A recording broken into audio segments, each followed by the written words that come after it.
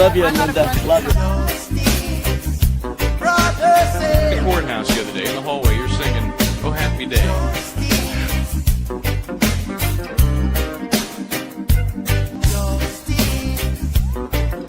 One word prayer. Justice, where are you?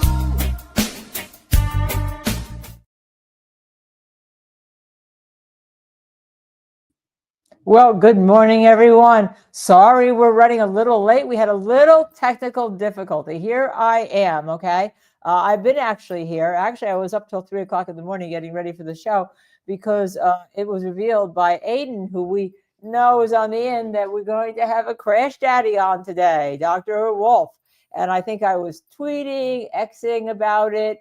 You know, I was Xing about it in between the World War III feud that was going on between President Trump and Elon Musk. That kept getting in the way of all my Karen Reed stuff that I was reading. So we have already booked our show for tonight. We already have Stephen Plort planning to come on at 6. So here's what we're going to do today. We're going to be streaming. I will be commenting when we go to sidebars, or if I, you see something that there's maybe like a little break, that there's a beginning of questions that aren't important, to make some comments. We will have our lunch break. We're going to have a special guest host on. Neil Rockind is coming. The Rockweiler will be coming on at noon to help. Michael Bryant may be joining us sometime when he's on the road, depending on the Starlink. And then I'm going to take the show till about 2 o'clock, and then Neil Rockind's going to take it with your help, being co-host with Neil till 4 o'clock this afternoon, or whenever it is that Judge Beverly Cannone ends court for today. And then at 6 o'clock tonight, we will have a live show. I know a lot of you watched Joe Sarge last night, who was just great. It was just fabulous, and thank you for doing that. But then at 6 o'clock, we'll have a live show. Stephen Plort is definitely coming on, our accident reconstructionist, because of the ARCCA people. And we may have some other special guests, okay? And it may be Neil, and also maybe Michael, again, depending on the Starlink, which, it's on the East Coast here. It's a really kind of cloudy, rainy, miserable day. So for some reason, the Starlink doesn't really work well with that, despite all of its fabulous things that it can give us on a sunny, facing the northern sky day. So good morning, everybody. I do want to make a mention of Adrian Whitaker. After the show was ended the other night, and because we did a premiere, we couldn't talk about this. Adrian Whitaker donated to Michael, Justice Serve TV, $50. Oh my gosh. Okay, here's my note on it. Just again, if Adrian, I don't know if you're on, I see everyone's going on pretty quickly here. And I want to thank you very much. And hopefully we can thank you again later on in the show. Well, good morning, everyone. If I start from the top. Oh my goodness, everybody. If you're joining us here, by the way, from the X Twitter, make sure you hit that like button and subscribe here. Also, that helps us get into the YouTube algorithm, which seems to change on us all the time. So AJK, Sam Poop, Arlene Wiley, Bijou Cooper, Joanne Jetta Platypus. So now you're going to be lurking. Okay. Now I learned that a platypus really has those poison glands in the back. Ooh, didn't know that. Gaynor Rands, Louise P., Colin Six-Sitters here. The DUI guy Larry is in the courthouse. Interesting. Good morning, Micah, Joey Kane, Legal Minds, friend Karen Cole. Thank you again. And again, we thank you. Good day from England. Thank you for streaming into us from your show. We really appreciate that. Rod and Bowen, good morning. Please hit the like and subscribe button. Okay. And let me see. Joey Kane again gifted one Justice Serve TV membership to us. Thank you so much. I know people appreciate getting those a lot who cannot afford to have a membership, and they really, really appreciate it. They appreciate your generosity, and of course we do too. Good morning. Good morning, Louise P., Denise, ML. Yeah, missed you all yesterday. Candace NP, Louise again. Solak Girl, good morning. Good morning. I know you're saying good morning to Oasis Cat. I'm saying good morning to you, and of course Oasis Cat is here. Yeah, Ace's Cat is here. Yes, absolutely. And Joey Kane gifted another Justice Served TV membership. Joey, as you know, does great animations for us. Mr. Whippleball is my favorite. It's Ian Whiffen, who I called. It seems like a long time ago we've had the Whiffens on. Okay, I'm here, Linda. I'm here. I actually have been here. As I said, we had a little technical difficulty. One of the streams is not working very well, and we had trouble getting, we had to switch our stream, so that took a while. Yes, please, Oasis Cat asks that you all hit like and subscribe. Just take a moment to do that. It doesn't cost you anything, but it helps us tremendously. We're almost at 15,000. I'd love to get to 15,000 by the end of tonight. It's about 1,200 people that are on. That just has to hit like and subscribe, and we're in good shape, especially subscribe, obviously. Thank you, Slacker. I love you too. Yeah, I haven't done a rant in a while because we've been so busy, but boy, I feel like today may be the day that we get one done. Okay. All right. Mary Nolan, good morning, Marianne. M. Logan. I see, by the way, the fan is there. The rumor is there's only going to be 3 defense witnesses called. That would be the medical examiner, the forensic pathologist, Dr. Wolfe, and one other witness that's going to be called. I don't know how the defense, so there's a couple of things missing. Alan Jackson in his opening said you're going to hear about Bryant Albert throwing away his phone. I don't remember. Did Yuri Buchanan get to that when he was on the stand? I don't remember, and I don't have my notes here from Yuri because I'm out in the country. I know that we got to a little bit about Higgins, but not as much about how Higgins had to go, to 2 different garbage cans and all, and throw away, cut his SIM card. I know that he got rid of it, and I know that was in there. So I'm not sure, okay? Yes, Dr. Wolfe apparently is going to be the first one we see on the internet, but I'm not sure either, because I do think that even if we have the 3 forensic witnesses, now maybe the defense is holding off because that Hank Brennan, who says everybody has a memory issue, but Hank Brennan, who didn't even remember that Lucky was a snowplow operator, not a tow truck driver. Okay. What could I say? Hank Brennan is saving a lot of his case for rebuttal. He plans on calling his dog behavioralist expert and maybe some other people. Massachusetts does allow rebuttal, but it very could be that Alan Jackson, who I know is really strategy planning. And also, remember, they're trying this case a little bit differently. I like the way they're trying this case. I like the way, quite frankly, I don't think that the third-party culpability would fly, but I do think what fly is we don't know what happened in there, but something happened in that house. I also think they have to get more into Chloe. I know we heard something about Chloe being rehomed, and that Sergeant Buchanan went to Vermont to take impressions of a dog in a dental record, a vet record that wasn't even called Chloe and didn't have a name and all. But I don't know if the jury got the import of that yet. So, but there's a way to go. Okay, there's a way to go. But I do like the way this case is being tried. By the way, the reason why I have to leave you at 2 is at 2:30 I do a test to make sure everything works well on Fox for Fox Nation. I'll be on Paul Morrow's show 3 to 4 along with Mr. DePetro. Okay, I know for those of you that have a subscription, you know how it went last time. I think he gets a little upset with me because I have a completely different view about him. My view is the prosecution has to prove their case beyond a reasonable doubt. The defense has to prove nothing. They have to poke holes. And so for those of you that says the defense has to prove something, no, they don't. They just got to poke those holes and make you understand that there's something more to this case. Now, I started out here being totally, the prosecution has a burden of proof. I don't know what happened, but to me, the prosecution hasn't proven what happened because there's so many really funky things, isn't there? That we can't explain. It's such a bad investigation. Now, as you know, the judge won't let the defense call someone to say that, and there can. We'll see. Well, guess what? Thank you all. We have sound. We have a fan, but let's see what we're going to do. By the way, yes, my jewelry, thank you very much. This is actually just a pin with a St. Christopher and a St. Michael medal and my old poodle Mycroft's picture, and my earrings are from Chanel because I know you like this. And I'm wearing Justice Spirit TV yoga pants today. Anything to do We'll talk about the them Honorable later. Beverly Right. Kenney, the Justice of the There Superior we go. Court, holding in Dedham, within and for the County of Norfolk. Draw near, give your attendance, and you shall be heard. God save the Commonwealth of Massachusetts. This court is in session. Please be seated. I'll be with you. I may be behind the TV. Hi, good morning, sometime, by the counsel. way. Good morning, Ms. Reed.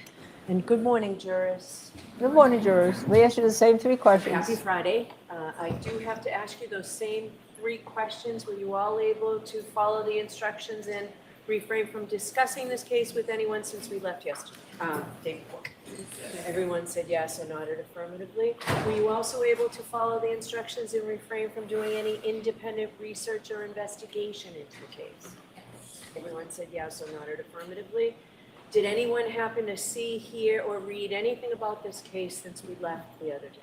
No? Everyone said no or something. Hey, I understand we have a witness this morning? We do, Your Honor. Permission? Yes. Dr. Wolfe. Okay. Here we go. The CrashDaddy, Dr. Wolfe is coming on. So I will be behind my Tubi avatar. Let's pay really good attention to him. I can't wait for I can't wait for the crawl. I can't wait for this. Is this great? All right. Happy Friday, everyone. Who would have thunk? But I know what Alan Jackson's doing. I know exactly, having been the only person to try a case for 6 months against him, I understand his mind. All right, I'm going to be quiet. I'll be behind the TV avatar. Let's listen to Dr. Wolfe. Yes. Good morning.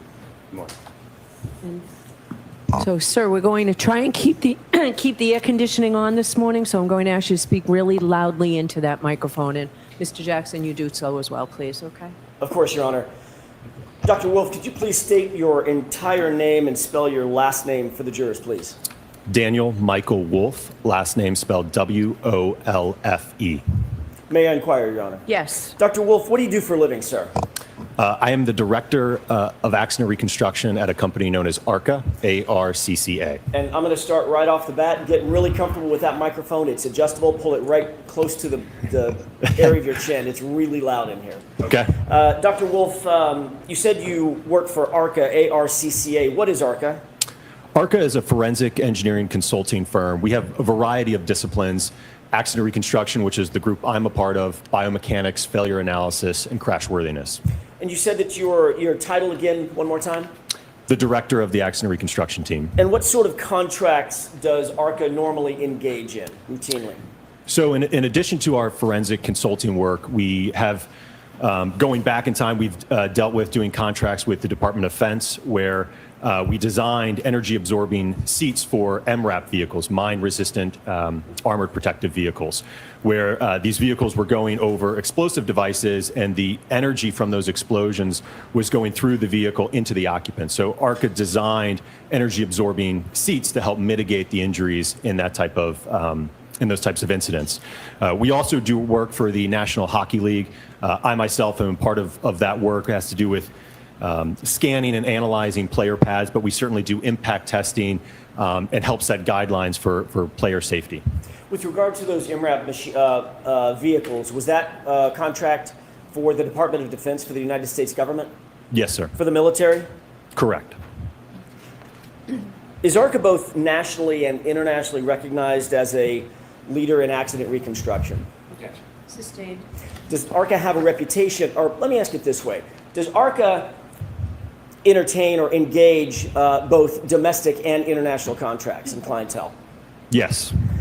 As the director of accident reconstruction, do you specialize in anything other than just accident reconstruction, anything having to do with human factors? Yes, so my other specialties in addition to accident reconstruction are lighting and human factors. What is, give us a 25-word overview of human factors. What is that? So to give you a good example of that is, and again, this is a case that I commonly see, but let's say you're driving down the road at night. It's an unlit roadway. You're relying on your vehicle headlights to see the roadway ahead, right? And you've got a pedestrian that is entering the roadway. And you want to have an understanding based upon the lighting conditions, how much sky illumination there is, their clothing, right? When would a driver recognize that individual on the roadway? So that's where it starts from the vision aspect of human factors. Then we get into driver response, right? So the driver is presented with a hazard. So how do drivers typically respond? What are their actions and how long does that take to avoid and initiate a reaction? That's human factors. Can you do the same thing and give us an explanation for accident reconstruction just in the broadest sense? What is that discipline? I think a very simple definition of accident reconstruction is the application of physics and engineering science to collision events. What role do you take as the director of accident reconstruction for ARCCA as contracts come in or engagements come in? Well, my scope in cases can vary greatly. As I just mentioned, I could have a case where I'm assessing the conspicuity of a pedestrian and a driver's response time. It could be a 50-car pileup on a highway and I'm trying to figure out a sequence of events. It could be a rear-end collision where a seat back has failed in the vehicle and the occupant has sustained injuries, and we want to have an understanding of the crush, the damage, the forces. So again, it can vary case to case. Do you engage in reconstruction or attempt to engage in reconstruction of all sorts of passenger vehicles and commercial vehicles? Yes. What about motorcycles? Yes. Bicycles? Yes. Involving pedestrians and sometimes involving no pedestrians? Yes, I see all types of collisions. How many cases, if you have a number in mind, have you been a part of in terms of engaging in accident reconstruction broadly? That's something that I don't track, but I've been with the company now for over 8 years. So at this point, if I had to estimate, it's well over 1,000 at this point. What education, training, and background do you have that allows you to perform the duties that you've described for these jurors in terms of accident reconstruction and human factors analyses? In terms of, are you looking at additional training? No, let's start with your education. I want education, training, and background, but we can do them in order. Okay, yeah, so we'll go back to 2012. I received a Bachelor of Science in Engineering from James Madison University, along with a minor in mathematics. Some of my courses included physics, statics, dynamics, thermodynamics, fluid mechanics, your engineering sciences. Subsequent to that, I then went on to pursue my PhD in electrical and computer engineering with a concentration in electromagnetics and photonics. Some of my coursework while doing my PhD included optoelectronics, semiconductor physics, basically how to guide light on semiconductor devices. Did you write a dissertation to get your PhD? Yes. What was the subject matter broadly of the dissertation that you drafted? So my dissertation focused on a technology called smart glass. So you may have seen this technology where if you've seen a pane of glass that is transparent, somebody flips a switch and it goes opaque. That's a type of smart glass technology. So my PhD involved developing a new type of novel, what we coined optofluidic smart glass. So we are using geometric structures that we've optically designed to create a very reflective surface or medium, if you will. And then through the introduction of various fluids, we can then modulate the amount of visible light and electromagnetic energy that is passing through or being reflected. So not just visible light, but also energy that you can't see. As part of that process, I ended up prototyping these structures with a 3D printer that was capable of printing 3D printable polymers. And as we kind of got towards the end of my work, we looked at how we could scale this up on a larger scale. We ultimately ended up researching and doing tests with a material known as polymethyl methacrylate, which is PMMA or acrylic. What relevance does PMMA play in terms of this case? So with respect to this case, the outer lens and the clear plastic diffusers of the taillights on the Lexus are comprised entirely of polymethyl methacrylate, or that PMMA material. The same material that was the subject of your dissertation? Correct. What additional training and experience do you have as it relates to accident reconstruction beyond your BS and your PhD?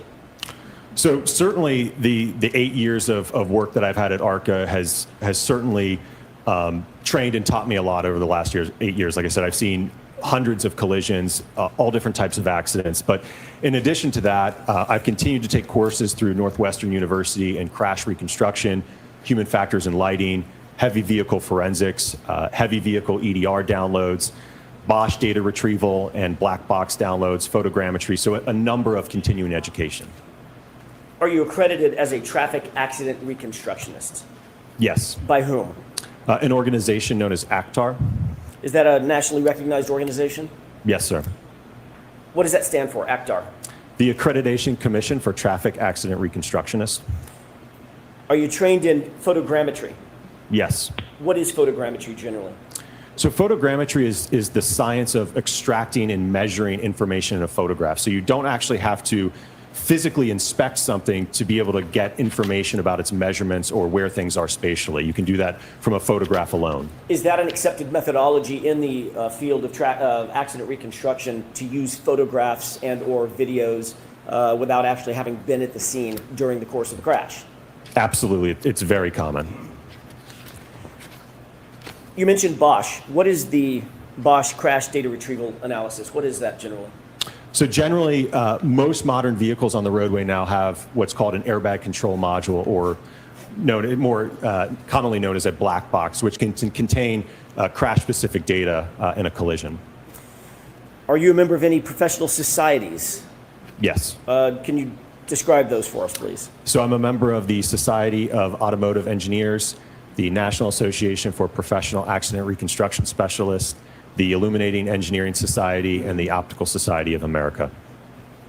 Is it fair to say that you've authored a number of peer-reviewed papers in the field of physics and or accident reconstruction? Yes. Can you describe that for us? So my most recent publication in the field of accident reconstruction deals with vehicle control history records. Publications prior to that were focused primarily on my dissertation PhD work.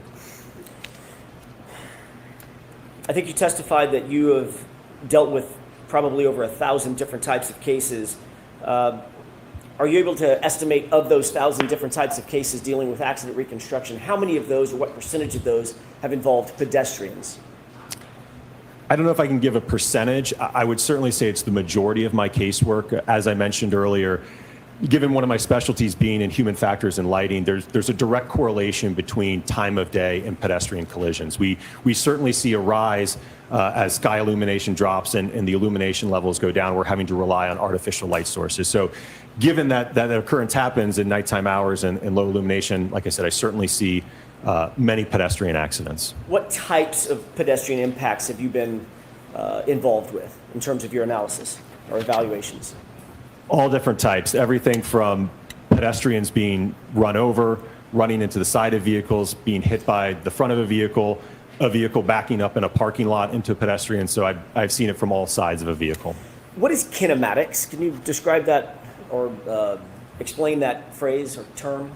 I think a simple definition would just be the motion of an object or a body. Have you done any testing as it relates to kinematics and the interaction between pedestrians and motor vehicles? Yes. How many times have you engaged in such an analysis? Numerous times. We frequently and routinely do testing at ARCCA. You mentioned ARCCA has several different disciplines within it. What are some of those different disciplines in addition to accident reconstruction? So, as I mentioned, we have biomechanics and crashworthiness, and there's a few others. And I will note that it's very common in our casework that we will work together as a team. So to give you an example of that, I mentioned earlier about, that rear end collision, right? So let's just say we have a rear end crash and there's crush and there's damage to the rear of the vehicle and the seat back failed, which caused the driver to ramp up in the seat and ultimately hit their head on something and sustain an injury. So I myself, as a reconstructionist, will analyze the forces, the speeds, and the severity of the crash. The biomechanist will evaluate the mechanism for the injury based upon those crash forces. And the crashworthiness expert may analyze, okay, is there a better or stronger seat that may have held up in this crash? Is it normal for you, as the director of accident reconstruction at ARCCA, to work with others in the other disciplines that are housed under the umbrella of ARCCA? Absolutely, yes. Is that a normal process for you? Very common, yes. As a matter of fact, it probably would be uncommon if you didn't do that, correct? Depending on the kind of case, but yeah, certainly wouldn't be uncommon. Tell me about the testing that you've undertaken to determine forces that are at play in a given accident or an impact. Okay. So to give you a simple example of it is, let's just say we have a sideswipe type collision where two vehicles sideswipe each other and a front bumper gets torn off or deflected essentially, and there's some deformation to it, right? We can do testing at ARCCA to determine how much force does it take to bend that material so that we get the deformation that we have. That would be a good example. Is there a specific type of testing, or is there varied types of testing that you've done and undertaken to determine the forces that would be, for instance, in your example, in that the forces at play in that sideswipe collision?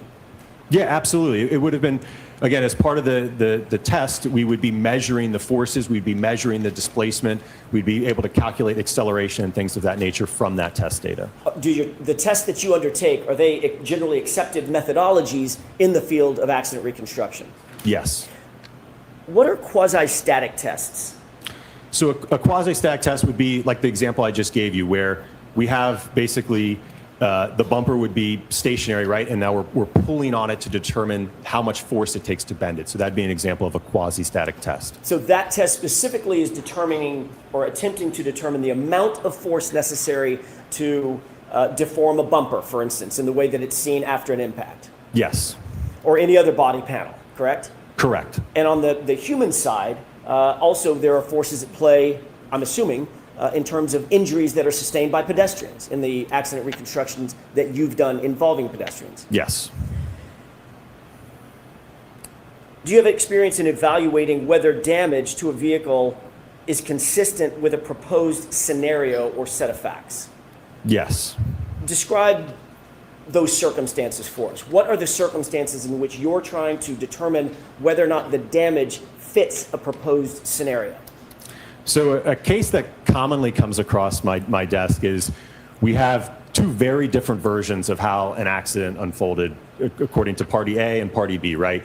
And we have a set of evidence in terms of the damage to the vehicles, maybe some roadway evidence, right? So we can look at that objective evidence, utilize physics, maybe some calculations, to determine whose version is most consistent based upon the damage and the roadway evidence. Is that an accepted methodology in the field of accident reconstruction? Yes. In other cases in which you've undertaken such an engagement to determine whether or not the physics or the physical evidence matches a particular scenario or is inconsistent with that scenario, have you been able to ultimately reach conclusions and opinions to a reasonable degree of scientific certainty in those cases? Yes. Is that normally what you're seeking, to ultimately come to an opinion or a conclusion about those scenarios or circumstances?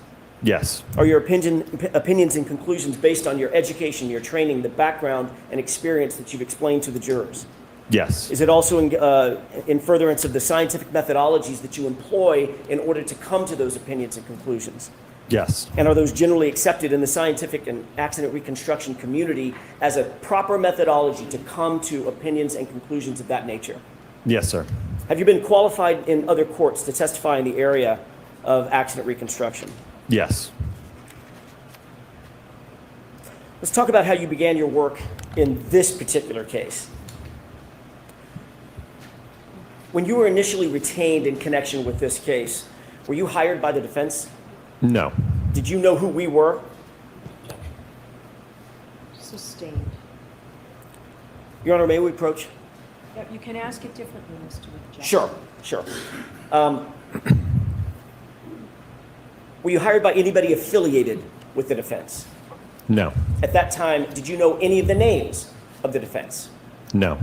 At the time that you were hired to or engaged in this case, did you even know the name Karen Reed? Sustained. Did you know any of the names or of any of the parties? Sustained. I'll see it. Sure. Well, here you go. Judge Kenney won't let him tell the whole story because, she's got this whole thing. He can't say he was hired by the Department of Justice, FBI. But it's important that he didn't have an interest, right? It was so Hag could say, like he did with Dr. Russell, well, you inserted yourself here. So the jury's here. He's retained. He didn't know the name of any of the parties. And that's important because the first jury thought that Dr. Wolfe had been hired by Karen Reed's insurance company. So then he would know the names of the parties, right, when he was retained. So what Alan's getting at is the fact that when he's retained, there's no bias. And the reason why he has to do this is because of that absolutely stupid ruling, and I'm calling it a stupid ruling, that she won't let anyone know that the FBI retained him.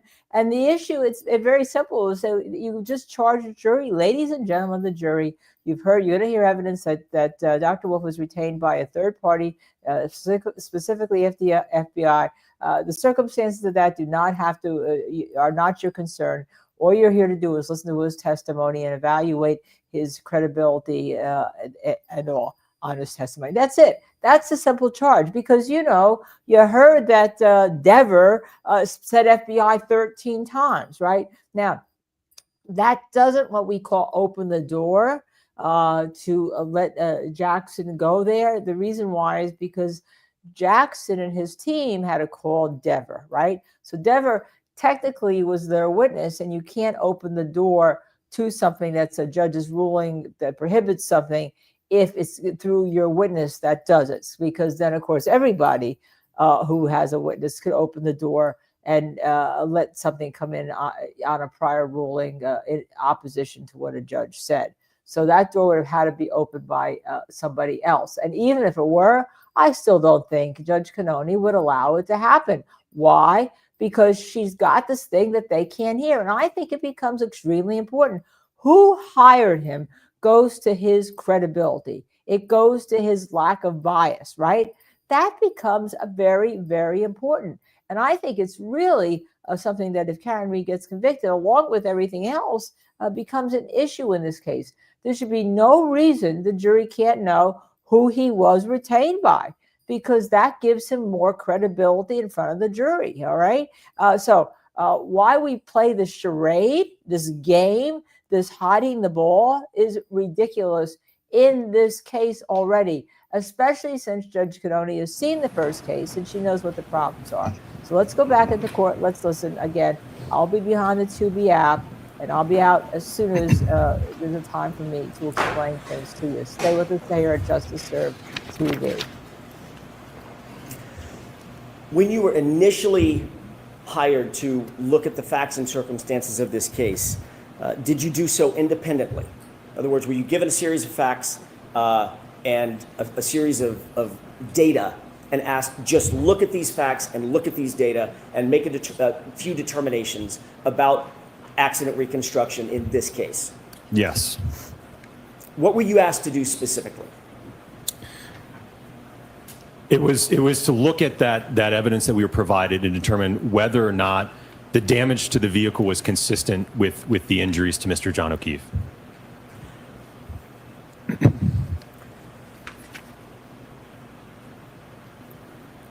At the time that you were asked to engage in this independent analysis, were you provided information or data? Yes.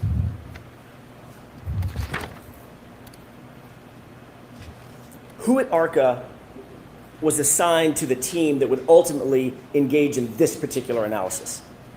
It was myself, Dr. Andrew Rentschler, and Scott Klein. Describe what the materials were that you were provided in your initial assessment of this case. Could I refer to my report? With the court's permission.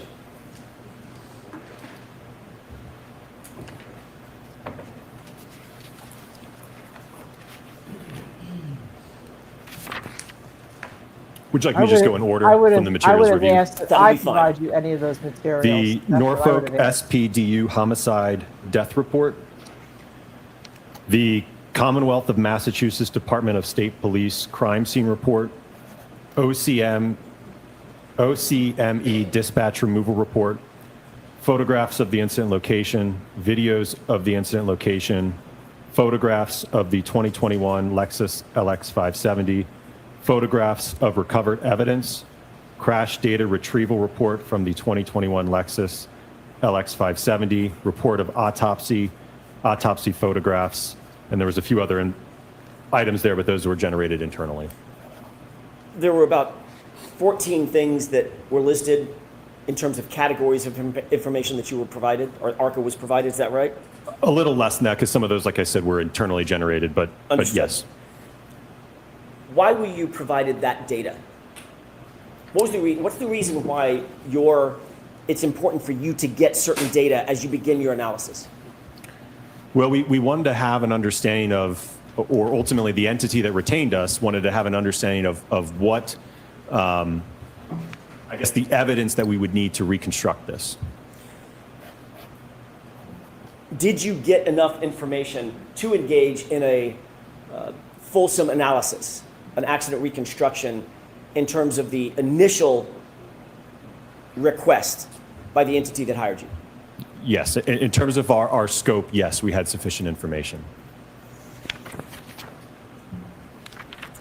Were you able to review photographs of not only the Lexus involved, but John O'Keefe's body?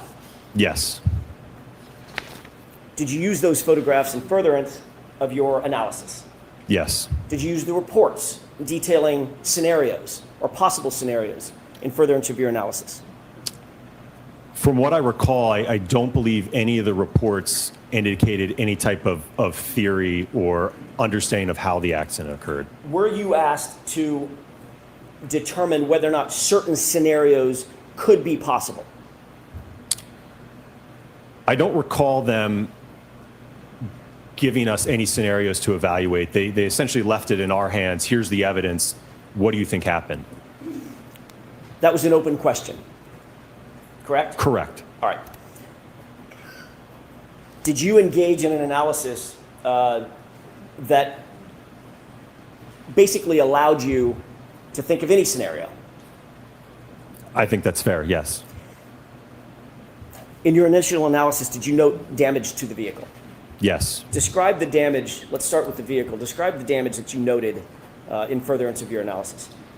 The primary damage was to the right rear taillight on the quarter panel section. The majority of the outer red lens was broken and shattered, as well as some of the underlying components and diffusers that are underneath that outer layer, as well as some damage to the back portion of the taillight. Can I stop you right there? Describe, when you say the outer lens material and some interior material as well was damaged, describe that in detail for us. So the outer lens is red, and it's about 5 millimeters in thickness, and it basically encompasses the majority of that quarter panel taillight. And then there's a small segment that is clear, that is for the turn signal indicator, which is yellow. Underneath that 5 millimeter thick red lens, there are additional diffusers that run along the bottom. There's two rows of those, I believe, and then they also go up vertically on the side, and those are clear. And I think the thicknesses of those are about 3 millimeters. Is 5 millimeters of PMMC, have I got that right? PMMA? You'd call it acrylic. That's the more common name. Easier for me. Is 5 millimeters of that acrylic, that outer lens material, is that considered thick or thin in terms of just sort of what we'd see on a taillight? I would describe that as a pretty thick piece of plastic. It's certainly by no means, you can't, if you had a segment of it and you try to bend it, it's not going to bend. Okay. In addition to that outer taillight material, that acrylic, in terms of the information that you received, did the interior acrylic also have damage to it? Yes, those clear diffusers that, again, there was 2 rows of those, and they also went up vertically. Those were shattered and broken as well. Was that important to you in your ultimate analysis? Yes. Did you note any superficial scratches or dents anywhere on the tailgate area or the liftgate area? Yes, there was a dent and some paint chips, if you will, above the liftgate taillight assembly. So again, that next to that quarter panel taillight, there's another assembly that is on the liftgate, and there was a small dent and some paint chips at that area. There was also on the wraparound section of the bumper cover, as it's going from the rear to the right side, there were some superficial scrapes in that area. Did you note any other damage or deformation to the Lexus? Deformation in the the liftgate, the bumper, anything like that? No. Is it common in a vehicle-pedestrian collision that there is some sort of bumper deformation that's associated with a vehicle-pedestrian incident? That can certainly occur if a pedestrian is in an normal upright position. You can certainly get displacement of the bumper. Did you see any displacement or panel deformation on the Lexus? No. Is it common is it more common that there's panel displacement or deformation if the collision is above, say, 10 or 15 miles an hour? Yes. During your review of all the investigative materials, did you note any items of evidence that were recovered or claimed to have been recovered on the bumper itself? I recall there were 2 or 3 apparent glass fragments. What's the significance of that? Let me ask it differently. Is there any glass in the taillight assembly?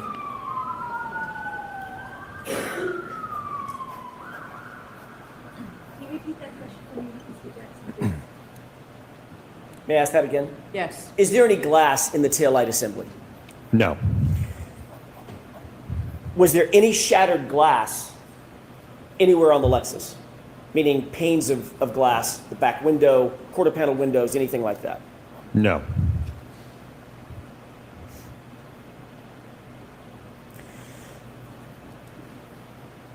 Did you have any understanding at that time of what the Commonwealth's theory of the case was when you began your initial analysis? Sustained. Did you have any indication of what the Massachusetts State Police theory of the case was based on the investigative reports that you had received? Sustained. Did you perform an accident reconstruction analysis to determine whether or not the damage to the Lexus, that taillight housing material, was consistent with an interaction with a pedestrian? Yes. Specifically, did you perform an accident reconstruction to determine whether the damage to the Lexus was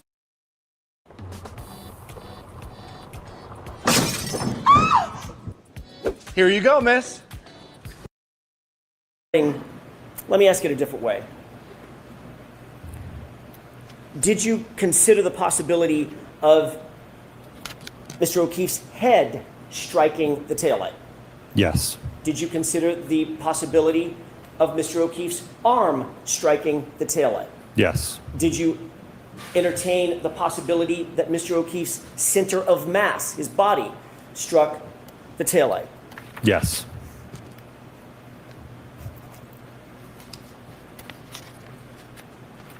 Before we get into the initial testing, were you able to come to opinions and conclusions concerning those things that I've just mentioned? Yes. Did you also entertain the possibility that a drinking glass could have damaged the taillight? Yes. Were these some of the things that you were sort of, it was left open to you to decide yourself? Yes. Did you later provide all of those opinions and conclusions in a report to the entity that hired you? Yes. Is it your understanding that those reports were then later supplied to both sides here in this case? That was my understanding, yes.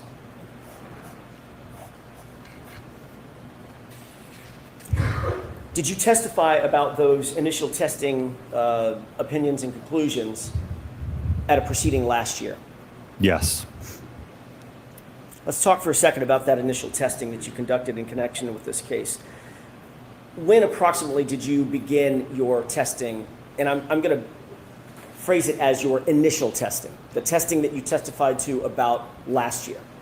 When did you start that initial testing? From what I recall, it would have been late 2023 into early 2024. I want to talk about the drinking glass first. Did you become aware that there was a drinking glass that was found at the scene? Yes. And what was the testing that you sought to determine as it relates to the drinking glass and the taillight? So looking at the evidence, as I mentioned earlier, when we're looking at that quarter panel taillight, we have an isolated region of damage. And looking at the additional evidence in terms of a broken drinking glass at the scene, we wanted to do testing to determine if a small object or projectile such as the drinking glass could induce damage that was consistent with that we saw on the subject Lexus. Were you able to reach an opinion and or conclusion as it relates to whether or not there is a possibility that the drinking glass or a drinking glass could cause the type of damage that you saw on the Lexus?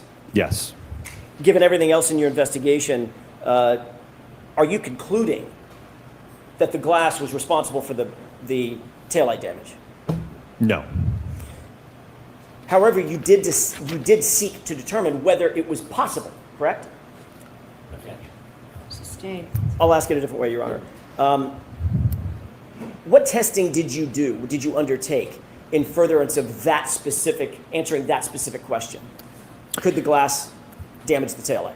Right. So we designed a pressurized cannon that was capable of firing the drinking glass into the taillight at various speeds. We aimed for speeds of 30 and 40 miles an hour. Our achieved speeds were at 31 and 37 miles per hour.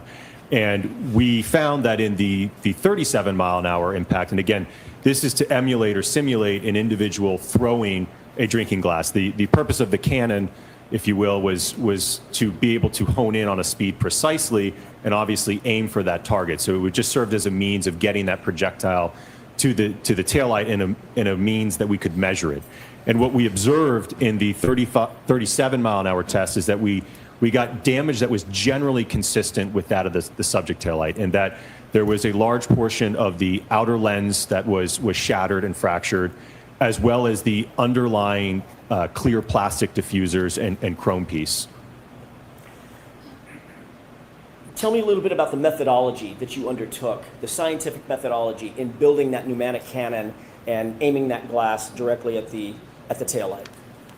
Absolutely. So, as I mentioned, it was a customized cannon, if you will. It had a barrel that was capable of fitting a rocks or an old-fashioned drinking glass in it, and that's a glass that has a thinner sidewall, if you will. I think the glass was about 3 inches in height or so, maybe 3.5 inches, with the bottom portion being solid glass or just a thick piece of glass.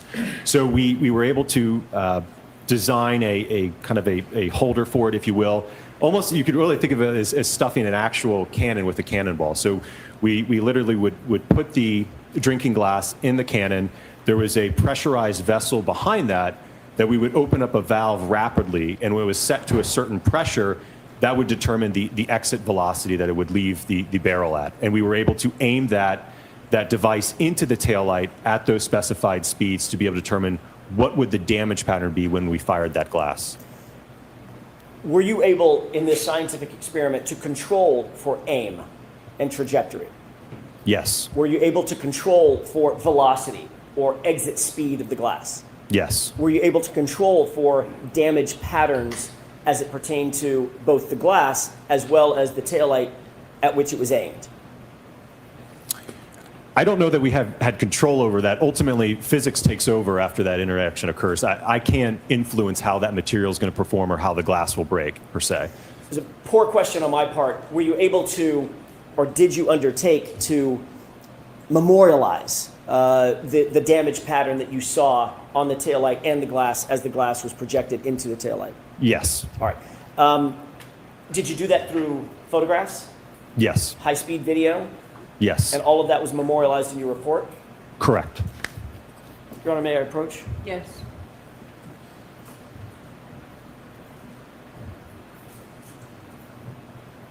I'm handing you 2 photographs, or 2 8.5 by 11 documents that contain 2 photographs each. Can you take a look at those 2 documents and tell me if you recognize those?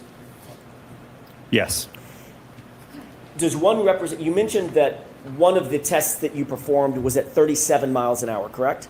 Correct. Did you mention the speed at which, or the velocity at which the other test was done? If I didn't, it was 31 miles per hour. All right, so 31 and 37. Do you see those 2 documents in front of you? Yes. Does one of them represent the 31 mile an hour test and the photographs associated with that? And an extracted frame from the high speed, yes. Okay, and does the other one represent the other test, the 37 mile an hour test? Yes. If we could take those one at a time. May I approach one more time? Okay.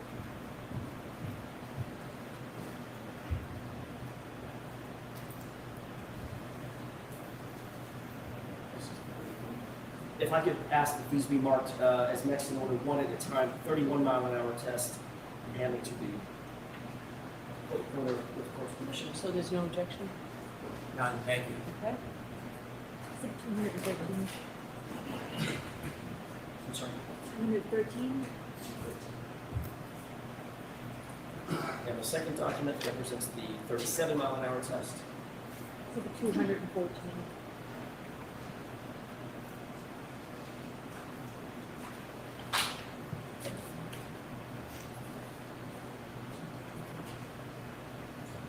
Course permission, I'd like to exhibit 213. I'm sorry, present exhibit 213.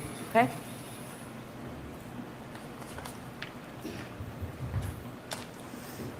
Is this the photograph that was just marked as exhibit 213 that's in front of you? Yes. Can you explain to the jurors what they're looking at? So on the left part, you are looking at a frame from the high-speed video just after the contact with the taillight. On the right, you're looking at the post-damage to the taillight after the glass had been fired into it. And if we could look at the next exhibit with the course permission. Okay. And what are we looking at here? Same thing on the left. Again, this is the 37-mile-an-hour test. The glass striking just in the area where the bottom of the turn signal indicator is, so right where it meets the red portion of the lens and the clear portion of the lens. That's about where the impact point was. You could see that a large portion of the outer red assembly, lens cover is missing and fractured.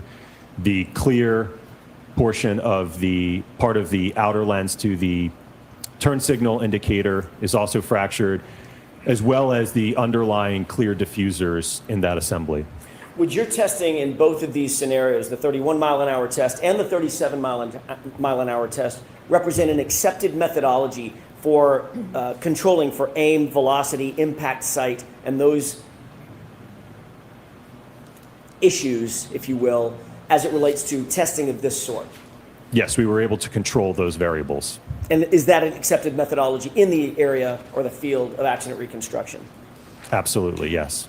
When you finished your testing, were you able to make a determination as to whether or not either one of these velocities, the 31-mile-an-hour velocity or the 37-mile-an-hour velocity, were consistent with the damage that you saw on the subject Lexus, which is the 2021 Lexus belonging to Ms. Reed? Yes, from the 37-mile-per-hour test, we are getting damage that's generally consistent, and that I mentioned we have portions of the outer lens missing, the underlying diffuser. There was also some fracturing on the backside of the assembly. So again, we observed damage that was generally consistent with that of the subject taillight. And that was the 31 or the 37? The 37. The 37. What about the 31? Didn't have enough energy to create that damage. So were you able to conclude, in your opinion, whether or not the velocity of that glass hitting the taillight would have to be somewhere in the vicinity of 37 miles an hour, well above 30 miles an hour? Well above, and it certainly could have been above 40 miles per hour per se. I mean, we may have actually blown out more of the outer lens had the speed increased.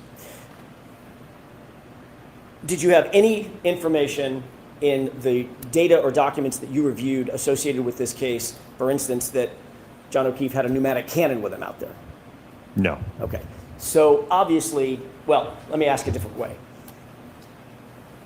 Based on this series of tests, were you concluding that the damage on the taillight conclusively was the product of a glass being hurled into the taillight?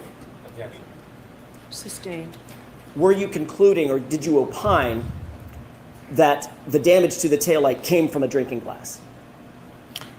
No, I gave an opinion that the damage was generally consistent with that in the test, compared to the subject taillight. But only in the circumstance where the glass is being hurled at 37 miles an hour, correct? Sustained. Can I ask it differently? Mr. Under Chair? what circumstance did you determine that it was consistent with a drinking glass? If that drinking glass, again, the purpose of the test was to do a test to evaluate or simulating somebody throwing a drinking glass at the taillight. So that's what that test was to demonstrate. Understood. Let's turn to another test that you undertook regarding the head injuries that you became aware of. Did you become aware of, in the data that you received, that Mr. O'Keefe had suffered head injuries to the back of his skull? Yes. What sort of testing did you do to determine whether or not and under what circumstances that head injury may be connected or associated with the damage to the taillight? We performed a drop test with a hybrid 3, so that's an instrumented anthropomorphic test device to be able to measure the accelerations on a head form and observe the damage to an impact to the taillight. What is an ATD, anthropomorphic test device? So it's a device that's commonly used in our field, and it's certainly approved by the federal government to evaluate crash forces and occupant kinematics, or I should say occupant crash forces. So it's a device that reconstructionists and biomechanists typically use or commonly use to be able to evaluate, like I said, whether it's forces in a motor vehicle, or let's say you have something being dropped on somebody's head or an impact to somebody's body part, right? We can use that instrumented dummy to evaluate and measure the acceleration and the forces. Another word or another phrase often used in association with ATD devices are crash test dummies, correct? Correct, yes. Why was it important to do a drop test? So we wanted to have an understanding based upon the fact that Mr. John O'Keefe had a skull fracture to the back of his head, whether or not an impact, a direct impact between the taillight and the back of his head could have caused that skull fracture. What did your testing indicate? When we did the test, the impact to the taillight was at 15 miles per hour, and we observed that the damage to that taillight was significantly more than the subject taillight at the 15-mile-an-hour speed. Furthermore, it did not generate, according to my colleague, Dr. Rentschler, enough forces to cause a skull fracture. So ultimately, what was your conclusion related to the taillight potentially striking John O'Keefe in the head at above 15 miles an hour? From a damage perspective, it was inconsistent. Inconsistent. Correct, inconsistent. Did you consider temperature and control for temperature in any of your testing? Yes. Why is that important? Well, that will affect how that, we've talked a lot about that acrylic material of the lens. That will certainly affect how it fractures. So we absolutely controlled the temperature during these tests. How did you control for temperature? So we had them sit overnight in chest freezers to get them to the desired temperature, which for our original set of testing was at 28 degrees Fahrenheit. We then rapidly moved them to our test fixture, and then they were fired almost immediately after that. And when you're talking about them, you're talking about exemplar taillights. Correct, yes. Are those exact replica taillights that you would find on the 2021 Lexus SUV? Yes. After your testimony in the first proceeding last year in the spring of 2024, were you ultimately contacted by the defense in this case? Yes. When were you contacted by the defense? I know that I had reached out to you, I believe it was in February of this year, because I think I saw some things in the media and was just wondering what was going on. Sustained. Just when? Just a date, Dr. Wolfe? I don't know if I could give a specific date. If I had to estimate, sometime in February or March, probably. Were you still under contract with the other entity that hired you? Sustained. At some point, you and I spoke, correct? Correct. And that was, you believe it was February of 2025? Yes. Had we spoken at all between the end of your testimony at the proceeding last year and February of 2025? No, that was the first time. Did I ask you anything about retaining you? Not at that time, no. At some point, subsequent to that initial discussion in February of 2025, did we have another discussion about the potential of retaining you? Yes. Tell me about that. When was that? From what I recall, it was sometime in March, and we were trying to figure out. Sustained. Next question, please. Did I ask you if you were available to be retained by the defense? Sustained. May we approach? Okay. I mean, this is ridiculous, okay? All right, the judge knows that this is important because Hank Brennan's going to go there anyhow. And all Alan Jackson doing is setting up how he got retained by the defense. Now, I would have asked the question, the first person to retain you was at an insurance carrier to get out of the way. There'd be an objection. I don't know. Maybe there was, he could say, she'd let that in. I don't know. She's doing everything you can to limit his question, his ability to talk to the jury and give them the truth. All right. It's really, this is what makes it so unfair. But he has said that unless that drinking glass was thrown at a speed of 37 miles an hour, and I don't think that John O'Keefe had the strength of, let's say, somebody who is a baseball player who could throw a baseball at 99 miles an hour. You wouldn't get the impact to that taillight. So that's out of the way, from the drinking glass. And then you're not going to get the skull fracture, even over 15 miles an hour at the location, the place it is. So their testing has shown that based on their whole team that was hired by somebody else. I would say, though, Alan Jackson needs to slow down because he's going fast. The answer by Dr. Wolfe, the main CrashDaddy, is going back. Okay. Let's see. Oasis Cat says, pursuant to, let's put this up here. Pursue is in the, from Boston, is in the courtroom. Sidebahhh request from Jackson. 4 jurors stand. 1 asked for water.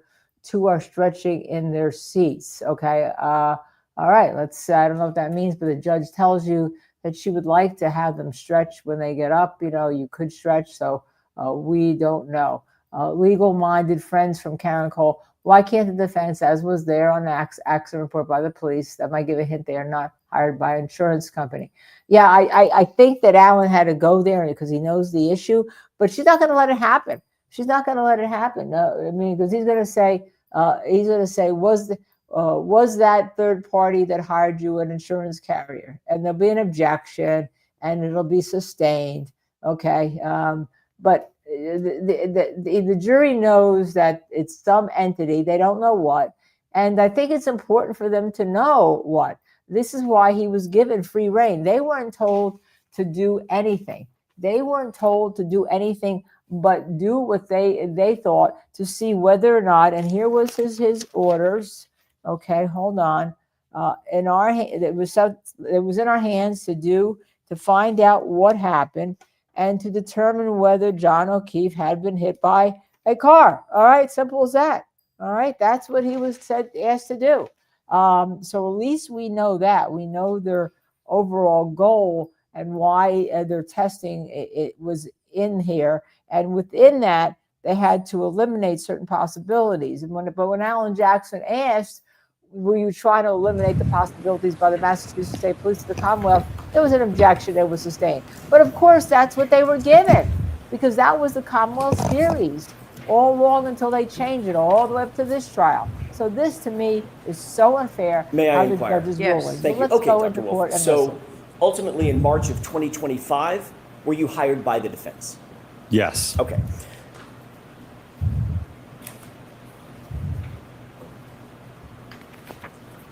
Were you asked to do anything or to review anything from the Commonwealth and any of their experts in relation to testing that was undertaken by them regarding the Lexus and Mr. O'Keefe? Yes. What were you asked to do? My understanding is that we were asked to review and evaluate the report and analysis conducted by Dr. Welcher. Did you receive Dr. Welcher's reports? Yes. Did you receive his raw data? Yes. Did you receive his 140 plus page PowerPoint? Yes. And did you undertake a review of that, all of that data in order to evaluate that data? Yes. What methodology did you undertake at that juncture before you began any testing? Just your review process. What methodology did you undertake in terms of your review of his evaluations and his opinions and conclusions? Well, I think when reviewing his report and his analysis, I look to his opinions, and then I look to what's the basis and the foundation to those opinions, right? How did he ultimately arrive at those final conclusions? So I'm looking for the methodologies that he followed. What testing did he do? What type of experiments? What type of data analysis? ultimately to provide that opinion. Ultimately, did you prepare a PowerPoint presentation in furtherance of memorializing your review and opinions and conclusions of his evaluation and testing? Yes. Did you bring that with you today? Yes.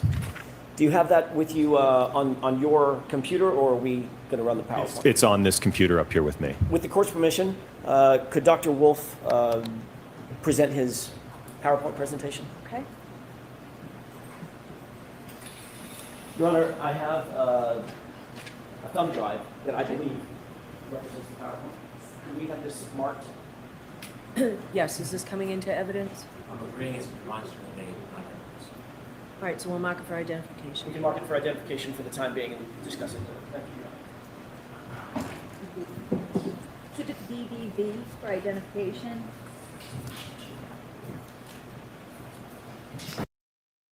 This is the carry-on closet, the suitcase with a one-of-a-kind closet system that keeps you organized anywhere. Pack all you need for up to... On the TV screen? Yes. All right. Do you have with you, by the way, just a matter of housekeeping, something called a spotlight? Yes. Something that can do whatever spotlight did that? Yep. Okay. Yes. I may ask you to employ that, or I may take it from you at some point as we're discussing this. Do you recognize what's on the screen? Yes. What is this? This is my PowerPoint with just the first page, the title. If we could move to the next slide, please. Describe what we're looking at in this slide. This is from Dr. Welcher's PowerPoint presentation, slide 121, in which he's indicating that there are lacerations on John O'Keefe's right arm and forearm. And he's indicating in this slide that the location and orientation of the lacerations on John O'Keefe's right forearm and arm are consistent with the geometry and orientation of the right rear taillight of the Reed 2021 Lexus LX 570. In coming to your opinions and conclusions, and I know this is a mouthful, did you consider the opinions and conclusions of Dr. Welcher in conducting your analysis and your ultimate testing? Yes. Did you rely on Dr. Welcher's report and his PowerPoint in reaching your conclusions and opinions ultimately in this case? I don't know that I relied on it. Certainly, I utilized them to have an understanding of what his basis was for his opinion and what his opinion was. Ultimately, at ARCCA, we did our own independent testing to evaluate that. So just to be clear, I'm not asking Dr. Wolfe if you agreed with his opinions and conclusions. I'm simply asking, did you rely on those in order to come to your opinions and conclusions? Did you incorporate them? Sustained is to.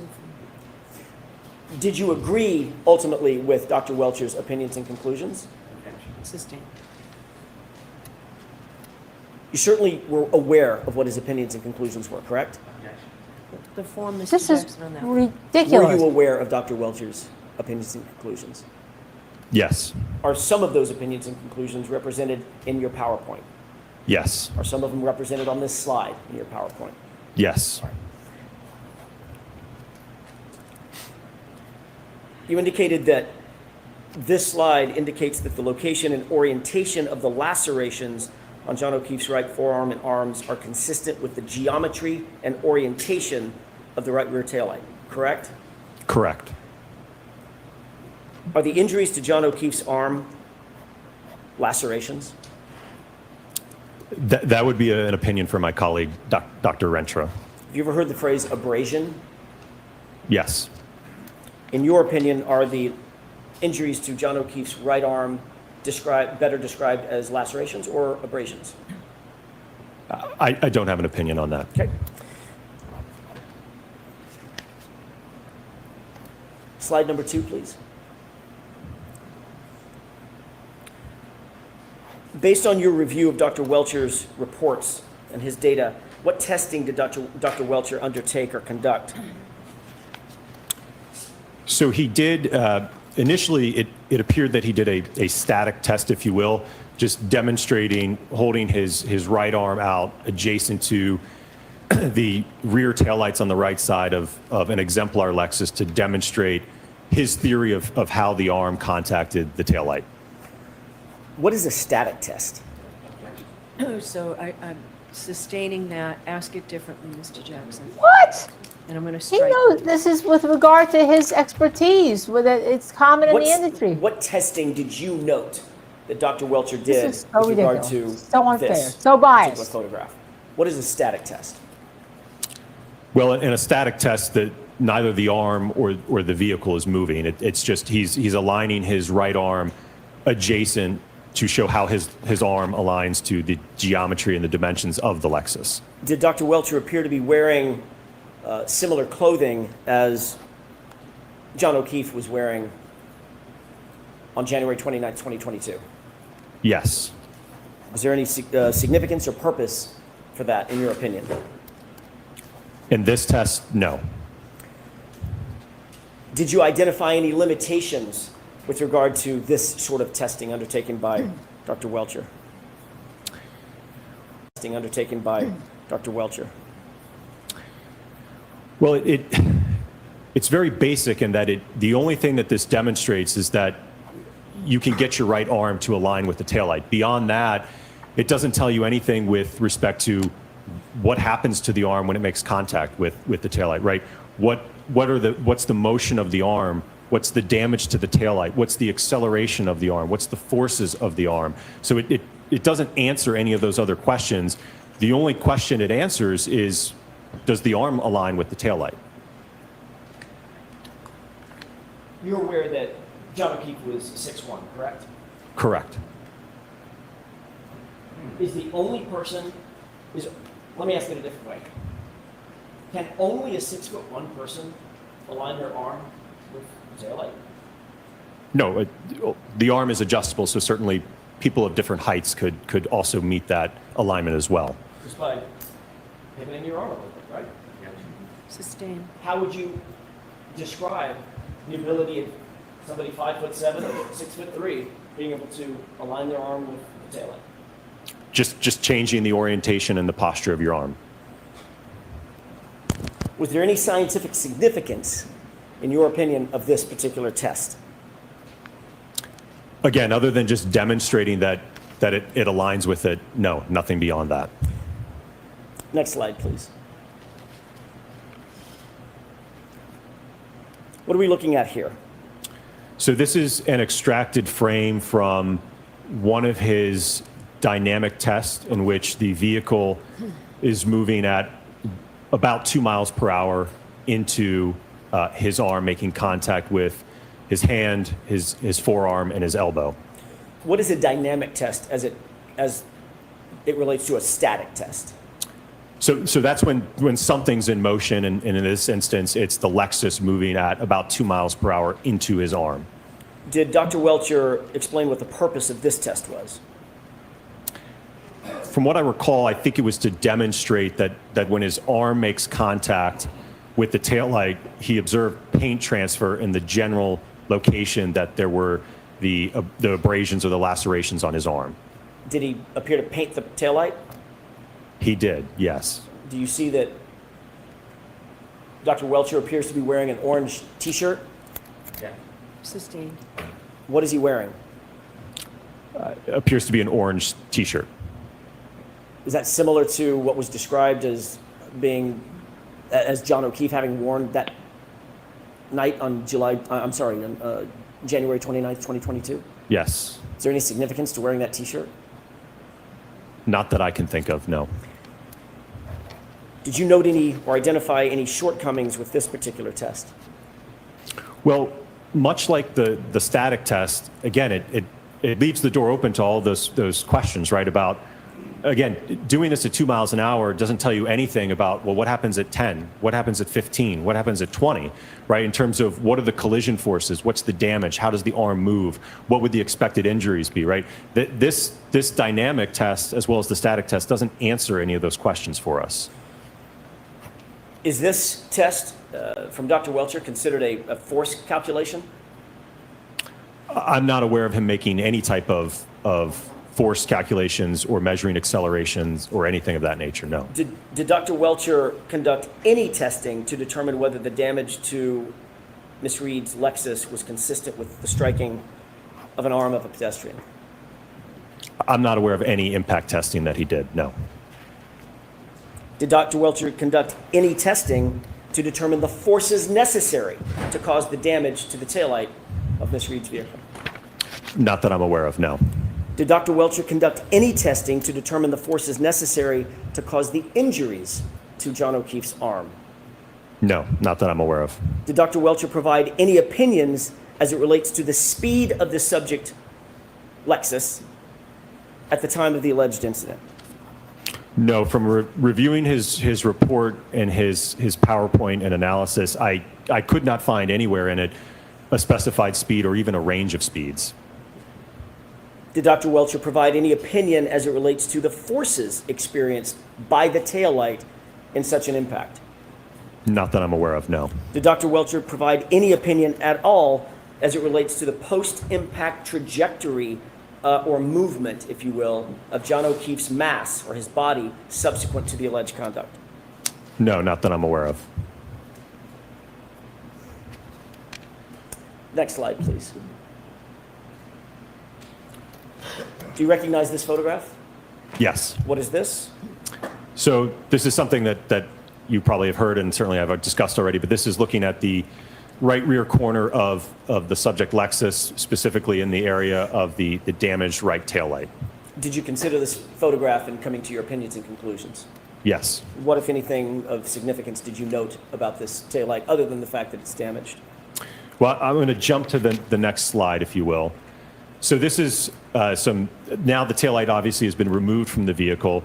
So obviously what's important here is looking at what is the damage that we have to this taillight. What components were damaged in this alleged interaction. So we're looking at the clear diffuser at the bottom is fractured and missing. Same with the ones on the vertical side. The majority of the outer red lens is also missing and fractured. And then on the back side, we also have some damage in terms of some fracturing to that black plastic, and there's also a chunk of plastic missing on the top portion of the taillight as well. I want to ask you a couple of questions about that diffuser. If you could focus your attention on this area. Describe for the jurors what they're looking at in terms of the diffuser. What is the diffuser? Right, let me see if this. So the diffusers, right where my mouse is, there's a clear diffuser that runs along the bottom, and then there's another diffuser that runs along here, and then it also goes up vertically. Same here on the bottom one, that also goes up vertically. So this piece was missing and fractured on the bottom, along with the vertical portion.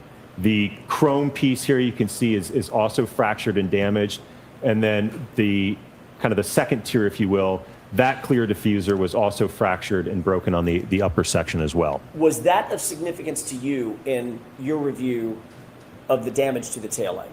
Yes. Why? Well, because that tells me that we have to have enough force and energy to break, we talked about earlier that 5mm thick red outer lens. We have to have enough force to be able to get beyond that to now start penetrating into the interior components of the taillight to get to, again, those clear diffusers and certainly cause damage to get induced out the back end of the taillight as well. May I have just a moment? Yes.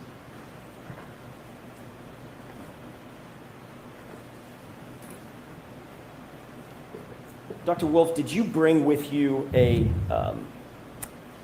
undamaged taillight exemplar? Yes. It's up here with me. It's up there. Oh, I was just looking for it. Just like Thanks we for had. Michael Bryant brought ours. Describe what it is that you brought with you. So I brought a two-part assembly. So what I did is I 3D printed a bracket so that I could mount the lift gate taillight assembly as well as the quarter panel taillight assembly. And these are undamaged in sort of manufacturing specs, correct? Correct, yes. May I have just a moment, Your Honor? Okay. I think this is so great, this presentation, by the way. With this man, first of all, the first presentation was great at his findings. The second presentation may even be better in terms of what he brought with him. The witness stand? Yes. Could you retrieve that with the court's permission? Okay.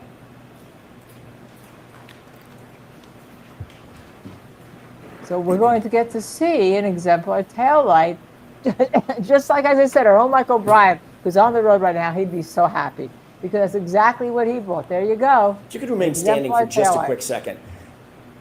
Do you recognize what that is? Yes. Is that what you just described? Correct, yes. Describe it one more time for the court and the jury. What is it that we're looking at right here? So this is an exemplar set of taillights from a 2021 Lexus LX 570.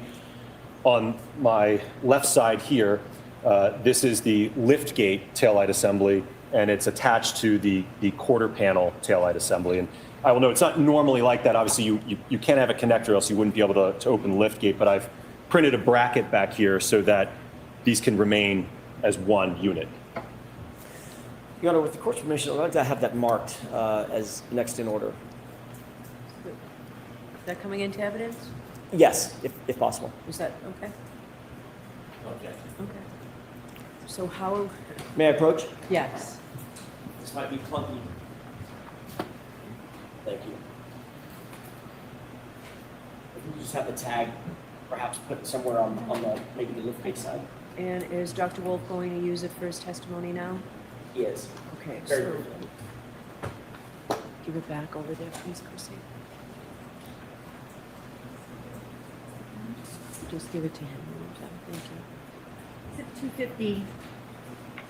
Thank you. If I may, Doctor. Yes.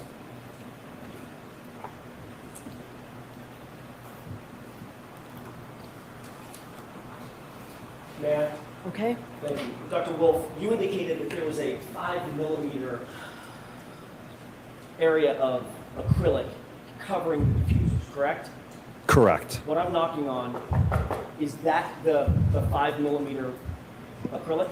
Yes, both on the quarter panel part that you just pointed to, as well as the liftgate part. Mr. Those are- Jackson, why don't we give that back to the witness and let him do it instead of you? Sure.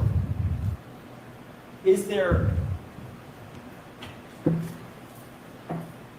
can you see through that loose material into the diffuser that you've just been describing? Yes, so as I mentioned earlier, in this area here, there's a diffuser that's running along the bottom. So, Dr. Wolfe, I'm going to ask you to not have that so close to Oh, the court reporters. My apologies. Use the other side of the witness stand. Yes, Your please. Honor. So along the bottom is the clear diffuser that runs along and then goes up vertically. And then on the second tier, there's also a clear diffuser that runs along here and then goes up vertically. And you might be able to see it through, it kind of looks like there's little dots on it. So that's what I'm referring to in terms of the diffuser that's underneath. And that, again, so you have that outer material that's 5mm roughly in thickness. And then those diffusers are about 3mm in thickness underneath this. Could you make a determination, and you can go ahead and have a seat. Well, actually, you may not want to. Could you make a determination of the space, the gap between the outer plasticine area, the outer acrylic area, and the internal diffusers? If you could just estimate that gap. If I had to estimate, I'd probably estimate around an inch, maybe 1.5 inches. Okay. You indicated that something was of significance to you in this photograph about the diffusers on the subject taillight, correct? Correct. Describe, now that you're holding that, what was it that was of note to you, Dr. Wolfe? So as I mentioned, we have damage not only to this outer thick portion, but it was enough force and energy to then penetrate deep enough to fracture the underlying diffusers that sit below this outer surface, and certainly enough force then to work its way back through inducement into the backside, and ultimately there was a top portion of the taillight that was also fractured up here. Was all that significant to you in your review of the subject taillight material? Yes. Okay, you can go ahead and put that away. All right, so that can't go back there because it's in evidence. So why don't we take it and... Mr. I was McDermott. just going to store it there until he's finished with his testimony, and then we can give it to the clerk magistrate. Okay. However you want to do it, Your Honor. All right. I have Do you no wanna take preference. it? Is he using it still for his testimony? Not right now. All right, so, thanks, Jim. Thank you. Thank you, Your Honor. Okay, May I continue? yes. Can we go to the next slide? What are we looking at here? This is a collection of photographs that depict various fragments from the right rear tail lamp assembly of the Lexus. And I will note that, and I'll try to spotlight it.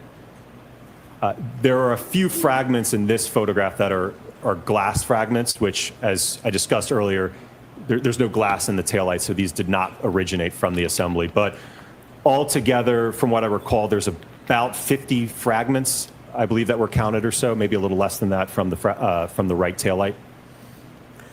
If we could go to the next slide, please. What are we looking at here?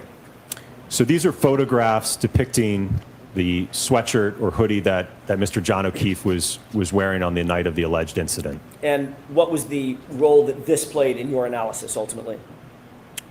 Well, so one of the things that I noted, and I can go to the next slide, is there were a series of small punctures or holes in the sleeve, on the right sleeve of the sweatshirt in varying sizes. I think some as small as just a few millimeters. Again, I think there was maybe 10 or 12, I think I recall, on the right sleeve of that sweatshirt. If we could go back to the larger photo, the previous slide, do you see the right sleeve denoted on the photograph to the right? Yes. Does it, your review of these photographs, what was the significance of the triangular sort of arrows or markers? I believe those were to annotate or draw attention to those holes. Okay, the defects in the right sleeve? Correct. Can you count those for us, please? On the photograph on the right, I believe I see a total of 9. And what about the photograph on the left, just the right sleeve area? 9 as well. If we can go to the next slide. What are the arrows pointing to in these photographs? So this is basically the previous shot, but what appears to be close-ups of some of those evidence markers. You indicated some of the sizes. What were some of the smaller sizes of those defects of holes? From what I recall, like I said, I think it was around 3 to 5 millimeters, maybe some of the smaller ones. How big is 3 millimeters in inches? It'd be probably around like an eighth of an inch or so. Can we go to the next slide, please? What are you describing when you say the word fundamental, or do you write the word fundamentals? So I want to discuss some very basic concepts that I hope will kind of resonate as we go through the PowerPoint, so that you have an understanding of the underlying physics and what I'm talking about. Can you go ahead and describe the role of an accident reconstructionist and the fundamentals that an accident reconstructionist undertakes when performing the kind of testing that you performed?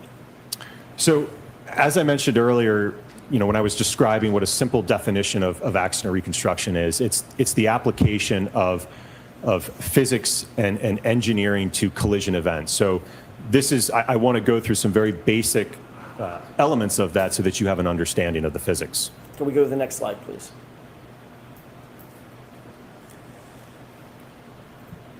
What are we looking at here?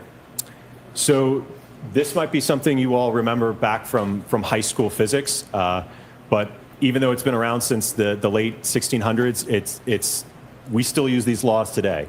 So what we're looking at here is what I've done is just describe Newton's laws very simply. So, and again, you might be familiar with these. So, for instance, if we're talking about Newton's first law, an object at rest tends to stay at rest and at a constant speed unless it's acted on by an outside force, right? So if my arm is just here, right, it's just going to stay there until I give it a push or a pull, right? When I do that, that's going to induce an acceleration, right? So that's when we get into Newton's law, where if I apply a force to a mass, I'm going to cause it to change its speed. It's going to accelerate.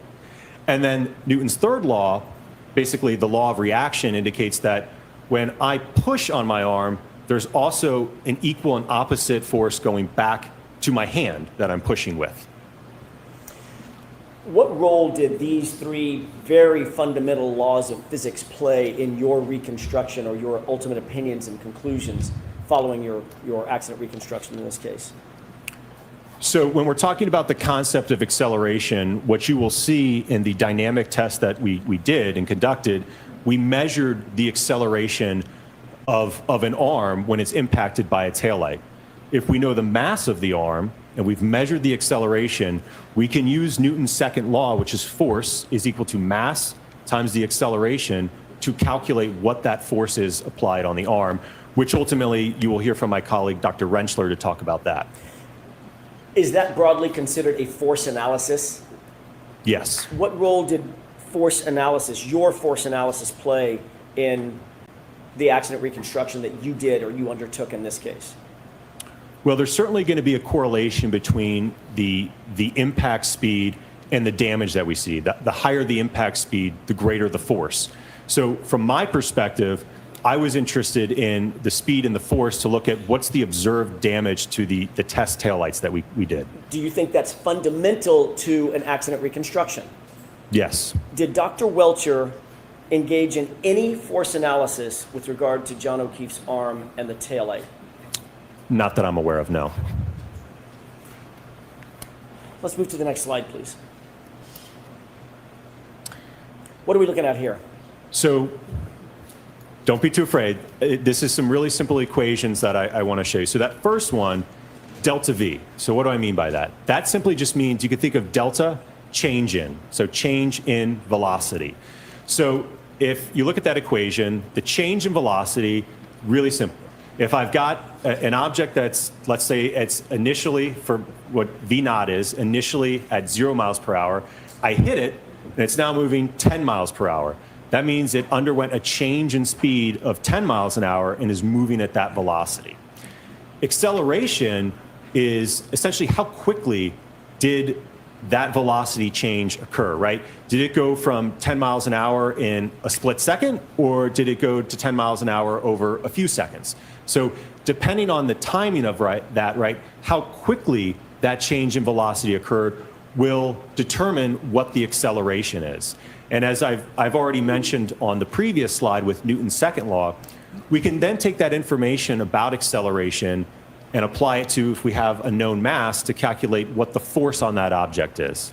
How did these math equations, delta V, acceleration, force, how did these play into, what role did they play in terms of the accident reconstruction here, in this case? Well, they're extremely fundamental. And I think as we go through the PowerPoint, you will have an appreciation and understanding of what these concepts are. You'll see that I have plotted graphs with acceleration that shows the rate in that change in speed over time. You will see graphs of delta V, so the change in speed of the arm as it's being impacted by the taillight. And then ultimately we can calculate the force of that impact to be able to assess whether or not there's a mechanism for the injuries. And as I mentioned, that'll be my colleague, Dr. Rentschler, that will discuss that. Can I ask you about delta V specifically? I'd like to focus on that for a second. Is that okay? Yes. When you say that that equation suggests or dictates that an object that is struck by another object with mass moves up to the same speed of the object that struck it, describe that in a little bit more detail in colloquial terms, if you will. Sixth grade terms.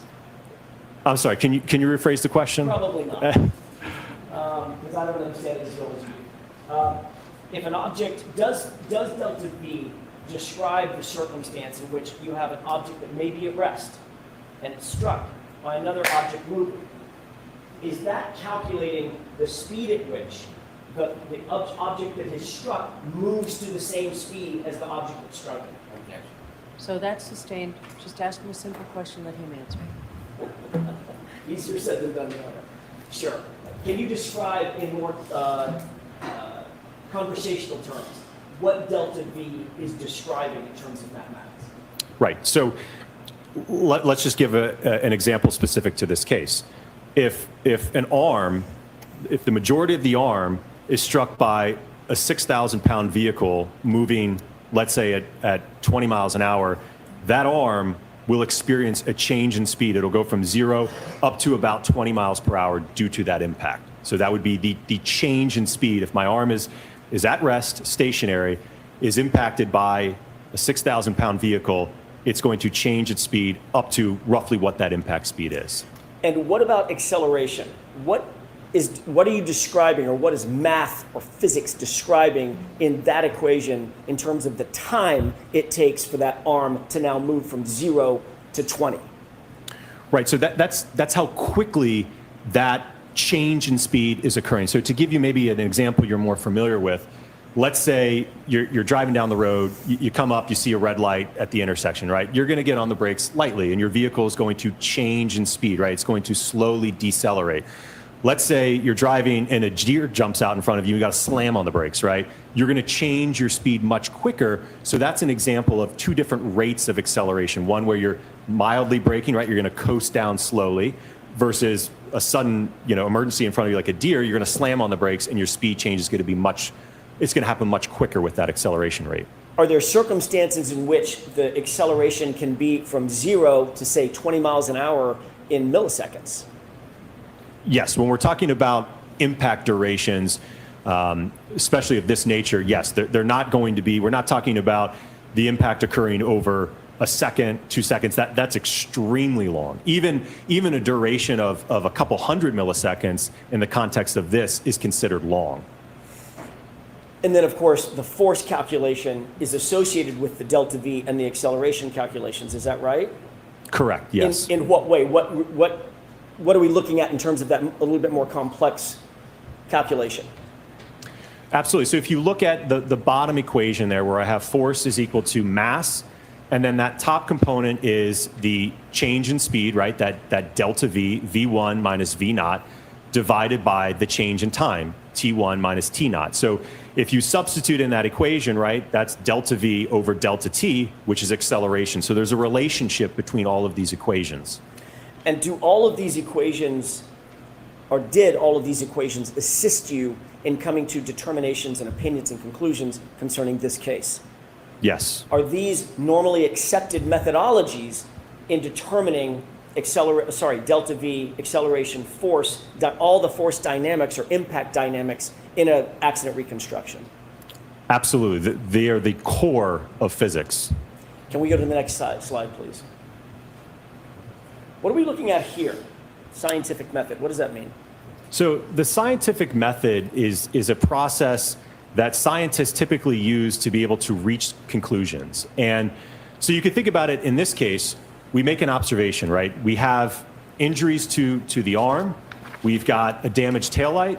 So let's try to do some research to figure out, okay, has anyone done testing with that, right? Has anyone hit an arm with the taillight, see what happens, see what the forces are, right?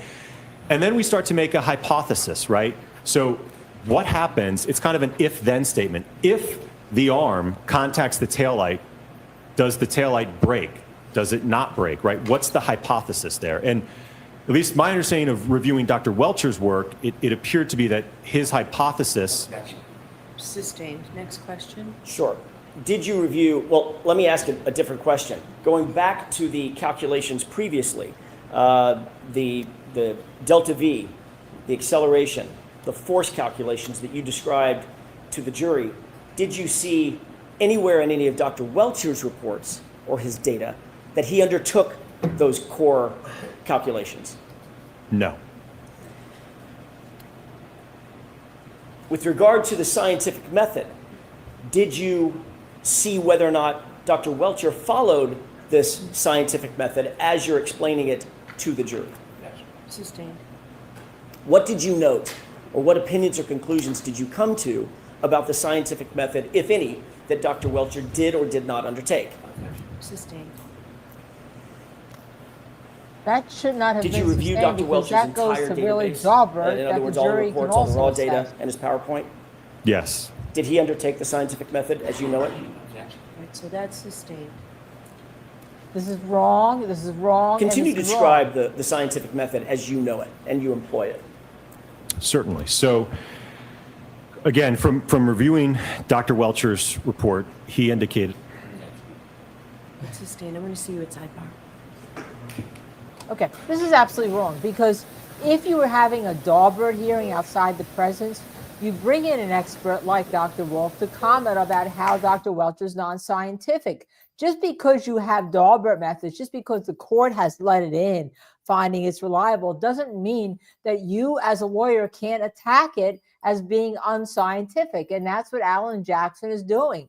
He is here to rebut on this portion of his testimony what Welcher did. He is here to say it was unscientific. He is here to say it didn't follow the proper methodologies. He's here to say he didn't have a hypothesis that was valid. All right. So this is all wrong, in my opinion, with her objections. It's specifically outrageous. And again, this is why everyone is getting so upset. Okay. This expert witness is great. Dr. Wolfe is just great. As I said, I can listen. I'm not, I didn't do physics in school. The reason I'm a lawyer is I, didn't do math and things like that. But I can appreciate everything he said. And he's talking about, like, this is like some basic stuff back to the 1600s. All right, let's see. Let's do the math about that. 500 years? Okay. So basic stuff that he's doing. Well, so his first area, obviously, was to discuss, by the way, the taillight. He's not the one that does the biomedical, biomechanics, whatever you want to call it, however Welcher called it, on the body. So we now know that Dr. Rentschler is going to testify, okay, on that. And I thought when I kept saying that he wasn't going to testify, well, that's stupid, because they have two different areas, right? And they use each other's areas and incorporate them into a final report. The one they gave to the FBI that they're not allowed to tell the jury, right? And then, so he concluded on the forces here. I mean, you need an awful lot of force to break that taillight. So the end result that then Rentschler is going to use is that those injuries on John O'Keefe are not consistent with this great amount of force that you need. Even the throwing, even the glass has to be at 37 miles an hour. So now, after he's done that, to say that what you see on the taillight needs a great amount of force that's going to be inconsistent with the injuries that Dr. Rentschler is going to pull back together. Dr. Wolfe, Alan Jackson is going to Dr. Wolfe, where are we on the chart? I've lost my place. I think hypothesis. Okay. Let's describe, if you would, please, what role hypothesis plays in the general scientific method. So generally, it's like I said, it's an if-then statement. So if you make a statement, if the arm contacts the taillight, then the taillight will shatter, right? So you want to do tests and experimentation and analyze that data to see whether you can accept or reject that hypothesis. And what's the next stage? So as I mentioned, after hypothesis, it's once you've determined that, what your hypothesis is, you want to test with experimentation, analyze that data, and that certainly may be an iterative process that you do multiple times to then be able to draw a conclusion from that analysis and testing. What's the next stage? To basically report those conclusions and findings. Why is it important to report those conclusions and findings? Well, I think so that you can, whether you can accept or reject the hypothesis that was put forward earlier. Do you have to analyze the data following the testing that you undertake? Yes, like I mentioned, I think it's an iterative process, because certainly you could do one test and it may not be clear what the answer is at that point. So you may have to do additional tests to basically parametrically evaluate your hypothesis. Did you see this well, let me ask you first, did you undertake this scientific method with regard to your reconstruction or your testing in this case? Yes. Did you observe this same scenario in Dr. Welcher's report? Sustained as to that form, Mr. Jackson. Did you see this undertaken anywhere else? Sustained there.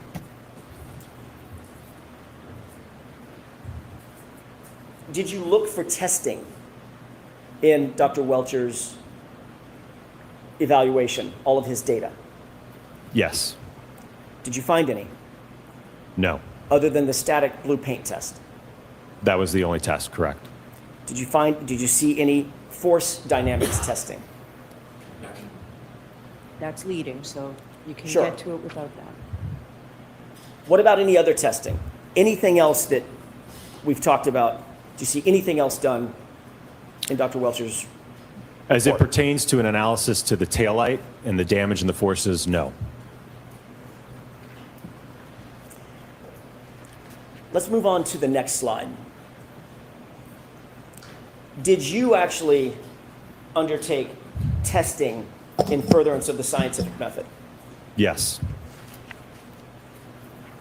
Let's move on to the next slide and you can describe what we're talking about. What are we looking at here?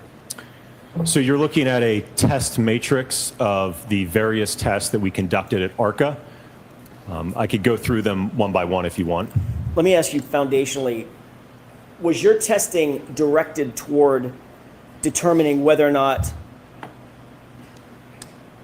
the scenario proposed in Dr. Welcher's report was consistent or inconsistent with what you would find ultimately? The objection sustained. Was your testing specifically designed to determine whether the damage to Miss Reed's vehicle, her Lexus, was consistent with the scenario that was proposed by Dr. Welcher? That's sustained too. Ask it differently, Mr. Jackson. What was your testing? What were you engaged in terms of your testing? What were you trying to find out? Well, I think it was to, again, we talked about earlier about that hypothesis, right? My understanding, Dr. Welcher indicated that the arm contacted the taillight, but there was no analysis or testing to determine what's the expected outcome of that. What's the damage to the taillight? So you answered the first question. I'm striking that second part. Ask another question. Was there anything else? I think simply put, it's to find out what happens when you impact an arm with a Lexus taillight at various speeds. What happens? What was your understanding of Dr. Welcher's hypothesis? That's sustained. Did you have an understanding of Dr. Welcher's hypothesis? That's sustained too. I think the jury's saying, what? We want to hear this. Ultimately, what were you trying to find out through your testing? As I mentioned, I think it was to determine when you impact a taillight at 10 miles an hour, 15 miles an hour, 25 miles an hour, what happens to the taillight? What's the expected damage? What happens to a sweatshirt when it makes contact with that? What happens to the fragments? How does the arm move? What's the acceleration of the arm? What's the change in speed of the arm? And certainly, as I mentioned, my colleague, Dr. Rentschler, will discuss what are the expected injuries in that type of impact. Did you see any of those questions answered in Dr. Welcher's report? Ask it differently. What did you see in terms of Dr. Welcher's report as it relates to those types of questions? That's sustained.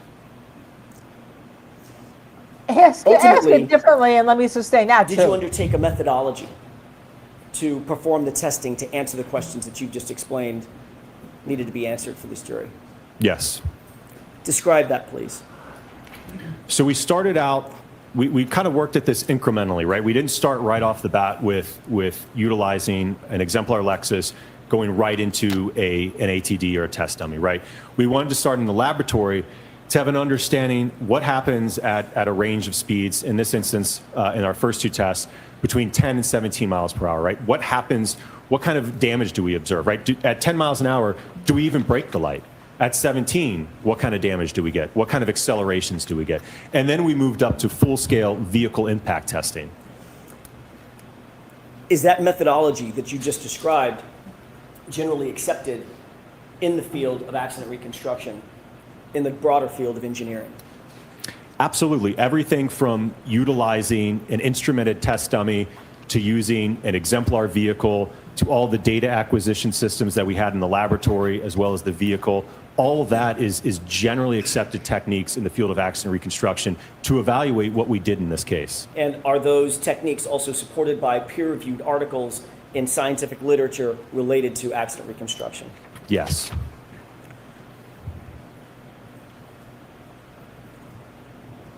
Did you rely on this methodology that you just described to render opinions and conclusions as it relates to this case?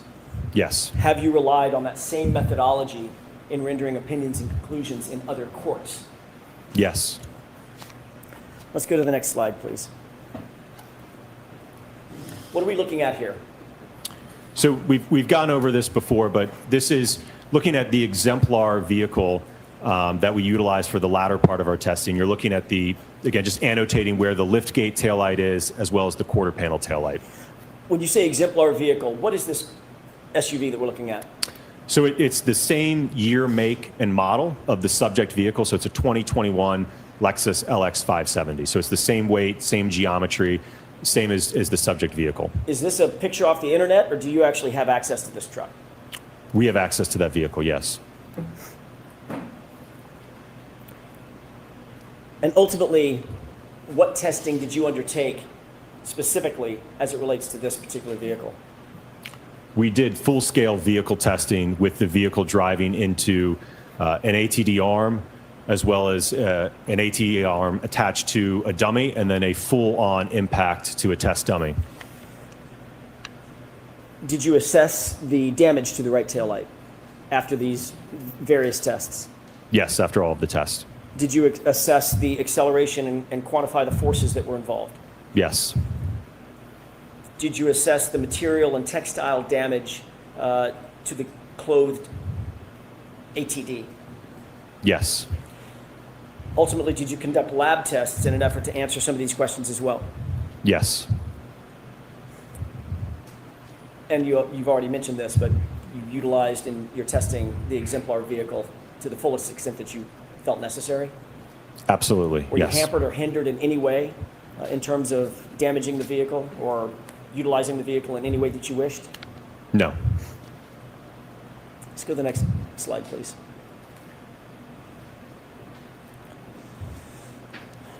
What are tests A and B? What are those laboratory tests? So these were the initial two tests that we did to get an idea of starting to test this hypothesis. As I mentioned, we weren't sure at 10 miles an hour what would happen to the taillight. We wanted to see what would happen at 17 miles an hour with the arm. So again, it was to evaluate from a starting point what happens in this interaction based upon how Dr. Welcher had his arm oriented in his PowerPoint and analysis. Next slide, please. What is this? So you're looking at a photograph of our lab setup. You can see on the left side of that is our Hybrid 3 anthropomorphic test device. To the right is a linear impactor, and this is something we already have in-house that we built years ago for our testing that we do for the National Hockey League when we're looking at, what's the accelerations on an impact to a goalie wearing a helmet, right? We use this same device for that type of testing to measure head acceleration. So we applied this same linear impactor to be able to project, if you will, or accelerate the taillight at a known speed into the ATD arm. What are some of the instrumentation that you use in addition to the mechanical impactor? What's some of the instrumentation that you use to track the data? Certainly. So you can see, I'll get my, see around here. So at the top here, there's a blue camera here. There's another blue camera here. So these are our high-speed cameras. And you'll see there's a bunch of lights around those high speeds. That's just because the frame rate's so high. And again, it's only sampling a very, very short amount of time. So you have to have a lot of light when you do these high-speed tests. So we have the high-speed cameras running. We have an accelerometer mounted to the ATD arm here on the other side. So that's some of the instrumentation. There's also a couple other cameras that we're documenting this overall. Can we move to the next slide, please? What are we looking at in these photographs? So this is looking at, and not to be confused, this wasn't the arm position when the impact occurred. This is just showing you the setup. So on the left is just kind of an overall shot, and then on the right here is a uniaxial accelerometer. So that's going to measure, we talked about that term earlier, right? The acceleration. So that's going to measure how quickly is this arm changing its speed, right? What's the acceleration of the arm as it's impacted? Does that accelerometer put into motion some of the mathematical formulations that you talked about earlier? Yes. Let's move to the next slide, please.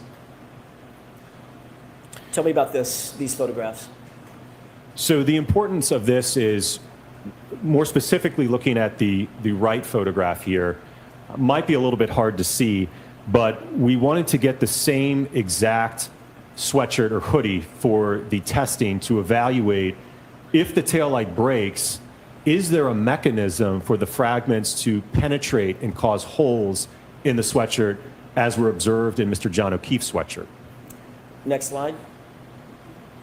Were you successful in finding the exact replica sweatshirt? Yes, and I will note, as I mentioned, I know it probably is hard to see, but the material blend on the sleeves are the exact same. They are 60% cotton and 40% polyester. Was it important in your mind to maintain consistency with the data that you had received concerning John O'Keefe's clothing? Certainly, I think we wanted to try to control as many variables as we could.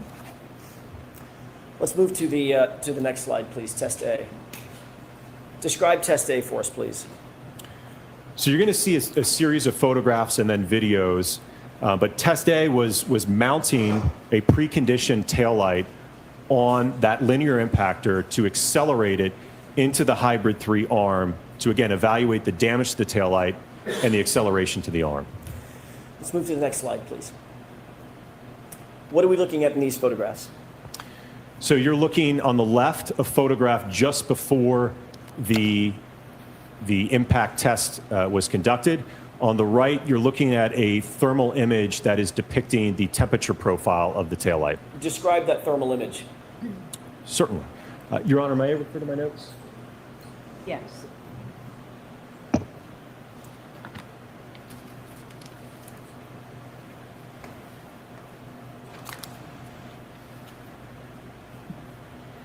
So what I did is I analyzed the profile of the temperature down in this area. And when we look at that segment, that lower portion here, where contact was made, the average temperature in that area was about 34 degrees with a minimum of about 33 degrees. How did you get that exemplar taillight down to around freezing? So all of the taillights that we tested were preconditioned overnight in a freezer. Why was that important? Well, it's my understanding that at the time that this allegedly occurred, the ambient temperature was 31 degrees Fahrenheit. So as I mentioned earlier, certainly there's a correlation between how plastics perform in cold weather. So we wanted to take that variable into account in our testing to precondition them down to temperatures that were consistent with at the time of the alleged incident. Next slide, please. What are we looking at in this slide, on this photograph? So this is a video. Do you want me to go ahead and play the video? Tell us what we're about to see, and then I'll ask the court's permission. So you were looking at a camera that is mounted above the entire setup. If you look at the top portion of this video, you will see the taillight. Part of it's covered by the high-speed camera. But what will happen is the linear impactor will fire, and the taillight will be accelerated up to 10 miles per hour, striking the clothed ATD arm. With the court's permission, Okay. let's go ahead and play the video.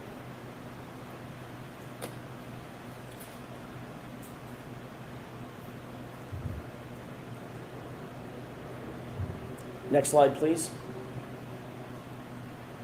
What is this? So this is also a video, but with the high-speed camera. So it's the high-speed camera that's looking top down at the arm. So you will see when the video plays, you will see the taillight enter from the left and contact the arm. And I will note that this is essentially slow mode, so it's not happening in real time. So you'll see the taillight slowly moving, but it's actually in reality moving at 10 miles per hour. Understood. Go ahead and play that.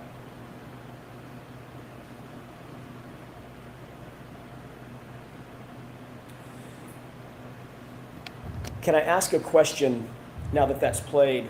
How did you mount the taillight to the accelerator, that linear accelerator?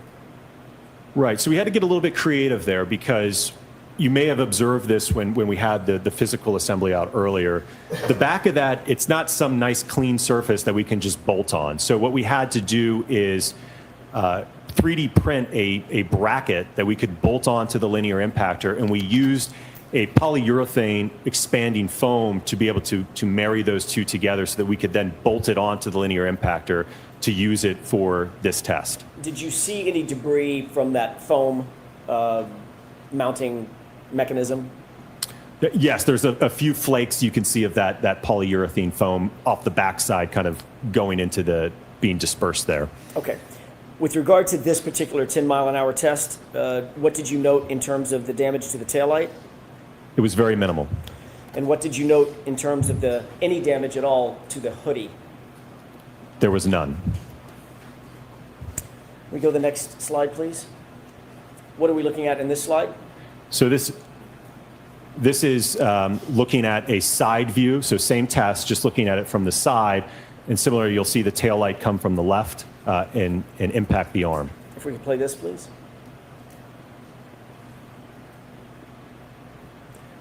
What did you note in terms of deflection of the arm, the test arm? Well, the arm essentially, and we'll see this in the data later, it reaches a common velocity with the taillight. Based upon the portion of the arm that was contacted, again, consistent with how Dr. Welcher has it oriented, it will become accelerated up to 10 miles an hour roughly. Over approximately what period of time is that arm accelerated up to 10 miles an hour along with the taillight? We'll see it on the data plots. I think it's about 10 milliseconds or so. How long, do you know how long an eye blink on average takes? Off the top of my head, no, I don't. Probably pretty quick. Somewhere around 250 milliseconds? Does that sound right? Sustained.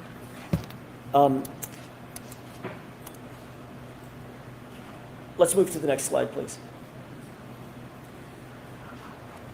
What are we looking at in this series of photographs? So these are extracted frames from the high-speed video that we just saw on the previous slide, basically showing just at contact, just after contact, and then post-contact, so you can see the kinematics of the arm and how the arm is moving. Okay. Let's move to the next slide, please. What is this photograph? So this is photographs taken of the taillight after the 10-mile-an-hour test. I will note that there was a couple small fragments of the clear portion of the assembly, the outer lens that was missing from that turn signal area towards the left here. There was a couple fragments missing, and then there was some small fracturing here in that area. How would you describe the damage to the taillight at the 10-mile-an-hour test? If I may go to the next slide, I think it might. Sure. So this was the totality of that damage at 10 miles per hour. So I would describe it as minimal and superficial. Okay. Next slide, please. What is this? So this is the photograph that I just shown you compared to that of the subject taillight so that you can have a side-by-side comparison of the test taillight compared to that of the subject. Were you able to reach any opinions and conclusions about whether the damage to the subject taillight is consistent with striking an arm at 10 miles an hour? It's inconsistent, in my opinion. Next slide, please.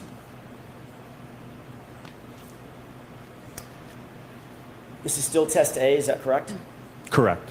Were you able to reach any opinions or conclusions as to whether or not the damage to Mr. O'Keefe's clothing is consistent with being struck by the taillight at 10 miles per hour? What I observed from the test is that there was no mechanism to create any of the holes that we observed on the subject sweatshirt. Do you hold that opinion to a reasonable degree of scientific certainty? Yes. As well as the former opinion that you just gave us? Yes. Next slide, please.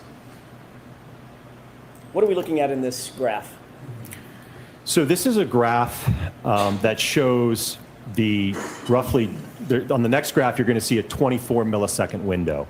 So what I want to show you on this graph is what does that look like over a full second so you can have an appreciation of just how quickly this is occurring. As you mentioned earlier, I think your comment about a blink of an eye, this is even shorter than that.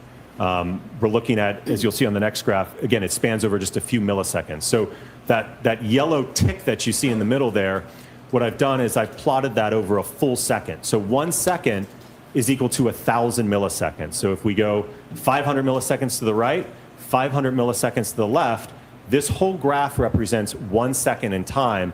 This impact duration is occurring very quickly. 1 second, is that reflected from the beginning of the graph to the end of the graph? That's representative of 1 second, is that right? Correct. So starting at this y-axis all the way to here is 1 second in time, with our impact duration happening over just a few milliseconds. And this was at 10 miles an hour? Yes. Next slide, please. What are we looking at in this graph? So we're looking at the acceleration or the change in speed over time, that parameter that we discussed earlier. So what you can see is that as the arm is impacted, we had the accelerometer mounted on the inside portion of the forearm, if you will. You see that it starts to accelerate, right? Because it's changing its speed, and then it starts to level off after the impact has subsided, basically, and it's reached a common velocity. What do we see in terms of the G-forces that the arm is subject to? So the peak is occurring right around here at about, looks like just over 6 milliseconds. And the peak acceleration is just over 130 Gs. And what does that mean? What is a G? So a G is acceleration due to gravity. So if we're being held down by 1 G, so you could think of it as basically a multiplication factor, that it's 131 times the acceleration due to gravity. And the next slide, please. What are we looking at in this slide? So this is, again, that concept that we talked about earlier, delta V. This is the change in speed. So if we do some math to the previous data that we collected, it's a technique called integration, but we can actually add up all of that acceleration to determine what speed did the arm get up to. And when we do that calculation to this data, what we see is that initially at the impact, right, the arm's at rest, right, Newton's law, first law. And then we impart a force on it in terms of the tail light impacting it. It's going to cause the arm to accelerate and change its speed. So as I noted earlier, it's essentially going to reach a common velocity with the impact force based upon how Dr. Welcher has the arm oriented. And we can see that it's a tick over 10 miles per hour at just over 10 milliseconds. So that means that the arm in a 10 millisecond period is going from 0 up to about 10 miles per hour, which was the speed of the impact. And 131 times the force of gravity is exerted on the arm at the same time? Sustained is to that form. Where does gravity play into this? What is the 131 Gs? Where's that force exerted?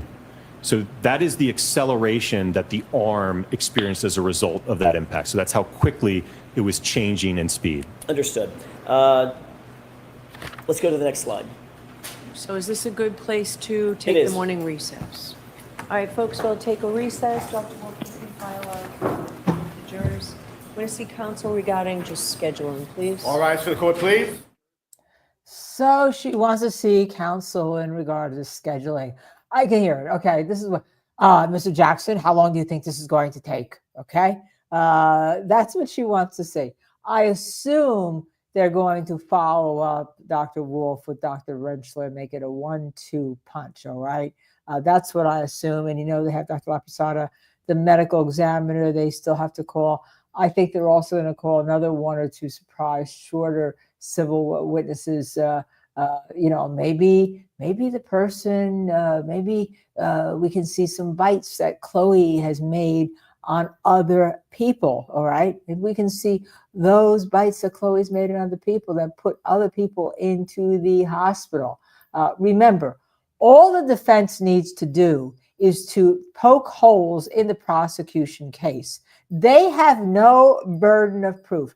I truly think here that by having Dr. Welcher on the prosecution do that stupid, and it's my word, stupid, blue man test, okay, the Commonwealth has made a serious strategic error, because you saw that Dr. Wolfe's testimony on his own testing about the damage to the headlight, and this taillight, and I'm not minimizing it, was shorter than what is going on right now when he is rebutting Dr. Welcher, all right?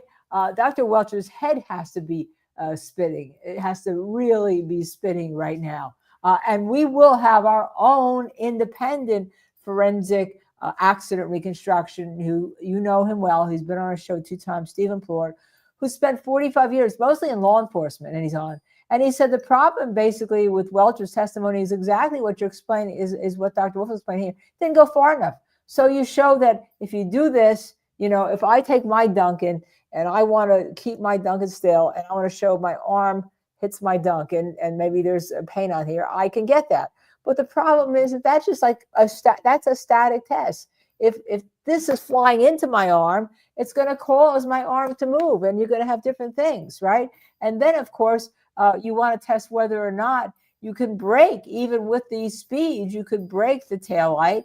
And if you can brake the taillight, can you cause any damage to the hoodie? Something, by the way, that it appears that Dr. Welcher did not take into account, right? So remember, just don't all of you start throwing things at yourself or going outside and do experiments. But you know what I'm saying. It makes perfect sense. No one is just staying there like, okay, let me just like roll this over here to show you I can get that imprint. Sure, if you want to just roll it over here. He also had some really other important. Oh, let's listen. Court, all rise. All right, that was just court all rise. So scheduling, that seems to be more than scheduling. Then, and we also saw, I think it's a big mistake for Hank Brennan to keep objecting. That falls right into what the defense is going to argue at the very end. The Commonwealth tried to keep information from you. They hid information from you, right? And here, they're going to think back that the jury that wants to hear the answers to these questions. Did you see that in Dr. Welch's report? Objection sustained.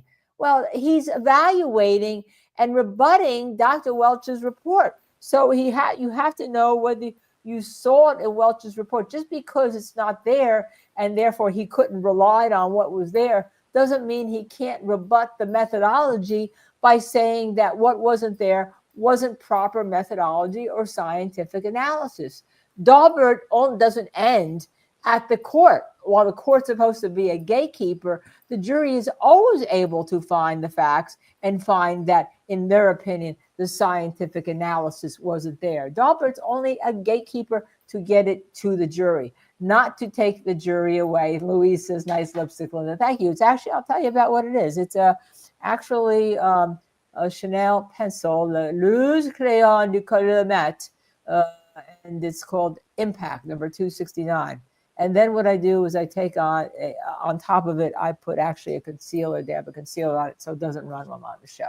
Okay, because on Fridays, we do a little Fashion Friday. Now, I just want to welcome Patrice, who is a new member. Thank you for joining, obviously. And of course, our Joanna Gollin is a member for 4 months. Can't believe it's been 4 months already. I can't either, since in case you're all new to our channel, we tracked Joanna down because she was at a trial that Judge Beverly Cannoni just finished just before this one. And actually, Cannoni was a bench trial, found the woman not guilty of a murder, okay? And we tracked Joanna down because we didn't really have her full name. We had her comments in our chat because she was in our chat. So we put her, we'll tell you our forensic now, our methodology. We put her name into Google, and up came a YouTube channel that had referenced that name. And then from that, we were able to email her and ask her whether she could come on our show. And she did come on our show. And instead of saying, you gosh darn stalkers, how did you find me? We told her how we found her. And she was a great guest on our show. A little bashful because she didn't want to be seen, but a great guest. Someday she's going to come on our show when she can be seen. But she was terrific, and she had great insights. And hopefully when Michael Bryant goes up to Canton next time, you can see him, okay? If you see him and all. So let's see. Yes, that was Kay Lala reminds everybody that was another ridiculous case because the guy died of a heart attack and the Commonwealth charged a woman with murder. Right, exactly. It was so ridiculous. Donnie Marlborough, you're not missing Fashion Friday. By the way, I am wearing, speaking of Fashion Friday, and I just have to tell you, I am wearing, I don't know if you can see them. They're going to be the Justice Serve TV yoga pants. They're in white. I have to back up, I guess, right? You see this? They're in white. These are our yoga pants from our store. Okay, and they're pretty fabulous. There it is, Justice Serve TV all over them. All right, designed by our own Diz. Now my chair is stuck back here, so excuse me as I'm moving around, showing you Fashion Friday. But they're in our fashion store, and again, they were designed by Diz. And so funny, I have a yoga instructor, and I gave her a pair as a gift, and she said they are the best yoga pants she has ever had. They are soft, they move, they're fabulous. So yeah, that's my Fashion Friday is yoga pants. I don't think Fox Nation is going to be caring about what I'm wearing on my pants, but you can buy these at our merch store. Yeah, just hawking a little bit of our merch store. All right, we don't have any pictures of I know you're all a little shallow here with some of your comments dealing with Dr. Wolfe, okay? Because Dr. Wolfe speaks nice, he looks nice. And, you know, the sad thing about this, if you recall when he was brought in for a voir dire by Hank Brennan, he said that after the first trial, he actually was hounded and, you know, the prosecution always wants to talk about intimidation. He was intimidated and there were death threats and all sorts of things after that first trial, okay? By the way, speaking of the first trial, and Neil and I will talk about it, speaking of the second trial, the Commonwealth has submitted proposed jury instructions. And do you know they want Judge Beverly Cannoni to charge Karen Read with intimidation of witnesses? Now what? Based on what? A question that Hank Brennan asked Lucky when he said he wasn't intimidated? No evidence there of intimidation. Based on what? The Dever saying, you caused me to change my testimony, Mr. Jackson. Are you kidding me? Are you really kidding me? Okay. If she allows that in, that would be ridiculous. And if she allows that in, if I'm the defense, I'm turning it on its head and talking about intimidation. Somehow you know that Hank Brennan, because they've already done the little pas de deux with the Daubert hearing, the Rule 14 violation that the judge made him come in for after she found it to see whether she was going to reject his testimony, right? You know, he went toe to toe, and he always maintained his composure. Yeah, when he was being questioned by Hank Brennan. And one thing that Hank does not like, he does not like when you stand up for him and then he goes somewhere, he gets insulting. Like with Dr. Marie Russell, right? All right. I can't do a rant right now. I should do one after with Dr. Marie Russell. Remember I talked to you about the war on women? How dare you, Hank Brennan, have said, do you have memory issues? And then he gets to Officer Barrows. Wonderful officer, terrific, walk straight and tall through those Massachusetts State Police officer to give the truth. And he didn't remember some things, but he was so smart. He did absolutely remember, right? When Hank Brennan tried to fool him and show him a picture of Karen Read's car at the home of the father, he said, that's not the home of her father. That's not it. He knew what he was seeing. And then Hank Brennan with him, do you have memory issues? And then what do we get? We get Lucky, the snowplow driver who everyone loves, who's beloved, who's in that community, and he knows the Alberts, you know, and he came and he told the truth. And when he didn't remember something, it was again, you have memory issues. So especially when you're dealing with the two older people, the memory issues is that he starts getting nasty with regard to that when he himself appears to have a memory issue. Hank, it wasn't a tow truck. It was a snowplow. And if you wanted to talk about, you didn't see a dumpster, well, you didn't show any picture of dumpsters. And what would a dumpster be doing sitting on the road? Usually they're sitting way at a house if a house is being reconstructed. Okay, that was that was really a mini rant. Okay, it really wasn't a rant, but it was my feelings about how Hank Brennan cross-examines, and he cross-examines like somebody who represented a mob figure, a really bad one, Whitey Bulger. And that's why he was assigned to that case, because he was a go for your throat defense attorney. But as I said, go for your throat defense attorneys like Alan Jackson, who is a go for your throat defense attorney. I am when I'm in court. They know when to pull back, really good ones, and when not to pull back. Alan Jackson knows when to pull back. I have a very unique perspective on Alan because I tried a case against him for 6 months. So I know that every day is going to be a fight, okay? But Alan also, having been a prosecutor, knows how to conduct a direct examination. And what you're seeing now is what we call a direct examination, because most prosecutors know how to conduct a direct examination better than a cross. Alan Jackson is one of those few prosecutors and actually has the skill to conduct a cross, maybe even much better than a direct examination. But he was getting stymied with some of these questions that were perfectly appropriate because, you know, the judge wouldn't let him answer them. By the way, Kay Lala says, I don't think Hank was very effective with arrows. I don't think so either. You know, and we talked about it last night. Michael Bryant in our premiere talked about it with the great Sergeant Joe Giacalone, right, who's written all the forensic books, okay, on crime scenes and how you investigate and all. And he just was lauding Barrows. And why should we be so surprised when a police officer tells the truth? Well, I guess because now we've all been put into this Norfolk County feeling about how they're not going to tell the truth, how they're going to cover up for each other. You know, they were covering up. Remember, they were covering up for Proctor. Proctor, when he did those terrible texts, remember when she should kill herself. I don't think it was to his supervisors, but regarding her body and her weird accent and the fact that she has a disease of her intestines and all, those were supervisors on those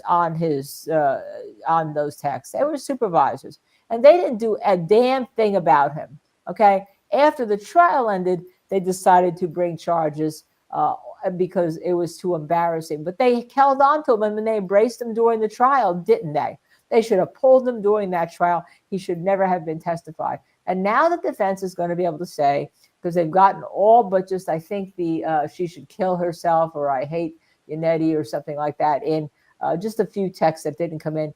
Now the defense is going to be able to say, they hid him from you. So even if the judge does not give that jury instruction we talked about yesterday, even if the judge does not give, not yesterday, we talked about it the day before, the witness who was not pulled in by the prosecution, you could still argue that the reason why the prosecution did not call Proctor is they were hiding him from you. And the defense has no obligation to call him, okay? They, quite frankly, sometimes the devil that you don't see is worse than the devil you do see. And they all know because we had the one question that because, again, Hank Brennan went too far when he couldn't get what he wanted. We learned that Proctor was fired also for bias. Remember what Diamandis was in? Diamandis, is that the friend's name? Who was uncomfortable reading the text. Proctor's friend, who's still his friend, right? Okay. Colin Sixsitter, by the way, says the dumpster was alongside a house with a car next to it, meaningless. Yeah, just meaningless. But also, I'll go back to my thought, but also, Lucky was so good, he could tell that that wasn't his his snow truck coming down the street. He knew that, okay? He saw that from far away in the snow and everything, all right? And by the way, when we look at those pictures of the snow, where's the sneaker? All right, where's the sneaker that's supposedly just sitting right there for the police to find? Oh, come on, okay? Oh, come on. You could even have that sneaker come off when the medical people were attending to John and moving him into the rig. That didn't have to be you were, blown out of your shoes with everything. Okay.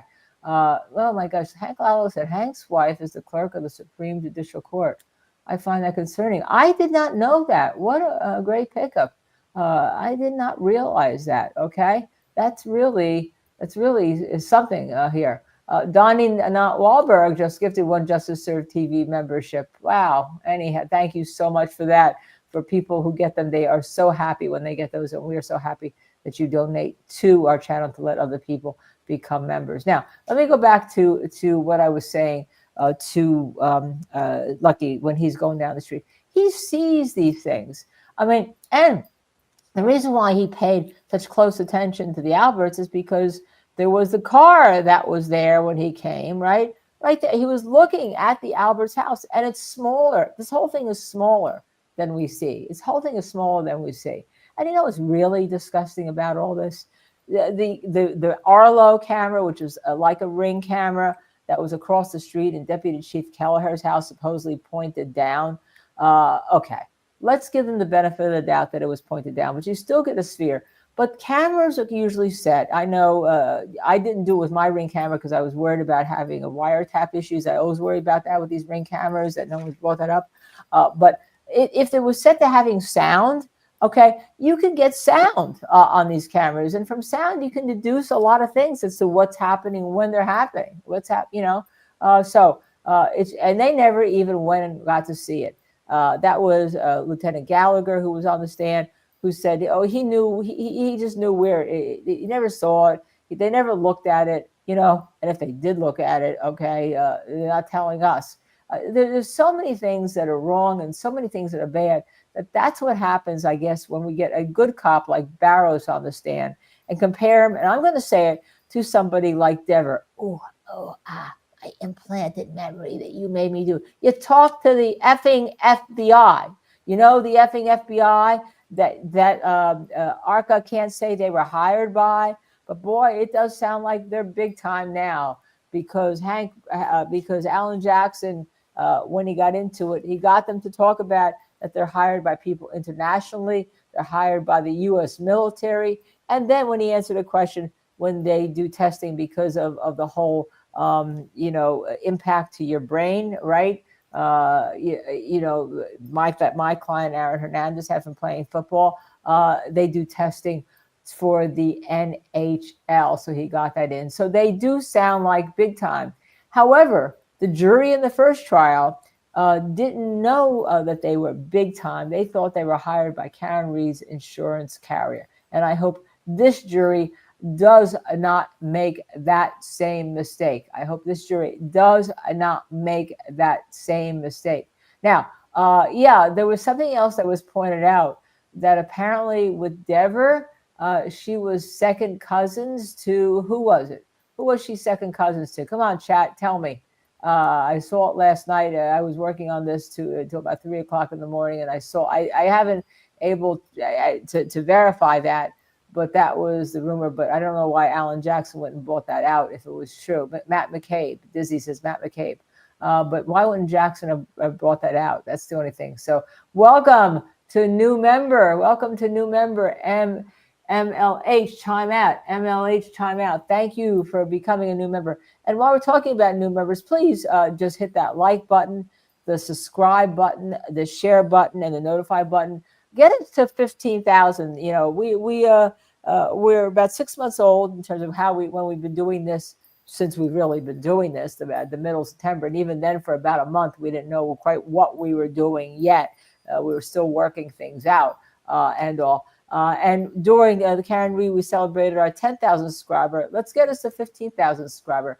We are one of the few channels that have been up there, streaming channels that give you actually boots on the ground. We've made 12 trips up to Stoughton, Canton, Dedham. Michael Bryant was a plaintiff in the First Amendment suit as a journalist because Lieutenant Hardman of the state police told him that he couldn't, as he had his microphone. He was gathering news with Tom CPU and others. He said, "I've seen you walk past here on this sidewalk now 5 times. I don't want to see you again." That was an implicit threat, in our opinion, not to walk the 6th time. Now, Michael Bryant didn't want to get arrested because he wanted to keep reporting from it, but he thought that was enough, and he hired Mark Randazzo along with Tom CPU and others. We've had Jason Grant on the show. So not only do we bring you a streaming channel, not only are we on pretty much all day, every day for this trial, and then have our nighttime show, but we've been there 12 times, and we were an active plaintiff. So give us a subscribe, please. Get us to that 15,000. Let's try to do it today. Let's try to get it done by the 6 o'clock show today. As you know, that means that you kind of have staying power And the staying power is all because you all come here and you all talk to us and want to hear what we have to say.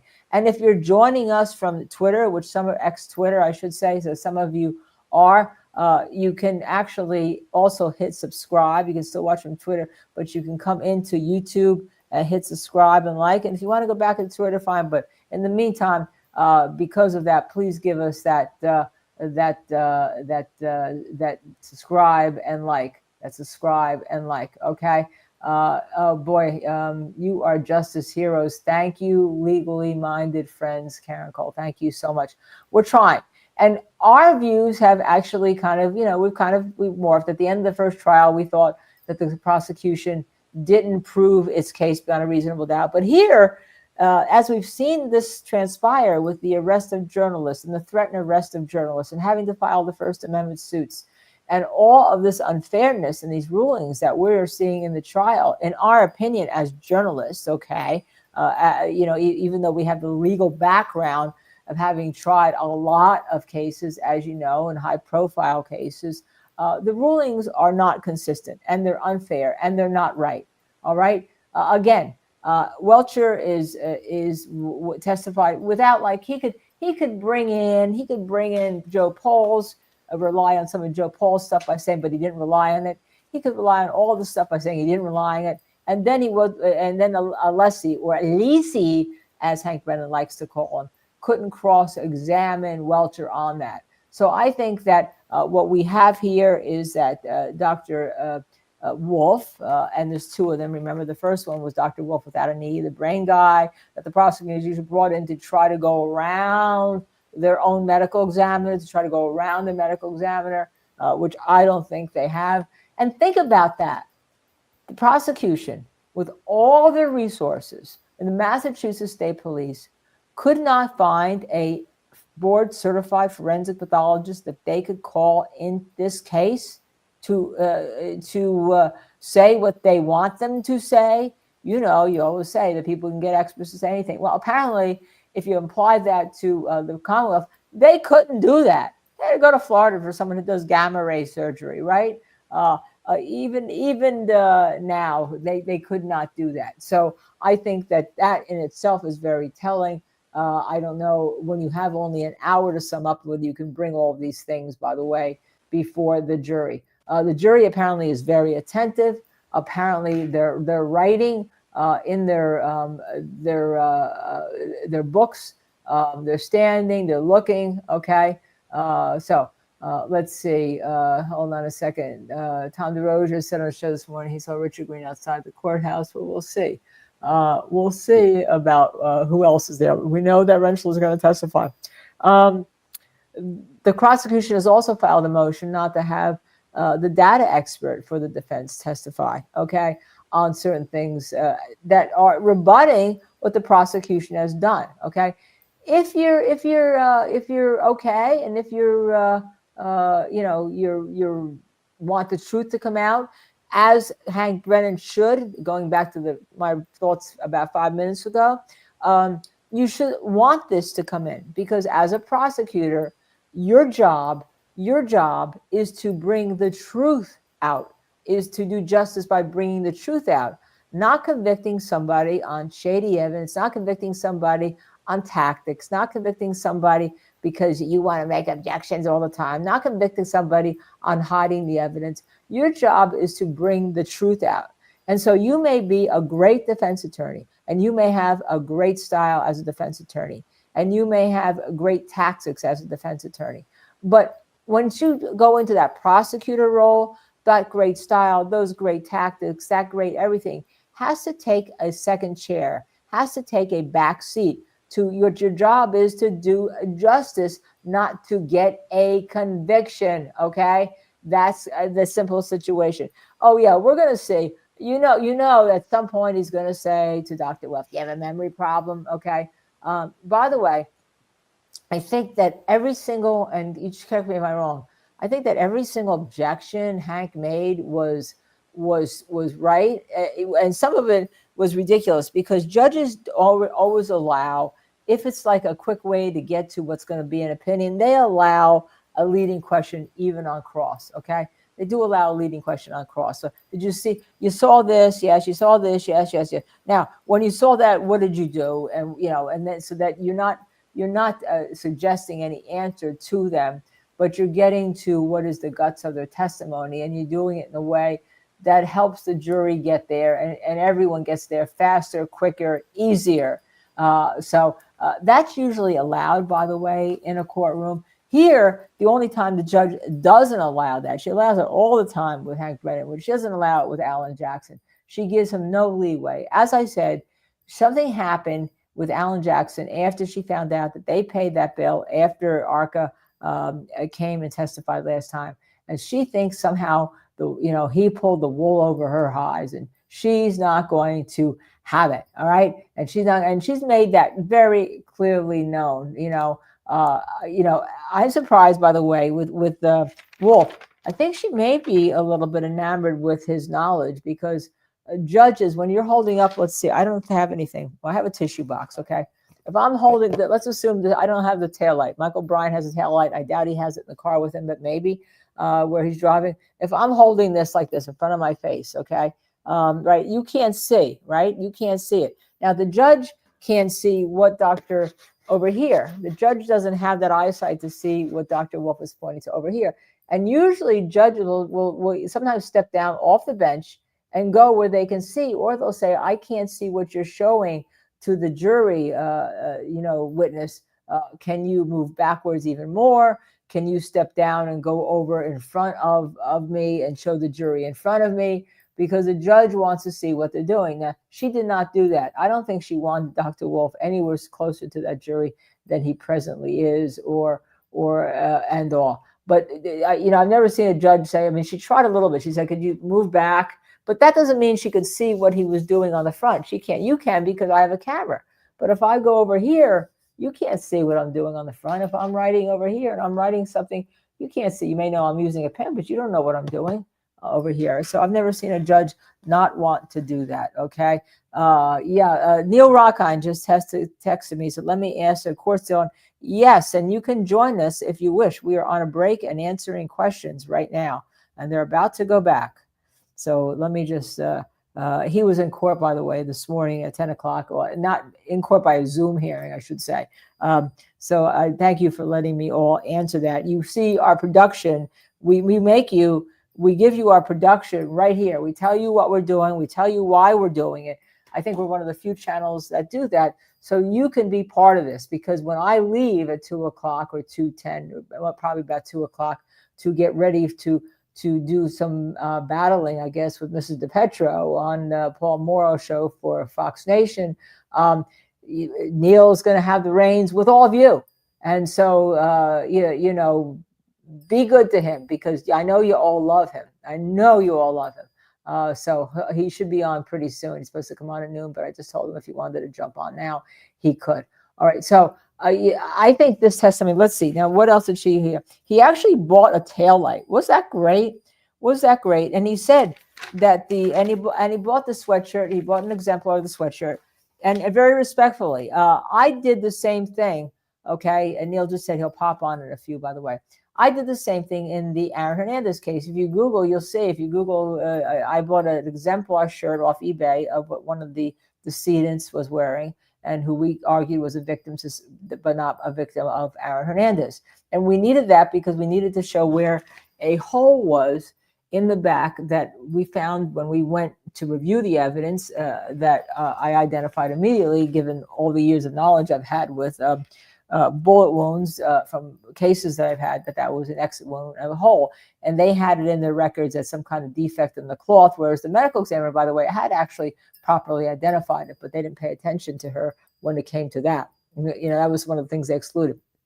So we needed to buy that exemplar to show where that hole was. We had the shirt, we had the pictures, put it on one of our students that was working for us. So in big cases, you always have like local law students working for you, as they do here. And we're able to show the trajectory of the shot by showing where the shot exited a shirt. So it is not disrespectful. And the reason why here that Alan Jackson talked about the color, by the way, of the shirt, not the sweatshirt, is because Stephen Plord has explained that to us in the past. You can use somebody else, usually not yourself, but maybe to put on the clothes or put on clothes like the person who's a decedent or a victim in an auto accident, auto strike wears. But the reason you do that, especially if it's orange color, whatever, you do that usually where the issue is, can you see? What can you see with regard to things? Okay.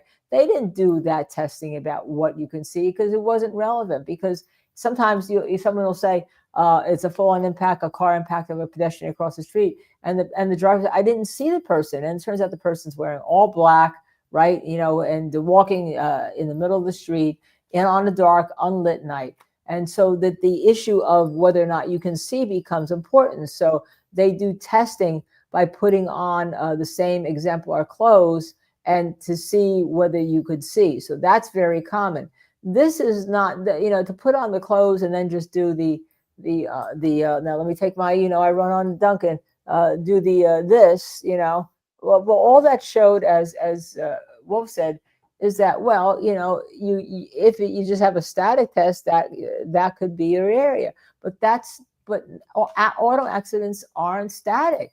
They're dynamic. And it's a blink of an eye, right? Blink of an eye, probably less than a blink of an eye. Look at these cameras that we have when we do their swim meets for Olympics, right? Can't even, some of the differences are 0.0001, right?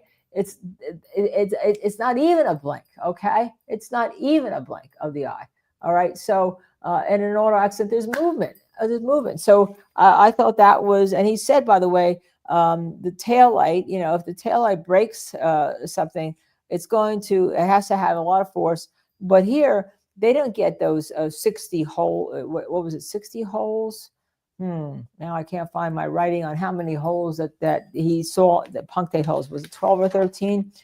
Hold on 1 second. 10 to 12. 10 to 12 punctate holes. And punctate holes doesn't mean it goes right through the cloth. It just means it punctures the cloth. Okay, there's like a little bit of a puncture, but doesn't go through the cloth end all. And so when he saw those punctate things, and there's no way that the car created those holes. There's no way that taillight blew out and created those holes. I mean, it's simple as that. And he did that by using exemplars and showing you real crash dummy tests. I think that the jury is going to get the idea that these guys are real. Here's the laboratory, right? Here is the lab. Here's what they do. They're pretty, I hear sound, pretty big, because we've had a very long break, okay? And it looks to me that Dr. Wolfe is going to take all day. And if he does, he takes all day. But you'll start hearing soon, Mr. Jackson, how long do you have? Mr. Jackson, when are you going to finish up, okay? And you'll never hear that with Hank Brennan. You'll never hear that with Hank Brennan, okay? You just won't, okay? So I think we're going to go back into court right now. And then I do expect Neil to be jumping on any moment. We'll have to see if we have some break. Now they're making a lot of noise, aren't they, here? Okay. In fairness, by the way, the court reporters do need a break from how they do it in Massachusetts, which is they speak everything that somebody said. Back in session, you may be seated. Okay, let's go back into court. Let's listen.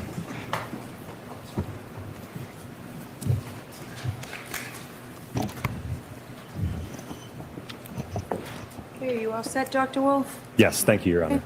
All right, Mr. Jackson. Thank you, Your Honor. Dr. Wolfe, before we get into laboratory test B, I failed to ask you, were you compensated, or was ARCCA paid following the proceeding last year for any of the time? Yes, last year. Yes. Last year? Correct, yes. Do you know how much that was? From what I recall, I think it was around $20,000. Was ARCCA paid by the defense your initial testing, the initial analysis, which we talked about earlier this morning? Was ARCCA paid by the defense for any of that? No, not the report, testing, none of that. Okay. What were you paid for last year? related to the first proceeding?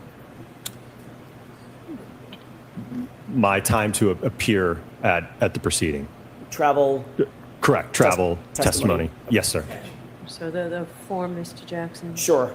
What about now? Have you been paid any additional sums by the defense specifically for your undertaking that you're testifying about today? Yes. About how much have you been paid? I think when I spoke to accounting, I think they indicated it was around $50,000. Okay. Let's talk about laboratory test B, as in Bravo. If I may have just a moment, Your Honor. Sure. What was different about lab test B as opposed to lab test A? So the tests were essentially identical aside from the speed increase going from 10 up to 17. Okay. Let's take a look at the next slide. Just so I'm clear, Doctor, I want to make sure I'm on the same slide as you. Is this slide 35 pursuant to your notes? This is slide 36. 36, got it. Okay. We can be a little bit more brief, I think, because is this similar to the 10-mile-an-hour test, just with increased velocity? Correct. Okay. What about the purple hue taillight on the right? What is that? So again, that is a thermal image depicting the temperature profile of the right taillight that was tested. And I'm sorry, go ahead. I was just going to note that the average temperature profile of the taillight here in this test was approximately 30 degrees Fahrenheit. Is that below freezing? It is, yes. And the ATD, the test dummy, if you will, Yes. is it also clothed? Correct, yes.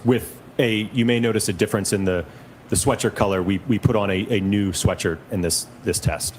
Was it also an exact replica of the sweatshirt at issue worn by John O'Keefe? I'll ask it a different way. How did it compare to the sweatshirt that was worn by John O'Keefe? It was made by the same company and had the same material blend as the previous test and the one that Mr. John O'Keefe was wearing. Next slide, please. What are we looking at here? So this will be a video. You will see, much like you did in the other one, where the taillight will be accelerated up to 17 miles an hour, impact the arm. And one of the things you'll see is actually an artifact of the test, if you will, where the taillight, due to the fact that the impactor stops at the end of the stroke, that force actually causes it to decouple from that polyurethane foam that we use to adhere the two. What do you mean by decouple? What does that mean? So, as I mentioned, once the linear impactor reaches the end of its stroke, it stops instantaneously, and the force of that stop just caused, where we adhered the two together, just caused it to detach, basically break away. So, in essence, it doesn't matter because we only care about that. Remember, we're talking about that short duration of time, that 10 milliseconds. So once it breaks, it's already reached a common velocity to the taillight. Okay. Can we go ahead and go to the next slide, please?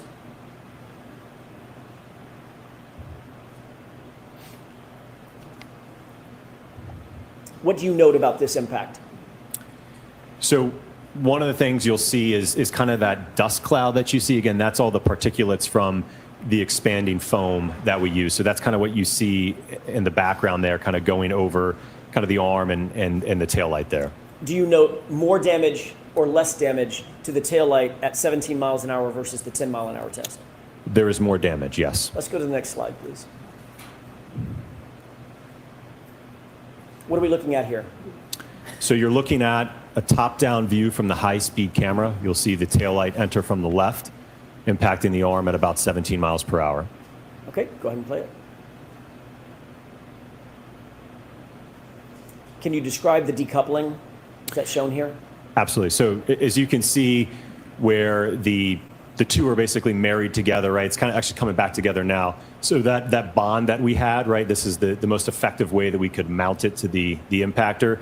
It just became detached due to the force of that impactor stopping at the end of the stroke. Understood. Next slide, please. What are we looking at here? So in this slide, you're looking at another high-speed video. This is just a side view Again, you're going to see the taillight enter the frame from the left, impacting the arm at 17 miles per hour. Is this in slow motion as well? This is in slow motion, correct, not real time. Okay.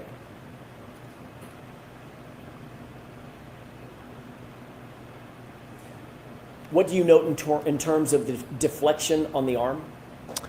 The arm, as we saw in the previous one, is accelerated up, so it's moving now at roughly a common velocity with what the impact speed was. And what did you note about the damage to the taillight?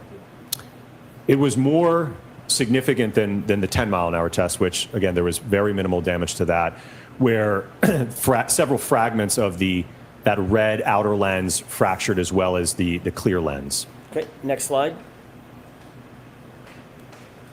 And what is this depicting? This is extracted frames from the previous video just showing right at contact, during contact, and post-contact. Next slide, please. What is this a photograph of?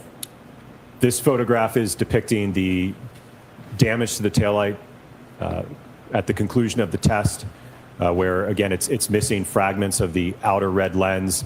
I will note that the interior diffusers and plastic components are intact in this test. When you say intact, what do you mean? They are not damaged or broken. At all? Correct, at all. Next slide, please. What is that a picture of? Another photograph showing the taillight post-test. Again, no damage to the underlying diffusers in terms of being cracked, shattered, or broken. And what did you note in terms of the damage to the outer acrylic, the red piece? It broke into a few fragments, and I think on the next slide I depict those in a photograph. Let's take a look at that. What is that? So this is a photograph depicting the collection of the fragments post-test. I will note there's one clear piece, one red piece, another clear piece, and then there is one more red piece in this bag. So the outer lens broke into approximately 4 pieces in the 17-mile-per-hour test.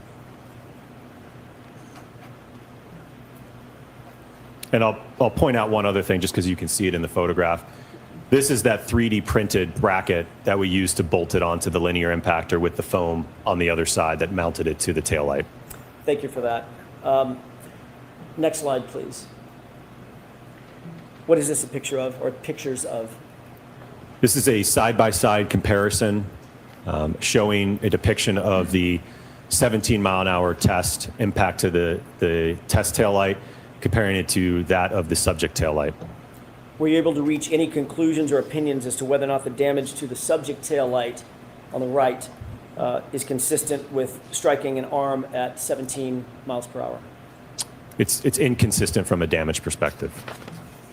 What's the basis of that opinion? The test that I've just showed you all. Was that testing that we've just talked about conducted in accordance with the scientific literature and generally accepted methodologies that you've earlier described? Yes. Is the damage to the right rear taillight consistent with striking John O'Keefe's arm at 17 miles per hour? No. Do you hold that opinion to a reasonable degree of scientific certainty? Yes. Slide 45, please. What is this? You're looking at photographs post-test of the sweatshirt that the ATD was wearing at the time of the impact. Is this the 17-mile-an-hour impact? Correct, yes. Did you note any defects in the fabric of the right arm? There were no punctures, holes, or fraying of the material during this impact test. Based on this testing that you conducted in this case, is the damage that you saw of the shirt that John O'Keefe was wearing consistent or inconsistent with the shirt that's on the ATD? It was inconsistent compared to the sweatshirt that Mr. John O'Keefe was wearing. Based on that, do you have an opinion or a conclusion as to whether or not the damage on Mr. O'Keefe's clothing was consistent with being struck by the right rear taillight at 17 miles per hour? It is inconsistent. Next slide, please. What is this graph depicting? So going back to these terms that we've talked about, this is the acceleration trace of the 17-mile-an-hour impact test. And you can see that we reach a peak acceleration at around 5 milliseconds, and that's at about almost 270 Gs. You said 270 Gs Correct. or 217? 270. Thank you. 70. Did that have any significance on your analysis? Yes. What was that? Well, we can use that to estimate. Obviously, we can integrate that to get the speed, but we can also estimate the force applied to the taillight with that information. Can we go to the next slide, please? What is the delta V as it relates to the 17-mile-an-hour lab test?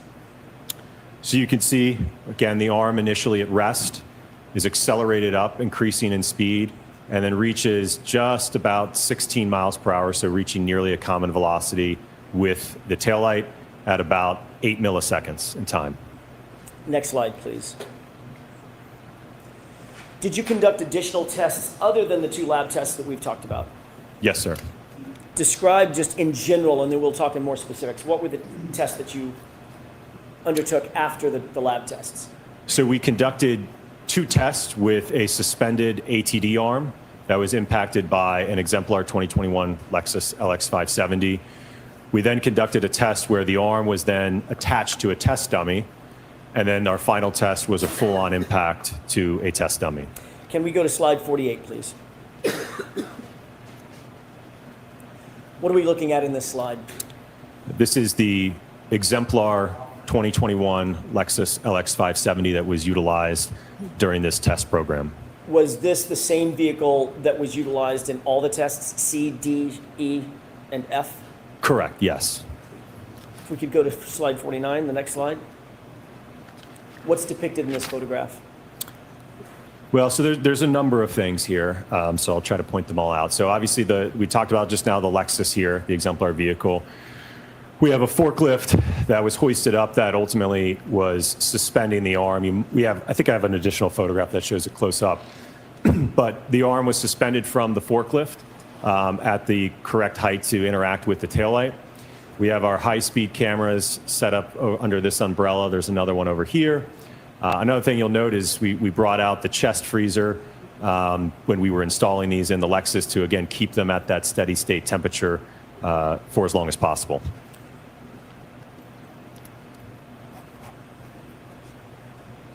If we could go to the next slide, please. What are we looking at in this photograph? So this is the approximate position that we plan to have contact occur in these tests. So as you can see, the forearm is in contact with the lift gate and the quarter panel taillight along with the elbow. Why did you choose this configuration for the arm, the forearm, the hand, the elbow? It was based upon my review of Dr. Welcher's work, and that he did through his static and dynamic test or paint test that this is how the arm was roughly oriented when the alleged contact occurred. What were you trying to replicate in positioning the arm this direction, this way, as it relates to the SUV? Well, I think as I stated earlier, it was to understand, okay, let's get beyond just simple geometry, aligning things. What happens to the arm, right? What are the accelerations? What's the damage, right? What we want to answer some of those other questions that Dr. Welcher didn't answer. Does this... So I'm going to strike the last part of that answer. Does this configuration Why align wouldn't you with be allowed to your say that they wanted to understanding answer of questions that Dr. Welcher Welcher's didn't answer? alignment of Come the arm on. as it relates to the vehicle? Sustained. May we approach, Your Honor? Yes. Yeah, exactly. He's explaining why he did these tests and what they show. And these are questions that Dr. Welcher should have done. As you recall, Stephen Plord, who's been watching this testimony, told us when he first met us and talked to you that the problem with Welcher's testing was not so much the testing in itself, as that it didn't go far enough. And what we're seeing here is that ARCCA, Dr. Wolfe, Dr. Retrial, went far enough. They wanted to answer the questions that should be answered by a certified accident reconstructionist that are important to this case.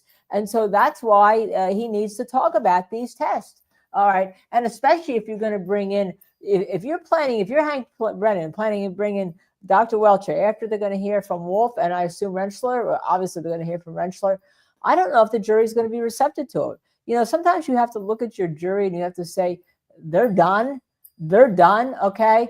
They know what the issues are. They heard from somebody who charged $435,000 without the testimony he gave in court versus what they heard the defense paid here, $70,000. Now we don't know what the FBI paid because, by saying it's a third person, we're not allowed to get into what they paid. And quite frankly, if the judge allows that without noting it's the FBI, that would be again another thing that really thinks that this is really a setup against Karen Reed. All right, let's go back into court and let us listen to a guy. Yes. Okay, let's go to the next slide. It's maybe self-explanatory. What was the speed of your first test out in the field? 15 miles per hour. Next slide, please. What are we looking at in these two photographs? So on the left is a photograph of the installed preconditioned taillights just after the install, and on the right is a thermal image of that. And if I may just point out with the temperature. So one of the things you may see here is that due to the reflective chrome here, this is just an artifact of that being really reflective. So when we look at the average temperature profile of the taillight for this test, the average was approximately 17 degrees Fahrenheit for the taillight. Was it important in this testing to account for the temperature variance of the taillight assembly? Yes, absolutely. And I will note we certainly strive to maintain that. One of the things you actually may see in this photograph on the left are these pellets on the ground, and that is due to the fact during the installation process, one of my colleagues was positioned adjacent to the taillight fixtures, applying a compress of dry ice to help mitigate any heat transfer during the install process. Let's move on to the next slide. What are we looking at in this overhead view? This is it's a drone video, so you're going to see the Lexus accelerate from left to right, impacting the hybrid suspended arm in the area where you could see the umbrella. Can you use your spotlight and orient us? Where are the vehicles and the testing locations? Yes. So the Lexus is starting here. You will see it accelerate in reverse with the hybrid arm suspended in this area here. Okay. Is this a video or just a still shot? This is a drone video. Let's go ahead and play that.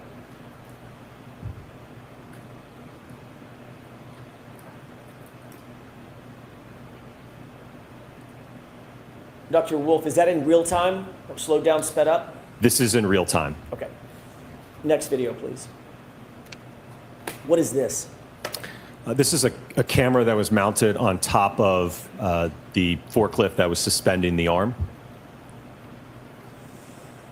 Is this a still shot or is it a video? It's a video. What is the orientation of that arm as it relates to the vehicle that we'll see?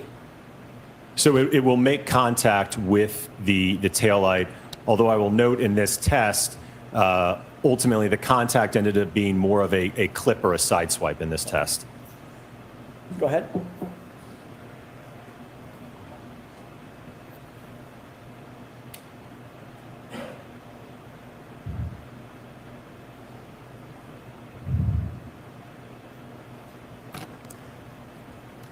Did you see the impact area? It's quick. Right. What did you mean when you said more of a side swipe or a clip? So I think the next couple of videos will help demonstrate that. Let's move on to the next one. What are we looking at in this video? Or, I'm sorry, in this photograph? So this is going to be a high speed or a slow-mo video. You're going to see the Lexus come in from the right and then move across the screen to the left. And you'll see contact occur between the taillight and the arm. Okay.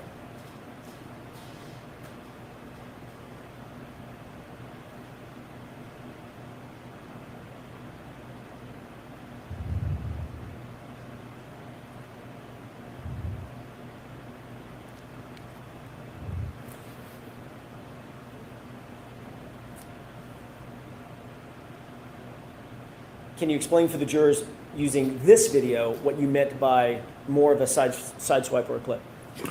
Right. So this is where the hand and the wrist are kind of in the area of the quarter panel taillight, and then a portion of the forearm in contact with I'm sorry, what I previously said, the wrist and the hand in contact with the lift gate portion of the taillight. And then on the forearm is more in contact with the quarter panel taillight. Okay, can we move to the next slide? And what is this angle? This is, yeah, same test, just a different angle with the high-speed cameras in slow motion. And this is at 15 miles per hour, correct? 15 miles an hour, correct. Can you explain for the jurors, given the fact that this is suspended, does that have any impact on the ultimate analysis or reconstruction, rather than being attached to an ATT? Effectively, mass is mass. So whether we have an arm that is suspended or attached, again, it's the arm is on a joint, right? So the arm can accelerate freely of the rest of the body, right? So if anything, even if it is attached to the body, there may actually be some additional force associated with that, just because there could be more mass attached to it. Understood. Okay, let's go ahead and play this video.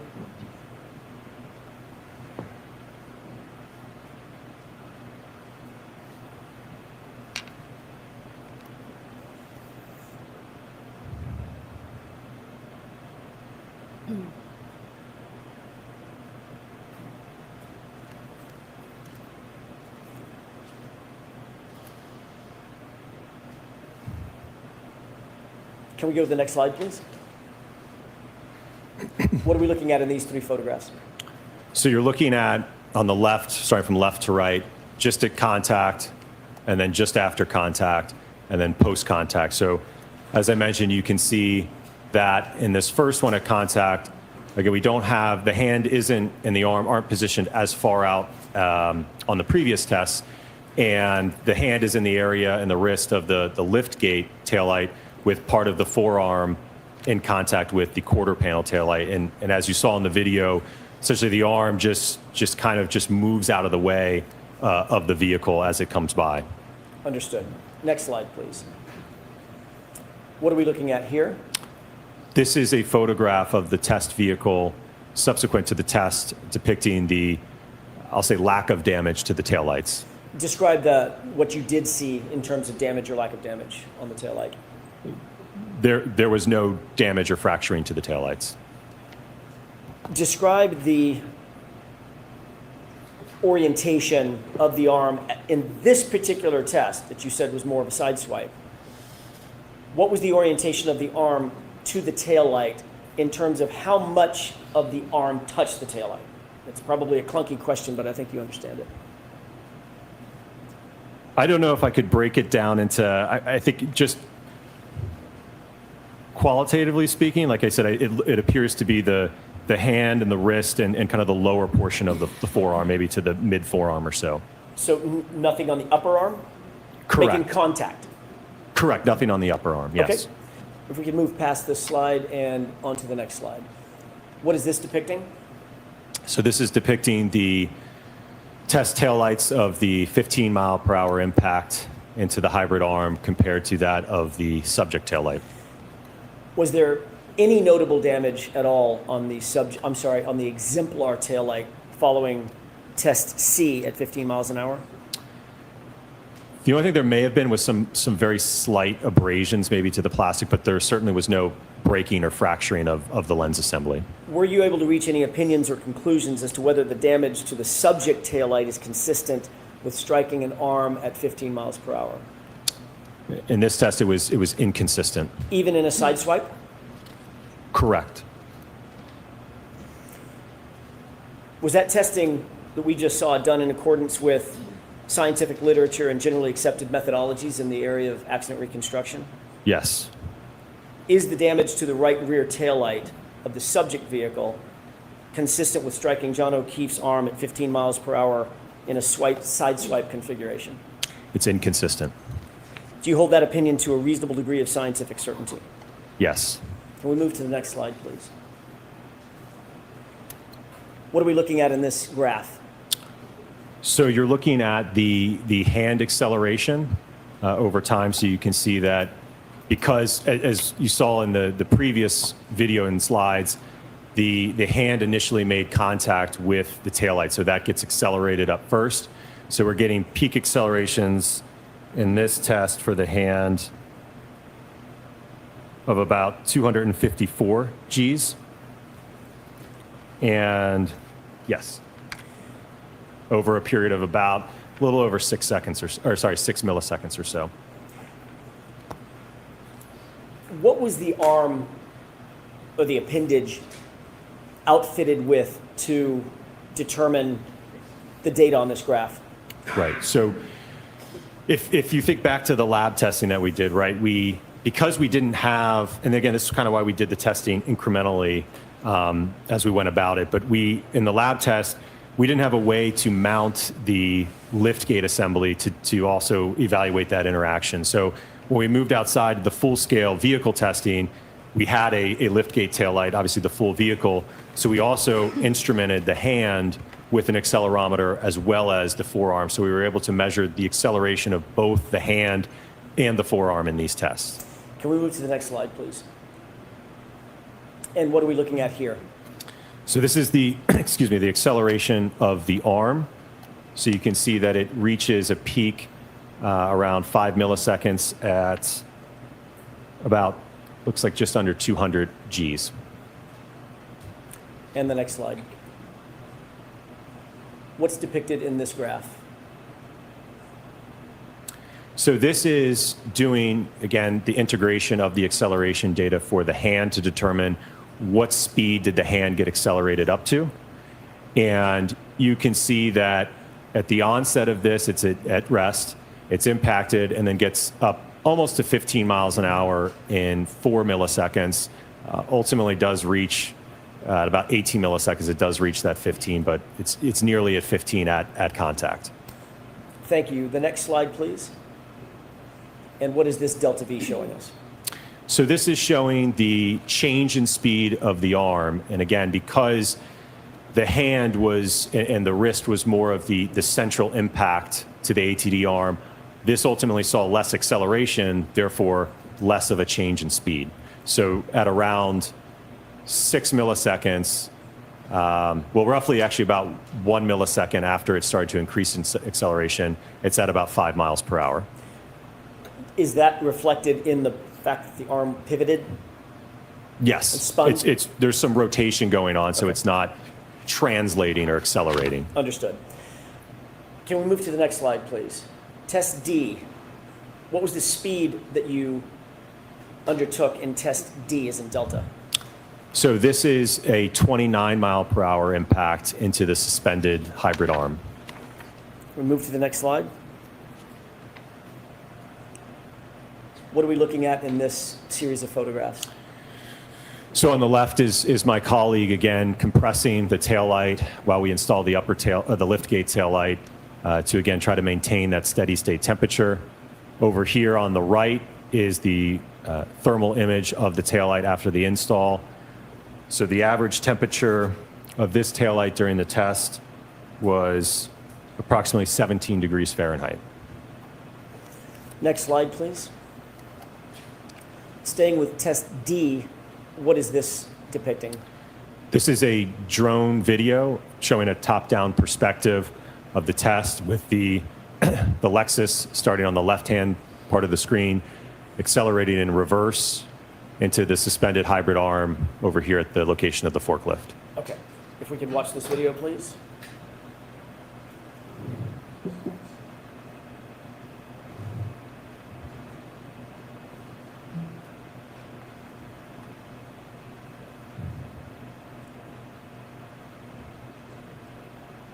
Do your next slides show, there you go, the suspended arm. What are we looking at here?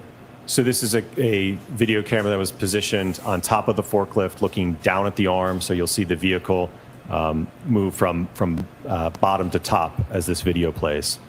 By the way, Dr. Wolfe, what are the purple and white lines that we see have predominated? I'm sorry, I was talking over that. Sorry. That's okay. What are the purple and white lines that we see? So those are guidelines to help. I will note that this is kind of like a needle in a haystack. It's very hard to hit this small of a target. So just served as a guideline to reference as we're accelerating rearward into this. Is this in real time? This is in real time, yes. What's the speed that the vehicle is entering the frame at? 29 miles per hour. Thank you. What happened to the arm? in terms of its suspension? It actually gets ripped off from the mounting location. Is there a reason you believe physically that that arm was ripped off from the suspension tethers? Well, certainly there was enough force to break the tie lines to the forklift. Was there a test value of those tie lines? I think they were rated at 150 pounds. What does that suggest in terms of the force that was exerted, just before we get to the other testing, the force that was exerted on the arms to tear off the tie lines? Well, it indicates that the arm saw at least 150 pounds of force. Okay. Next slide, please. What are we looking at in this video? So this is going to be a slow motion video. You'll see the Lexus accelerate in reverse, making contact with the arm. And again, this is the 29 mile per hour impact test. Okay.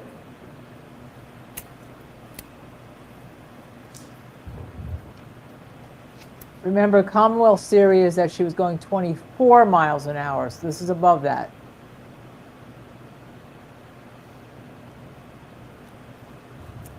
Next slide, please. And what is this? This is a video, a high-speed video, so slow motion of test D at 29 miles per hour into the ATD arm that is suspended. So you'll see the Lexus enter the frame from the right and impact the arm. Okay.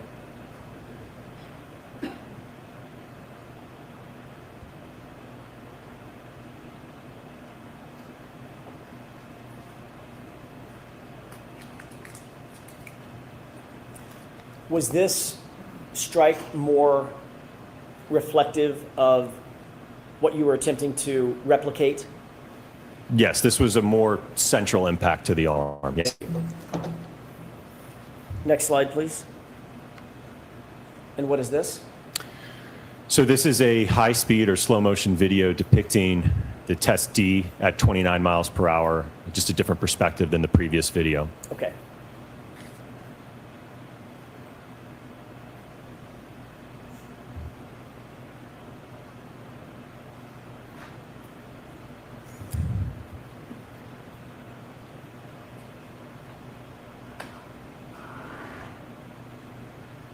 Next slide. And what are we looking at here? So this is extracted frames from the high-speed video.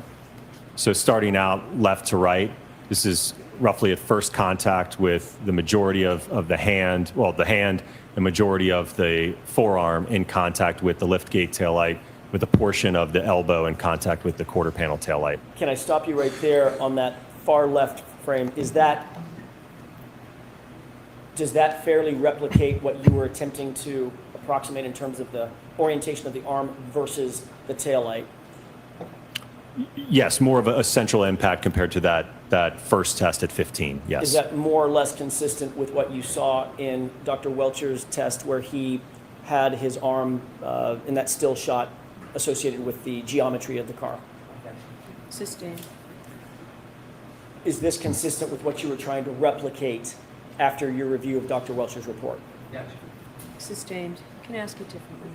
What were you trying to replicate, or why were you trying to replicate this at the 29 mile an hour test in this particular orientation? We were trying to see, based upon Dr. Welcher's orientation, what happens to the arm in terms of the acceleration and the damage to the taillight at that configuration at contact. Okay, next slide, please. What are we looking at? So this is a photograph depicting the damage to the liftgate taillight as well as the quarter panel taillight. And what do you note in terms of that damage?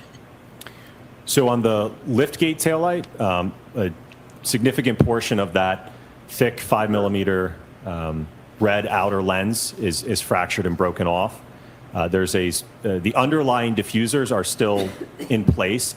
There was a small crack in, I believe it was the upper diffuser here. The quarter panel taillight had the clear section damaged with the outer lens missing, along with some fragments from the outer portion of the red part of the lens. Next slide, please. What are we looking at in this slide? So this is another photograph depicting the quarter panel taillight. As I indicated, there is portions of the red lens cover missing. The interior diffusers remained largely intact in this test. Next slide. What is this side-by-side depicting? This is showing the results of the 29 mile per hour impact test to the test vehicle compared to that of the subject taillight.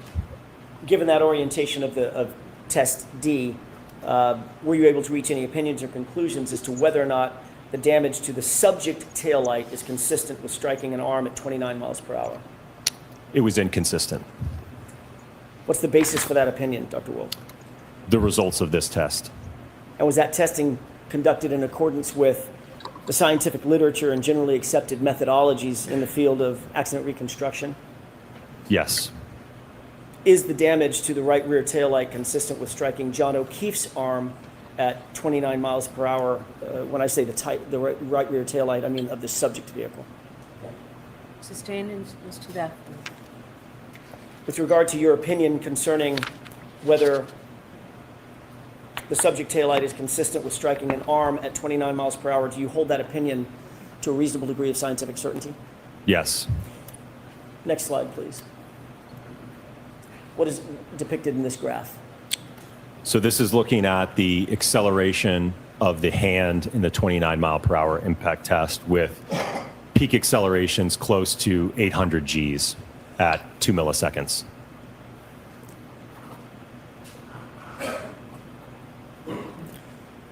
Next slide, please. What are we looking at in this graph? This is the acceleration of the arm, reaching peak acceleration of about 500 Gs.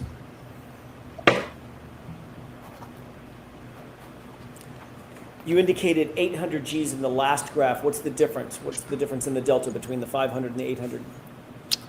Between the hand and the arm? Understood.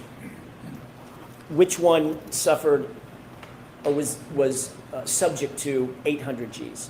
That would be the hand. And which one was subject to the 500 Gs? That would be the arm. Next slide, please. What are we looking at in this graph? So this is looking at the change in speed. So what speed did the hand get up to as a result of the impact? So we can see that in about 3 milliseconds, the arm is moving nearly at almost 25 miles per hour. And then a little bit later, again, this is still very quick in time, at about 14 milliseconds, it's at about 30 miles per hour.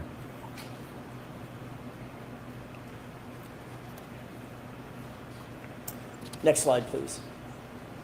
What's depicted in this graph? So this is looking at the change in speed of the arm as a result of the contact. So starting here at about 2 milliseconds, the arm accelerates up to, by 8 milliseconds, we're at about 35 miles per hour. And this, you may be wondering, why are we getting more speed than what the input was? And that's because you get a phenomenon known as restitution. Basically, there's an elastic collision between the two where you can get almost a bouncing effect. So when you have something that weighs 6,000 pounds striking something that's much, much lighter than that, it can actually cause it to accelerate up to a greater velocity than the impact speed. Next slide, please. Test E, 24 mile an hour impact test. What is that? So this is a 24 mile an hour impact test to the ATD arm attached to a test dummy. Next slide, please. Remember, 24 miles an hour Why is did you where the utilize Commonwealth 24 came on miles an hour for recently. this test?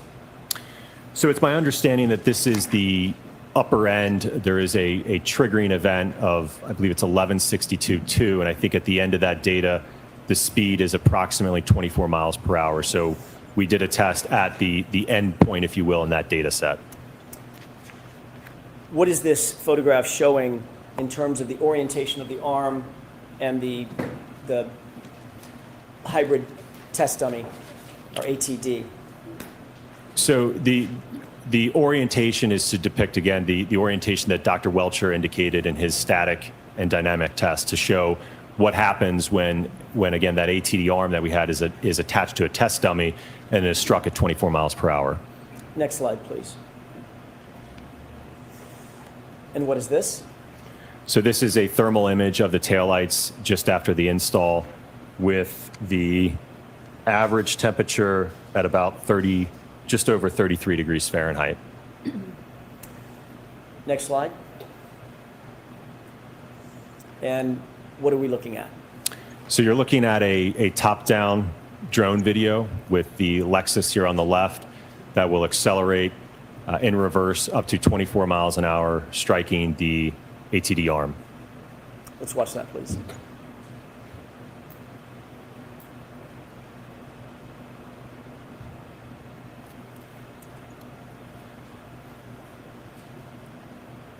Next slide. What are we looking at in this slide? So this is a top-down video from atop of the forklift, or where the arm is suspended attached to the dummy. So you're going to see the vehicle enter from the bottom into going to the top of the screen.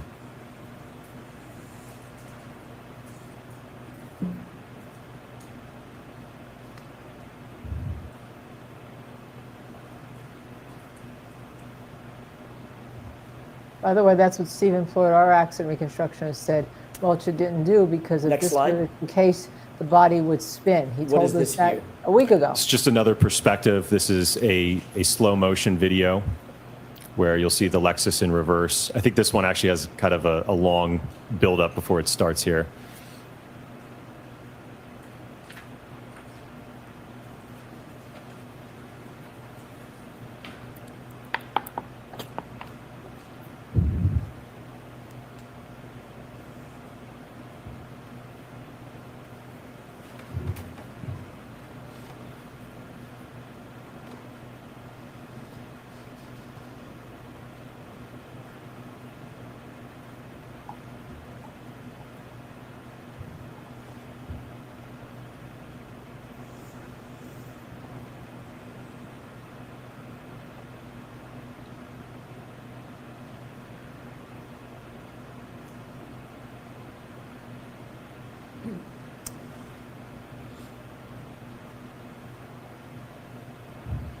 And could we go to the next slide, please? And what is this? So this is a perspective from the high-speed camera, so a slow motion video with the Lexus reversing into the ATD arm at 24 miles per hour. Before you play this, Dr. Wolfe, I failed to ask this, it may be obvious. After each of the tests, C, D, E, F, were you replacing the taillight with new exemplar taillights that had been temperature accounted for? Yes, every test had a new set of quarter panel taillights, as well as liftgate taillights. And even in the test where the taillight in the 50-mile-an-hour test where the taillight was not damaged, we still put on new taillights. We did not repurpose or reuse any of the taillights. Okay, thank you. If you could play this for us, please.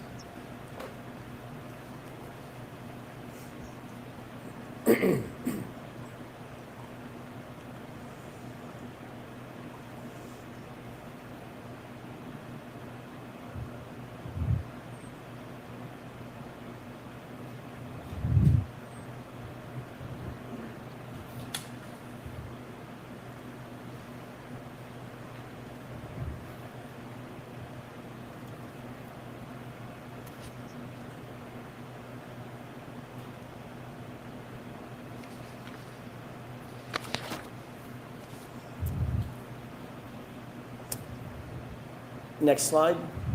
In this configuration, was the ATD outfitted with the hoodie that you've earlier described? Yes. At the time you outfitted the ATD with the hoodie in this configuration before this test E, did you confirm that the sleeve, the right sleeve, was damaged or undamaged? After this test? No, before. Before, it was undamaged before the test. Okay. What are we looking at in this slide?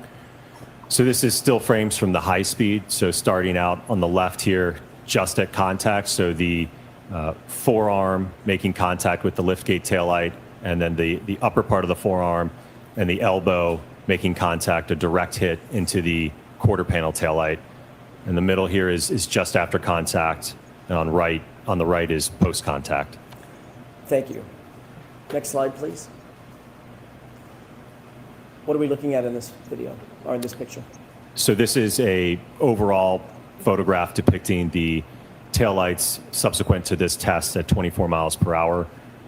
I will note that there's no damage to the liftgate taillight, and then there is damage to the quarter panel taillight. Is there any damage to the internal diffusers on this taillight? So if I go to the next photograph, if I may. Please. So you can see here, there is this kind of thicker, it's actually not a crack. So I'm looking at the clear diffuser here with the dots that you see. This line that you see, kind of opaque. I don't know if you've got a laser pointer to. Yes. Just so there's no confusion, thank you. So the line right here that's part of the assembly. So that's just a part of how the plastic is molded. There's a very small crack right here in the underlying diffuser, but all of the remaining part of the diffuser in terms of this portion here and here are all intact, and same with this portion of it. What about the chrome piece that's running between the diffusers? I don't believe that was damaged during this test, no. And what about the clear acrylic toward the top left of that taillight housing? It was partially fractured, but not the entire outer portion of it. Next slide, please. What is this depicting? So this is a photograph depicting the quarter panel taillight subsequent to the 24-mile-an-hour impact test with the ATD arm compared to that of the subject taillight. Based on this test, were you able to reach any opinions and conclusions as to whether the damage to the subject taillight is consistent with striking John O'Keefe's arm at 24 miles an hour? Sustained in that form.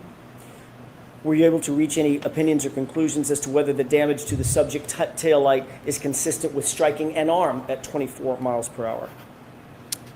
Based upon the test results, it's inconsistent with striking an arm. On what do you base that opinion? I base it upon the test results that I've shown in terms of the video and the data acquisition. Can you describe that in a little bit more detail? So during this test, we had the instrumented hybrid arm outstretched from the test dummy with the accelerometer on the hand and the forearm. We had data acquisition on the vehicle, monitoring the speeds of the vehicle. We accelerated that vehicle into the arm at 24 miles an hour to conduct a dynamic impact test to collect data certainly about the acceleration that the arm experienced, but then also make observations about the damage that we observed to the taillight. Do you hold that opinion that we've just discussed to a reasonable degree of scientific certainty? Yes. And were your tests conducted in accordance with methodologies that are generally accepted in the field of accident reconstruction in this particular test cycle? Yes. Next slide, please. What are we looking at in this series of photos? So these are photographs depicting, excuse me, the test clothing. Again, prior to the test, there were no holes or damage to the sweatshirt. That was the same post-test. We did not make any observations with respect to any fraying, holes, punctures to the material of the sleeve. Was there any damage whatsoever observed on the right sleeve of that ATD? No. Next slide, please. What are we looking at in terms of this graph? So what you're looking at in this graph is the acceleration of the hand reaching a peak acceleration just after 10 milliseconds of approximately 435 Gs. Next slide. What are we looking at here? This is the acceleration of the arm during this 24-mile-an-hour impact test, reaching peak Gs of about 300 at 4 milliseconds.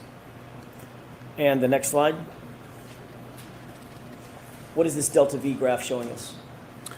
So this is showing the change in speed of the hand as a result of the impact, ultimately getting up to approximately 24 miles an hour, which again is the impact velocity of the Lexus. And how fast did it get up to 24 miles an hour? In probably about 10 milliseconds or less. Next slide, please. And what is this delta V showing us? This is showing the change in speed of the arm going to about just over, looks like about 22 miles per hour at about 10 milliseconds. So total window of time of about 8 milliseconds that it took to get up to that 22 mile an hour speed or so. Understood. And next slide, please. Did you undertake, by the way, another question. On that, when the ATD was oriented in test E, as an echo, where it was standing with its right arm out, and the impact was on the right arm, what happened to the mass of the body of the ATD? It rotated. Was it projected at all off to the side? No. Was it projected rearward? No. Was that rotation expected based on your experience? Yes. What is the 29 mile an hour impact test in test F? So this was a test that we conducted with a what's known as a rescue Randy, or a test dummy, that was a full-on impact to the right rear corner of the Lexus.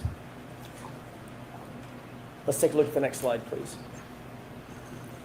With regard to test E, if I could please ask you about that. I want to go back to that test, even though we're looking at this one. With test E, was that reflective of a direct impact on the arm itself? Correct, right in the area of the elbow to the quarter panel taillight. As opposed to a side swipe on the arm? Correct, yes. Thank you. Did you undertake to test a direct impact on the body of the ATD in this test? Of the rescue Randy dummy? Yes. Yes. What are we looking at here? So this is the intended impact configuration with the rescue Randy suspended here by the forklift, and again, kind of in the path of the profile at that right rear corner. How much does this test dummy weigh? Approximately 200 pounds. Next slide, please. What are we looking at in this photograph? So this is a video. We had a little bit of a false start, so our high speeds weren't triggered, but thankfully we were able to pull our surveillance video to get at least an overall video of the test taking place.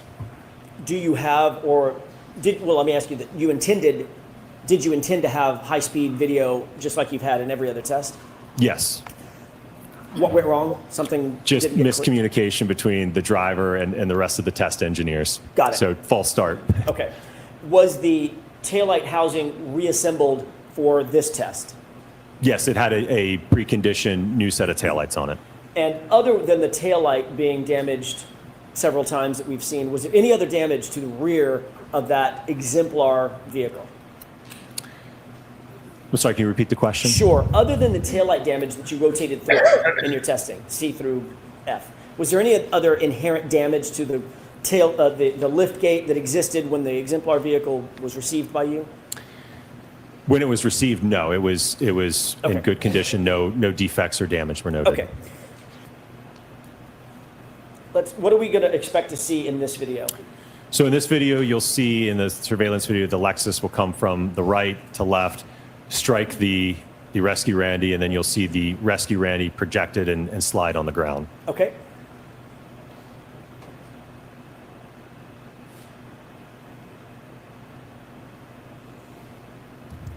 Can you play that one more time, please?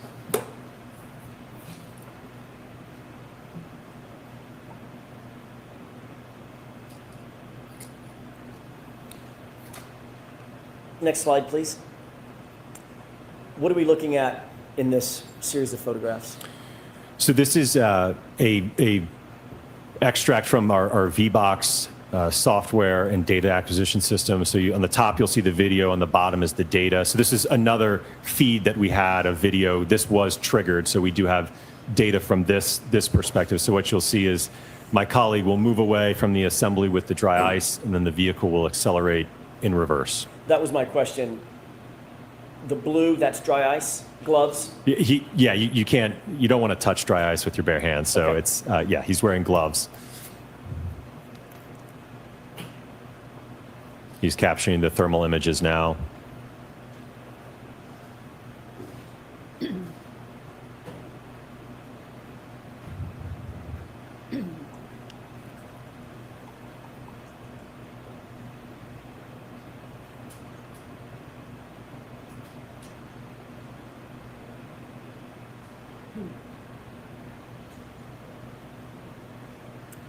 Next slide, please. And what are we looking at in this? So these are extracted frames from that video you just saw from the data acquisition system. So on the left here is just before contact between the test dummy and the Lexus. On the right is just at contact.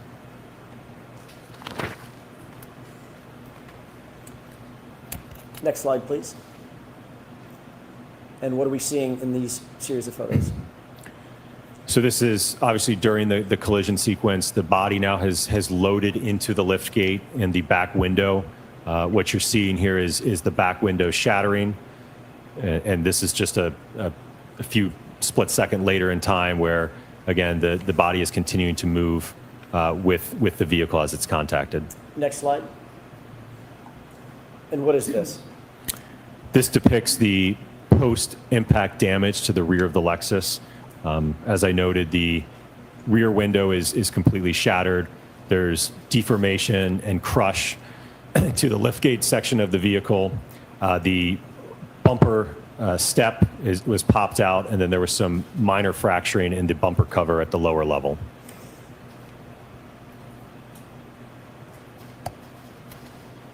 Did you note anything regarding the internal components of the exemplar taillight, even at this direct impact? So the taillight, as you can see, it blew out the outer lens cover. I believe the part of the clear diffusers were actually still in place. I think the lower one might have been fractured here, but I think the upper one was still in place. At 29 miles an hour with a direct impact, did the exemplar taillight exhibit the same type of damage to the diffuser as the subject taillight? I'm not sure I understand your question. More or less damage in this photo to the diffuser specifically than in the subject taillight? Well, I think there was more in the subject taillight. As I mentioned, I believe the top diffuser More on this damage? was correct. Okay, that was my question. And is there another slide at the on the back end of this one? That's it. Okay, we can have the lights. Dr. Wolfe, you conducted tests at what miles per hour? Tell me the sequence. It would be 10 miles per hour, 17 miles per hour, 15 miles per hour, 29 miles per hour, 24 miles per hour, and then a full-on hit at 29 miles per hour. Regarding all of the tests you conducted, what did you observe with regard to the damage, if any, to the internal components of the quarter panel taillight? And I'm talking about the chrome pieces and the diffusers. It was less in all of the tested taillights than that of the subject taillight.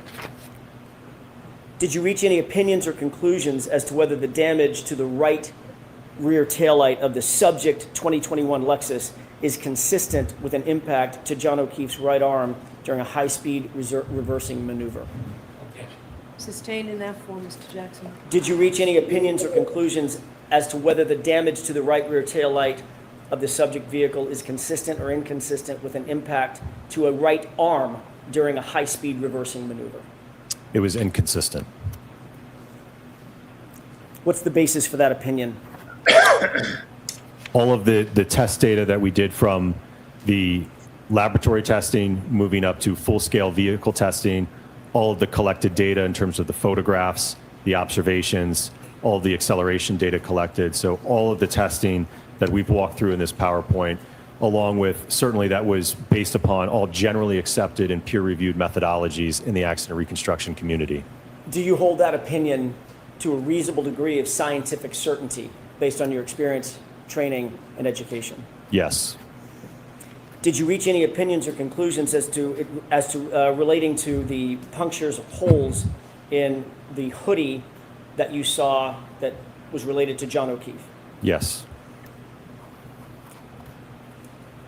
Do you have an opinion or conclusion as to whether or not the damage that you saw to the hoodie related to John O'Keefe is consistent or inconsistent with a impact from a right rear taillight of the subject SUV? It was inconsistent. And what do you base that opinion on? Based upon all of the impact testing that we did with the clothed ATD arm in the laboratory as well as the field. In any of the testing that you did you ever see taillight pieces cut, puncture, or fray the sleeve of that hoodie? No. The exemplar hoodie, I should say. Correct. Did you reach any opinions or conclusions as to whether the rear taillight of the subject SUV was involved in a center of mass strike of a pedestrian at a high speed rearward maneuver? Yes. What is your opinion? That the damage to the subject Lexus is inconsistent with a center of mass hit. What do you base that opinion on? The testing that we conducted in that last test that you just saw. Do you hold that opinion to a reasonable degree of scientific certainty, Dr. Wolfe? Yes. Thank you. That's all I have. All right. Is this a good place for a break, or do you want to get started? Court's preference. Jurors, why don't we let you have your lunch? Okay. So we'll come back. We'll come back ready to go at 1:30. 1:15, did you say? Half hour break. All right. Let's see if she says anything else. Well, here he is, Neil Rockind. Neil, hi, how are you? Hello. Yeah, let me with you. Good. Let me just put some of our guests up, our super chatters up. Leon Lately, who won the Where in the World Was Michael when he was in Portugal investigating the Madeleine McCann. Hopefully he'll get his mug before 6 months. We've had a little trouble getting mugs out there. Best Law Tube show with the best guests. I think he's talking about you, Neil. Well, I don't know about that, but I'll take it. All right, absolutely. I'll take any compliment I can get, whether it's deserved or not. Okay, well, it is always deserved. Karen McCord from Canada, a $13.99 donation. Thank you, Justice Service. Thank you for 1:30 now. They're going to be talking. Okay, 1:30 for lunch. Thank you, Karen McCord. Tommy WAY. At this point, baby Brennan needs a new diaper. All right, and then here's a question we're going to answer after we talk about the what just went on in that courtroom is having to do with after Dever mentioned the FBI multiple times. Can Jen McCabe? Well, let me answer now. Say outside agency drop case. Could it be reversible error for her not to allow the FBI to be mentioned by ARCCA? No, that it can't be, because that did not open the door, because that actually was the defense witnesses. So I don't think it's going to be reversible error at this point. Okay, so Neil, first thoughts. Hey. Let me have your initial reaction. What did you think? Incredibly thorough. I thought that look, just from I'll look at it from three different perspectives. I thought just from an aesthetic perspective, between the jurors having seen so much of this trial already, this Alan Jackson is great on cross, but this is really where he distinguishes himself in this trial. He's incredibly thorough. He speaks very precisely. He sounds himself in some ways like a scientist, like someone who is familiar with the scientific method. So in that way, I think that the exchange between he and Dr. Wolfe is from just an aesthetic standpoint is excellent. I mean, they both appear very credible. The I second, noted, by the way, just let me just interject that yeah, he was, he was a prosecutor for many years, and prosecutors excel with direct examination. Usually, yes, Alan just has that ability to do cross also, which is unusual to have that ability to be that proficient. yes, and I think that's an excellent point. Look, a lot of us defense lawyers were at one point prosecutors, but we tend to have I myself. Me too. And we tend to find our ways. Some of us are better at cross and better at direct, but Alan really has a rapport with the experts on direct. I mean, you can tell that he's very comfortable with the subject matter, and they've got just the comparison between Hank Brennan and the state's experts is really in ways night and day. Somebody tells us that he was a military mechanic when he was in the military. I didn't really. Maybe I didn't know that. I thought he was involved in planes. I thought he was somehow associated with. I thought I'd read that Alan was involved with somehow with airplanes. So, and then that's very general and very vague. Second, I happen to think that there are a couple of really subtle things, but the actual testimony, the scientific nature, the scientific method, which isn't talked about a lot, but the scientific method is, in essence, you begin with a hypothesis and then you test it. And that's, and I'm dumbing it down, but you accept the answer, whatever the answer is. If the answer is the hypothesis is confirmed, then a scientist says, hey, I've confirmed this hypothesis.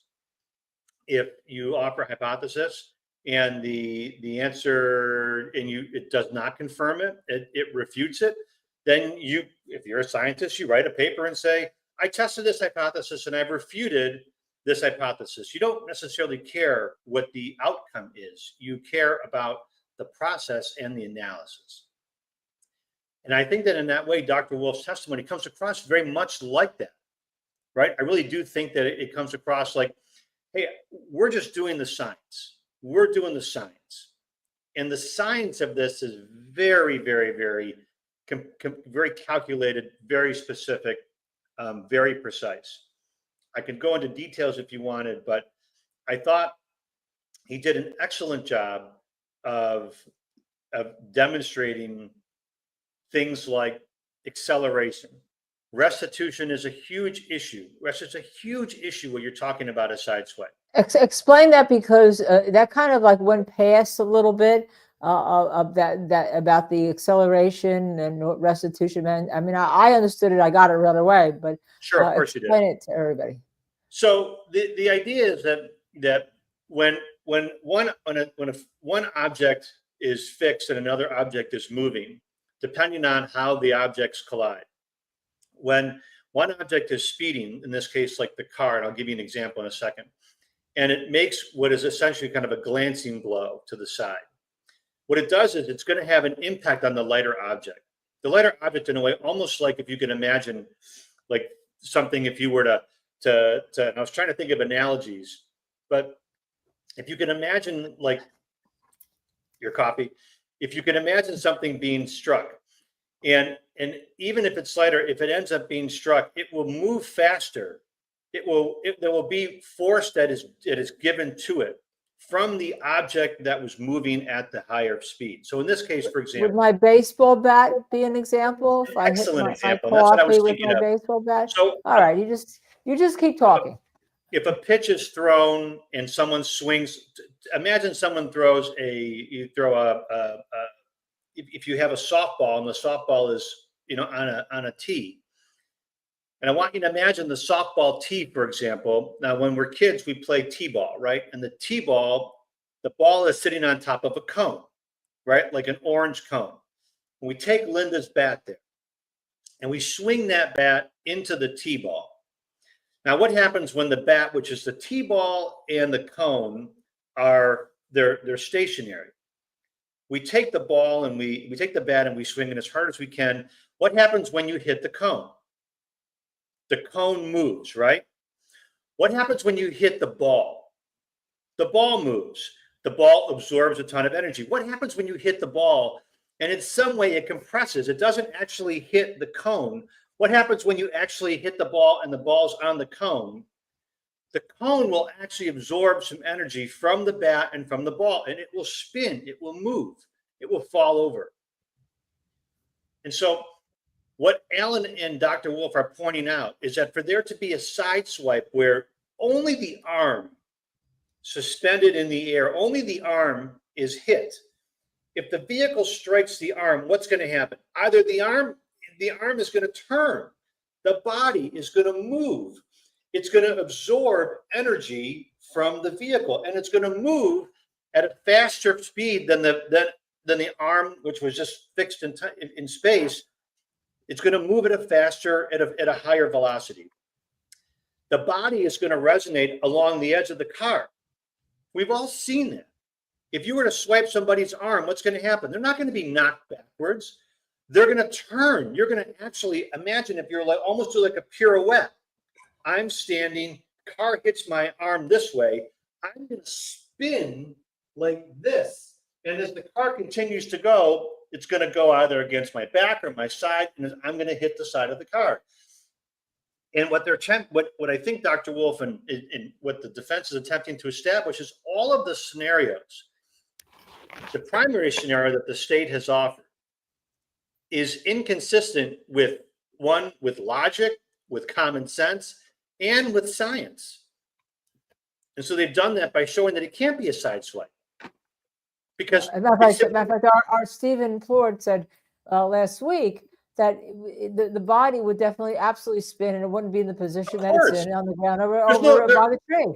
You're not taking the arm doesn't just move separately. I mean, I want to just sort of, and then what they did is, I think, an excellent point was they then took the vehicle and attempted to strike the vehicle or strike the arm and the dummy with more force, with more of a direct hit. And the damage is completely inconsistent with the damage to the vehicle in this case. Compare what we just saw. Compare what we just witnessed in court with Blue Man Group, which is what I'll call Dr. Welter's testimony. Yeah, if the Blue Man Tube Group was still in existence, they would be able to sue. I mean, Blue Man Group was. Let me paint the back of the vehicle blue, and I'll position myself in a way to get to the vehicle will hit my arm, and then I'll rub up against it and show that my arm would be blue, and therefore that's evidence that the contact with the arm is potentially consistent. This is far more scientific. And one of the things that I think is lost, Linda, which is very frustrating to me, which you pointed out a moment ago before testimony came back on and before I joined. This is not an even Steven type of debate. In the context of all this, with the John DePetros and this one and that one and the prosecutor podcast and whoever else is talking about this thing on Twitter, the state bears the burden. If there's even a single reasonable doubt about any part of the state's case that goes to the elements of the offense, then Karen Reed has to be found not guilty. We're literally debating whether there's any proof at all that her vehicle struck John O'Keefe. We're not even debating whether there's reasonable doubt anymore. It's like we're just debating whether it struck. There's reasonable doubt all over this case. It's very difficult to watch as a defense lawyer, and just to watch the attempt to sort of string and piece and I'll call it triage. It's very difficult to watch the state's case be, them continue to try to sort of triage this case to the finish line.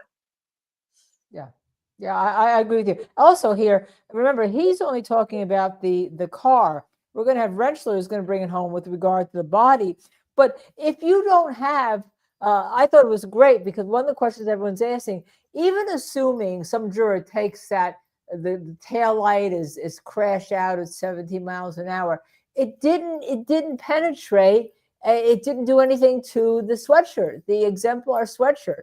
And it certainly then didn't make those marks that we've seen, right? I don't get my arm that we've seen. I don't know if I can even draw them with my thing on John O'Keefe. And those pinpoint, those punctate, those 10 to 12 punctate things that that now he's talked about, that Dr.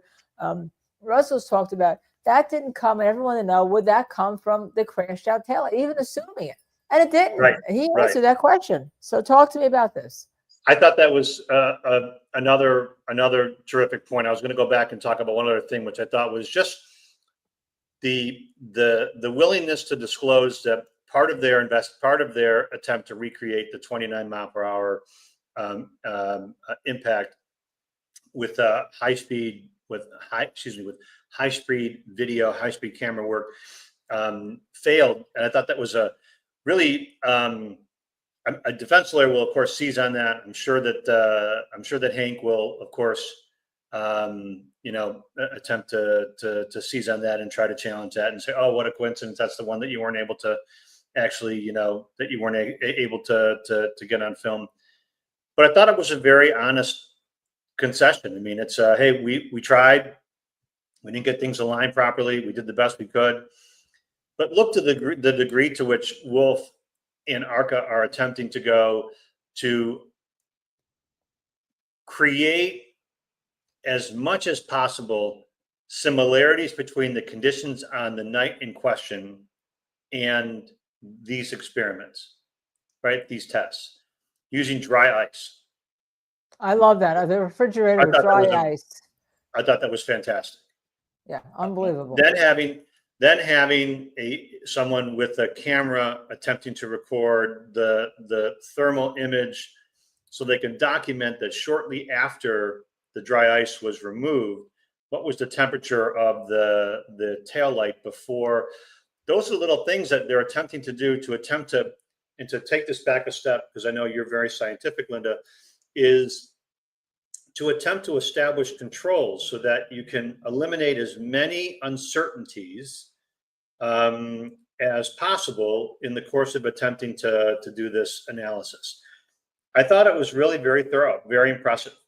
I made some other thoughts. I had some other thoughts about the exemplar hoodie and showing that one of the points that you just made a moment ago about the hoodie not being punctured and not being torn and the holes in it. I thought that was a fantastic point that they attempted to make through that experiment. I thought talking about using things like, and I made note of this, we've all seen, talking about G-force and G's, we've all seen movies about spaceships and about space travel, right? We've all had our kids at some point, or us, have ridden on one of those spinner rides at a fair, right? What are they called?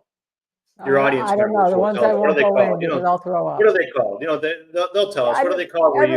Okay, guys. All right, chat. Tell us. What do we call the spinner ride? Where you stand against the wall and it twirls around, and then the floor drops out, and you're stuck against the wall. We see it with astronauts. We see when they do the astronaut testing, right? Yes. Right. That's why some Gravitron, right? The Gravitron. Is that what it's called? Gravitron? Yeah, Tilt-A-Whirl, Gravitron, but the astronauts, we see that when they're like the G-force, because they survive these G-forces because they're pinned against the wall. Explaining that the G-force of the arm and the G-force of the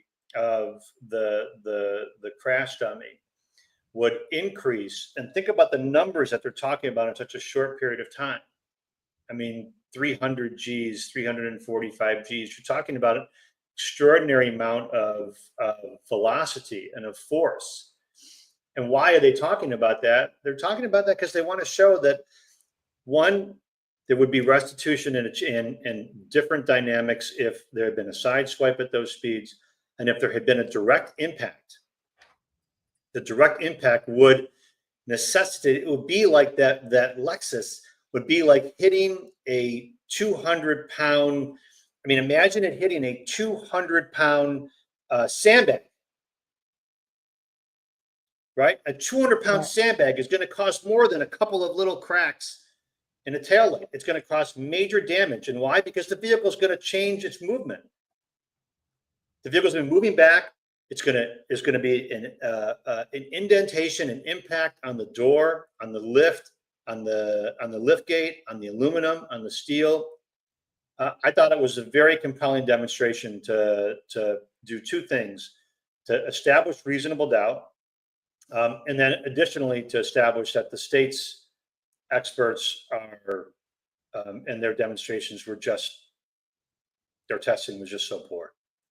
Now, we have a question from somebody who wants to know if you play devil's advocate, because we see what's going on in social media right now with the same people you talked about. They're calling this a pinata arm, or they're saying, well, look at that, even 17 miles an hour, forget 24 miles an hour, the tail light is shattered, even if it's not the inside, if it's not those white things on the inside he's just talking about, the fusers, right? And that's enough. That means that she hit him. Talk to me about that. Well, as I was actually going to ask you a similar question, because that's how I imagine Hank Brennan is going to attempt to cross-examine Dr. Wolfe. Mm-hmm. He's going to focus on, I mean, that's a dummy. These are perfect test conditions. It's not human skin, human arm and skin and bone and flesh are all different. You can't create the exact orientation. You can't create the exact. You could have an impact with an arm on a human being. You could have a $1 million shot, right? You could have $1 million. A person could take a precise shot with something. Some people may survive in a collision. We've all heard of those stories where you say, "Oh my God, how did he possibly survive? How could he have survived?" What's that? How do they walk away? Right. How did they walk away? No broken bones, no injuries. How is that possible? So what, if you're Hank Brennan, I presume you're going to talk about that these types of tests, these types of experiments they only go so far, right? I mean, they are not they're wolves in sheep clothing. You're attempting to take a human experience and now you're trying to do what you can to recreate it, and it's entirely misleading. But isn't that's going to be where it's crosses. It's going to show, well, it's shattered at 17 miles an hour. Here's the glass. Look at that. How many times do you do the same speed? I call it Occam's razor. You have it during right. Yeah. How many times do you do the same speed? How many times did you do? You could have done it 100 times. You may have gotten. All it takes is one time out of 100 times. You could have 99 times where the results are similar to the ones that Dr. Wolfe and ARCCA obtained. And if Hank Brennan would say, but if one time it got the result similar to what occurred to John O'Keefe in this case, then that would be evidence that it's possible. And this is a human experience. We live in the virtual reality condition. That's what I call our 3D world here, where we, and everything is different. There's no way to predict it. There's no way to perfectly recreate a moment in time through scientific experiment. And the challenge for Brennan is, so my response to the talking heads online, to the people that are pushing the case against Karen Read. So again, we aren't talking about what exactly happened. Well, God knows what happened. After that, we're just trying to figure out to beyond a reasonable doubt, to some degree of moral certainty, where that standard is still used in some courts. Can we say, Massachusetts, can we say that this is what happened to a degree of moral certainty? And the answer is no. If we play the game of the trolls online, then we get into a debate about, right? Like, well, there's a 1% chance. There is some chance. Oh, there's a chance. That's not what the state has to prove. The state has to prove it beyond a reasonable doubt. Yeah, that's what we've been saying for the first trial and the second trial. And the worrisome is that somebody doesn't do that. Somebody does what I call Occam's razor. Well, she was there. He's dead. I think she hit him. Look at the taillight. Okay, I don't want, it's not murder, but I'll convict her of the manslaughter. I mean, that's the danger of this case. Yeah, of And course, you- there's always a danger of that in every case we try. Look, no matter how confident we are as lawyers going into a case, there's always a danger that that you know that the jurors that we picked are not the people that we thought they were. That the sensibilities of the jurors that we ultimately trusted our client to were either we misread them or they misrepresented who they were during jury selection. There's always a chance that somebody will seize onto something. So yeah. And that's why we always say when we do the focus groups, what you're looking for is, look, that one juror who, when they start talking about all this stuff and what could have happened, what might have happened, did this, the one juror gets up and stands up and says, look, ladies and gentlemen, our job is not to find out what happened. Our job is to know whether or not the state, or to find whether the state proved this case beyond a reasonable doubt to a moral certainty. That's our job. I mean, but you need that one strong juror who's going to do that, because they're going to get mishmash in there and I think they're going to be detectives. They all think they're Agatha Christie's. Haven't you? I had a trial quite recently where I had a juror, and the other jurors, the other 11 jurors were terrific. They were all, they were nodding along with everything we were doing. One juror just looked like she was completely looking the other way. I got to a point where I was trying to, during my closing, was literally trying to talk to her almost like one-on-one. You 11, just go sit down and let me just talk to her. I ended up, we got done, and I turned to my co-counsel and I'm like, okay, so 11-1 hung, Now here's the thing. Interestingly, they came back lightning fast with the not guilty verdict, and we went back to go talk to the jurors afterwards, just to say thank you, and the 11 were there. She had and left. The one was not. She left, right? She left. And I was like, what's the story? And they're like, she knew the case was that there wasn't proof beyond a reasonable doubt. She knew that. She just wished the trial had, was over sooner. She got frustrated with and the other jurors, and I was curious, what was the dynamic? Did they have to talk her? They're like, no, we knew. She knew. She felt bad for the complainant in the case, but she knew. Yeah. Anyway, this is an interesting question from Buster in Texas, one of our followers. Linda Neal, I want to point out that Welcher testified. I don't know why I keep calling him Wexler. Welcher testified to an engineering certainty. Wolfe testified to scientific certainty. Can you discuss? Well, let me start by saying in Massachusetts, because having been there, there's a number of cases dealing with ballistics and all that the courts found that if you're not a scientist, you can't say scientific certainty if it's a mishmash type of testimony. So, because you don't want to give scientific certainty to someone who comes in and says they're a tool mark examiner when there's really no science behind it. So they require ballistic fingerprint certainty, ballistic certainty. Now, so I think there the state was using engineering certainty because they can actually get reversed by putting Welcher onto a different end. The defense is not going to get reversed. And the defense believes he's a true scientist, so they're going to call him a scientist. So, while the state has to state the engineering certainty, unless there was an objection by Hank Brennan, and he may want to go there in terms of his cross-examination too, he cannot object. I hope that answers. Well, he can object, but he really, it's Alan Jackson who has the ability to say scientific certainty. So we'll see.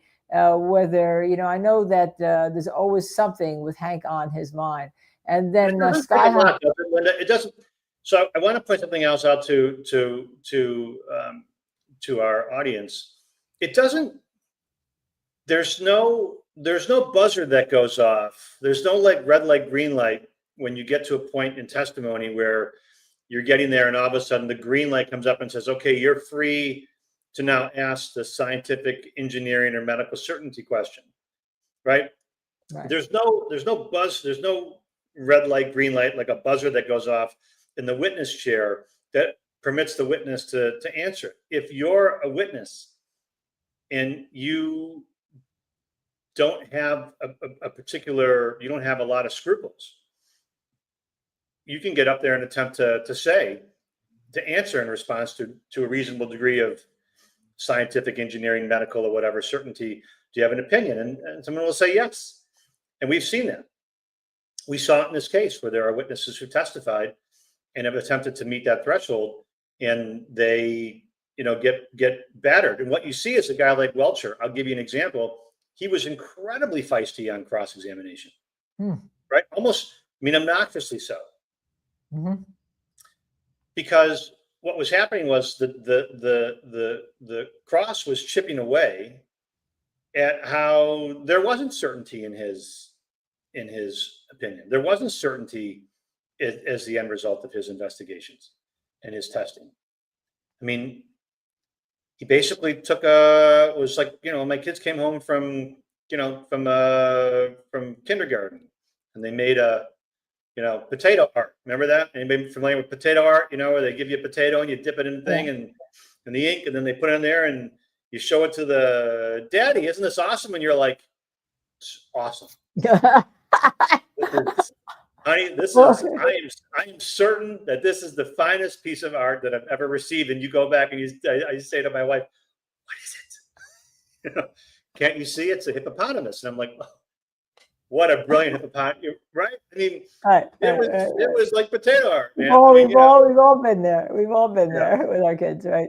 Skyhopper, I'm going to put Skyhopper's T16 media up, and I told her because she's 16, she always tries to donate her allowance to us. We told her, no more, just stop, okay? We don't need your allowance, okay? Hey, did Miss Linda see Judge Kenney slip a Post-it note to Brennan? Now, in our chat, people said they did see that. I didn't, but wow, if it happened, Why do they call Dr. Wolfe CrashDaddy? Well, let me go back. We named the Mathasogra Dashboard Daddy, okay? CrashDaddy, that's kind of like a social media name of being cute, okay? All right. The note, by the way, was to the clerk to mark an exhibit. Okay, that solves that, Diz. Thank you very much. I didn't see it at all, but that's what it was. All right. Was it that may have been the tail light? Was that the tail light at that point? Everyone says because he's hot, because they're cute, so it's like, like a daddy, the daddy. Your viewers spotting things that maybe, those of us that are watching the trial didn't see. I think that's terrific stuff. Yeah. I think that's great stuff. Yeah, it's like here you go. Now, not that we're shallow or anything here on this network. It's like the Mick included to use Dr. McCarty. So like a daddy is somebody who's kind of cute. So he's CrashDaddy, who's older and cute. He's it's like. Listen, you gotta block out Linda here for a second, but I don't know how to do that. But you should hear what we lawyers say about Linda when she's not around. Thank you very much. It's funny because the other day somebody decided to attack us. Michael Bryant was on, and he said, "I see they're bringing the geezers in." I said, "Why pot partner's not a geezer?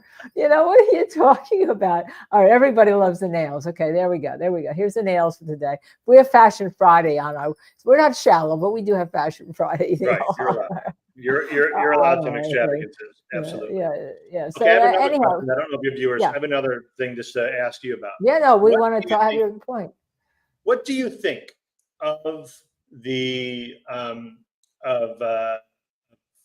Judge Kenney? Is it Kenney? What do you think of Judge Kenney not permitting any explanation for any of the objections by the lawyers? Do you like it? Do you dislike it? I dislike it. I dislike it. I think it's ridiculous. Some of them, some of them we as lawyers know. But then when she, I'd see today she didn't go to Sidebahhh for the objections for the most part until Alan Jackson said, "I want to be heard," right?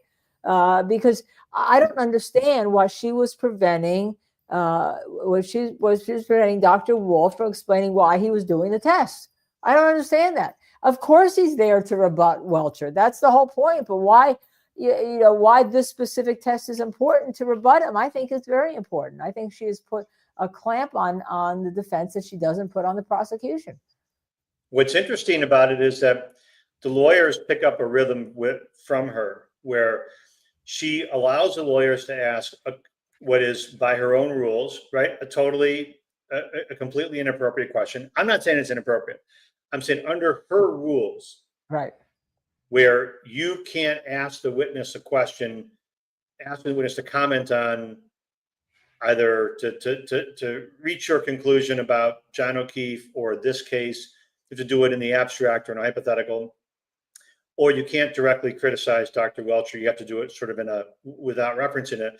But she allows the lawyers to literally ask the full question, like, have you reached an opinion about the methodology of used by Dr. Welcher from aperture on this date and time with this, and then objection sustained, not in that form, Mr. Jackson, and then he'll re-ask it 2 or 3 other ways so that the jurors get it, Mr. Jackson. But she still objects. She's still there's still an objection and they're still sustaining for the next 2 or 3 Right. questions. And then at the end, he has to ask it very generally, which is very, very, very. It's interesting to me because and I don't like the way that she'll recast something to a witness. Can you answer that? Right. Do you know that? Right. And she looks at the witness, and the witness is like, "Whoa," Okay, here. How do we expect Dr. Wolfe to be on cross with Hank Brennan as opposed to how the state's witnesses were? And let's preface this because jurors are going to be told that there are different ways to appraise witness testimony and witness credibility. No judge is going to tell the jurors how or what to believe about witnesses, right? But they are going to say, you have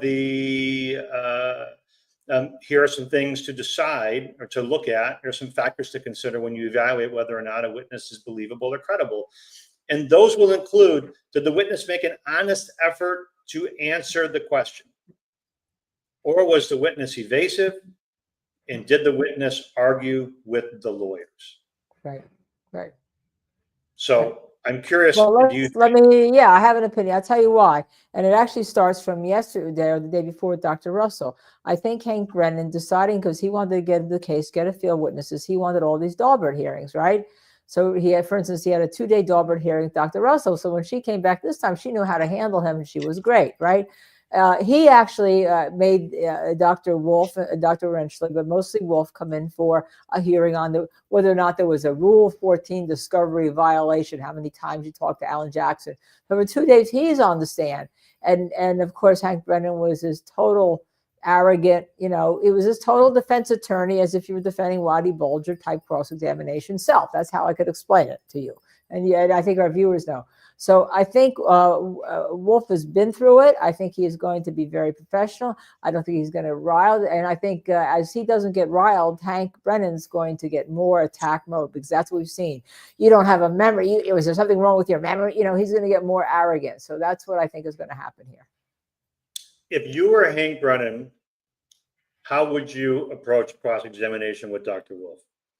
I would just go, I'd be very simple with it. I'd go at 17 miles an hour, you see a broken taillight, right? There's a broken taillight. Some of the innards are broken, right? 17 miles an hour, that's under the 20. And I would just keep hammering home that. And I would go to the simple for the Occam's razors. So you have a juror that says, well, there was a broken taillight at 17 miles an hour. I mean, I would handle 1 point. That's what I would do with him. What's interesting is that I don't think he's going to do that. I don't think he is either. How about you? I don't think he's going to do that. I think he's going to try to go full bore. I think that it's some of the toughest cross-examination to decisions to make are, do you leave some in the book, right? Do you go after every witness as though everything about the witness is moronic, idiotic, the product of lying, poor methodology, dishonesty? I think he'll go after Dr. Wolfe with a vengeance. Yeah, I do too. I think he's going to go after him with the first trial. You didn't tell those jurors in the first trial that you were getting sent a bill to them, and you told them that you were independent for a third day. He's going to go after all of that. I agree. I don't think he has an off mode. I think one of your listeners, one of your audience members had a question a few questions ago about what are we trying to prove here? Was she hit by a car? Was he hit by a car? Was it a side swipe? Was it a dog bite? Was it a conspiracy? Was he beaten? I don't know if you see that question that was up there. I don't think we got to it, but I thought about it. Do you think the defense is abandoning the third party? Yeah. Do you think that? Yeah. So yeah, I actually do. We talked about this the other night. I think that they really weren't intending to really do that because it was a close call. And I think they're doing the better job. I had said at the last trial, they should do, we know something else happened inside that house and there was some type of cover up. We don't know why, but there's clearly a dog bite. And look, if you are a cop, why aren't you helping a cop on your lawn? Why aren't you coming out? Why aren't you rendering first aid? Okay. No one wants to have a dead body in their house, because at least having a dead body outside your house may be something that you can defend. So whatever it is that happened inside the house, we don't know. All we know that all this is wrong. They decided to pin it on the girl within 16 hours, even before there was an autopsy. And when they couldn't get anybody to say it, like the medical examiner, they go to Florida, they get all these other people, and they try to hide the truth from you, as they did here. I think it's a better way to go, Neil. I agree completely. It's why we're not going to. What's interesting is during the first trial, the prosecutor kept calling witnesses as the defense was mentioning witnesses that potential conspiracies or other bad actors. All of a sudden, the state, DA Lally would just call them, and all of a sudden you have four, just letting them get cross-examined, and it made this case so much more salacious, because he essentially, I'm not trying to be overly critical of Alan Lally. I don't think he is on the same level as the other lawyers in the case that we've seen, but he sort of fed into the defense narrative, right, by giving them a chance to cross-examine. Right. Hank Brennan's made a brilliant decision not to do that. Whether you may dislike it, but that's the right decision if you're the prosecutor. Right. And I'm going to defend you here for a minute, because people are going to say, how could you say something he did is brilliant? Look, the guy's a good lawyer. He's clearly a good lawyer, but the issue here is, you don't have to like his style maybe his style isn't perfectly well suited to this case. It's very hard. It's very hard to go from, I'll give you to go from being a defense lawyer to being a prosecutor, to defense lawyer. It's not as simple as just changing how you introduce yourself or where you sit in the courtroom.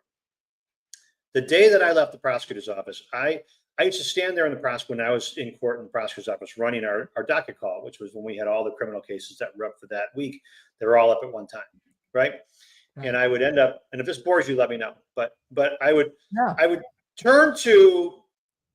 I would look at the young lawyers to know what they were doing. I'd be like, what are you doing? Just take the information, tell your, stand mute, waive reading, stand mute. You know what I mean? The judge will take jurisdiction, set it down for a status conference, and, we'll talk about the case later. But then when you switch sides and you're standing there and all of a sudden it's you're like,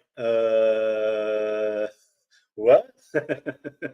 True. It's very difficult. The only thing I think that he suffers from here is that he has forgotten that as a prosecutor, as we were once, his duty is to seek justice. Okay. And I think that he's made some sleazy comments, some sleazy suggestions, and that I think he's forgotten that. And that's the problem I've had with him in this case.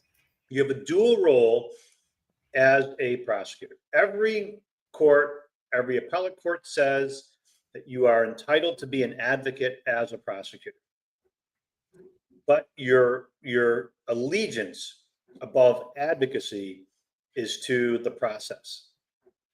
And it is to fairness for everyone, fairness for the jury, fairness to the court, and fairness to the accused. It is very difficult to watch prosecutors continue to ally themselves or align themselves to crime victims. That's not your job.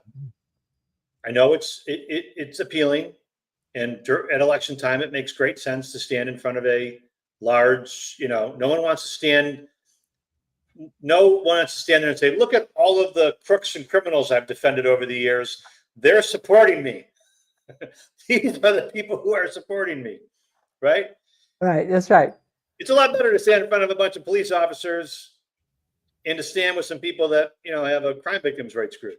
And I hate that there are people who are victims of crime, but the reality is, as a prosecutor, your allegiance is not to victims of crime. Your allegiance is to the process. Right. And I think it's very difficult. I also am concerned at times that Hank that Brennan is neglecting that. And he's also getting into a test of skills. Oh, yeah. Oh, Right. Okay. You can do that. Jackson, Yannetti, you can do that. Okay. Well, watch what I can do. That's I think too. I think he thinks it's mano a mano wrestlers, and not only mano. I mean it in the generic sense. If I were in the court, it'd be the same way, right? I'm better than you, and I think they're fighting there, and I think that he thinks he also knows that he's got the judge on the side. That whole idea yesterday was she denied the reconsideration of the Mike Easter motion. He's the expert defense wanted to call, because their whole idea of the Baden defense, Neil, I think goes to the third party. We'll never know what happened with any third party, right? Because the police investigation was so sloppy. So that's how I think they're incorporating the third party into the Baden defense, so that they also want to talk about, the defense wanted to bring in an expert. She says, well, it's within the ken of the jury. Well, it's not within the ken of the jury of how you go about things. It's not within the ken of the jury know that you decide upon a suspect before you even have an autopsy. The jury doesn't know that. And she did it so dismissively. I know you're very close with Jose Baez, terrific lawyer. I once asked him, I was like, how'd you deal with the judge in this case? How'd you deal with the judge in that case? And we were talking, one was about the Casey Anthony case, and that, we're all quite familiar with. And the judge was very, very tough on him in that case, as we know. And the case with Dr. was it Husel? Dr. Husel, right. Dr. Husel. I did a bunch of the forensics on that case before and as you know, I did all the forensic work with the Casey Anthony case. I'm the one who did all the depositions. And Diamond Ashley, another terrific lawyer. I know another good friend of yours. I will tell you, Diamond Ashley is a great lawyer and great person. Both are terrific. I once asked him, what do you think about, how do you deal with a difficult judge? And he goes, I walk into court expecting to get nothing from a judge. I expect no help from the bench. Best advice to a young lawyer out there, period. Single best advice you can expect nothing. I know that. Not only that, expect them to expect them to come down and sit with the prosecutor. In this case, Brennan has got such an advantage in that way, because it sure feels like the judge is aiding, or at least siding with, or favors the state. It sure feels that way. That's the opinion that I get watching the trial. Yeah. Right? Yeah, right. Now, Jose had that also in the Husel case. Someone points out, because I've got some information that Jose has shared. It's I've talked about it before. Is the jury thought he was a rock star. They wanted to be on the case with Jose Baez. Afterwards, they all want to shake hands. They all went to a bar for a drink later on. All right. So with the judges out there ragging on him, thinking this is a good thing, the jury's saying, don't rag on my man, Jose. Okay. Right. And that's what happens. And sometimes you got to remember that the jury wants to be with the superstars. It's like going, when you go to you want to go to a basketball game, you want to see a superstar. You don't want to see the teams that ended up last. I mean, no one wants to see my Jets. Well, sorry about that. I know. But nobody wants to go. And maybe I'm going to offer up. Nobody wants to go watch the team play where the superstar has been benched. Right. Because then why is he in street clothes? Wait a minute. I wanted to see him play. Right. I mean, so I was overall very impressed with the state's with the defense's presentation of Dr. Wolfe. I thought it was excellent. I am curious to see how Hank goes after it. I imagine we're going to find out in a couple of minutes, but I'm curious Yep, to see you if are. he gets at it or if he's watching you and is he gonna trim it up? Is he gonna trim the fat and just try to poke one hole as you would poke one deep, long hole, one penetrating hole in Right down Dr. to the Wolfe's center of the earth, testimony? right? Or is he gonna try to kind of go scattershot? I think we have a little sawing going out here. I don't hope that's not good. Is that coming over the microphone, everybody? That sawing?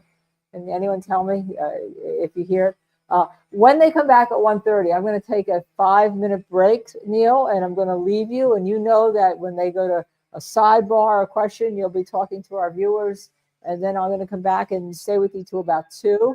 And then you're going to take the show from there on, and All right. and answer the questions. If there is a super chat, Missy or Diz will put it up for you so you can see it. You don't have to worry about going to find it because we get. I want some help from your guests. Remember, I'm a newbie. This is like that's good. training wheels, man. The training wheels are going to be off. I've always had like a co-pilot here, so. Yeah. Well, you see, there's this thing that says comments on your StreamYard, and then there'll be like starred comments, and they'll be on a separate location, but you have to scroll to them and then put them on. But they've got you. As Missy Mayhem said, they got you. They're going to do all that for you. Anybody ask me anything they want, I'm down. So yeah, it's just like trying your first case. I mean, like we didn't know what we were doing when we came into this. Everyone got you. And so I guess the question they want to know is, can you come back at 6 o'clock with Michael Bryant and Stephen Ford and I and talk about this? Or are you busy? Okay, all right, we're good. We're good. We're good on it. We're just those late thing. But we want to get you. I cleared my afternoon. I know. That's fine. We're good. We're good. Because your insights are just so great. Now, can everyone hear that sawing? Is that coming through my microphone, everybody? Do you know? Can you hear me? Okay, that's good. You're actually hearing Hank Brennan try to fire up his wood chipper.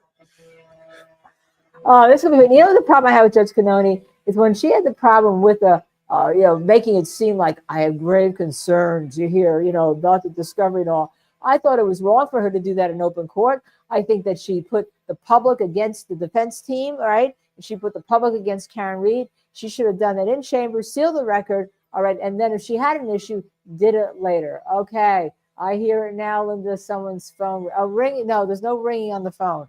This is actually like sawing and jackhammering going on outside my window right now. Of course. They're coming for you, Linda. You can't make it up. Yeah, maybe when I go on with Fox Nation at 3 o'clock with DePetro, he'll just think that everything I say is being sawed in half. I don't know, but I hear. What the anti-Karen Reed people are going to say. And I don't think it should be it should be pro-Constitution here. And it's not. That's the problem I'm having here. It's not pro, and the judge is helping it, okay? Judge is helping it be not pro-Constitution, in my opinion, Neil. I agree with you. I think in these situations, one thing that I've noticed in cases, we tend to take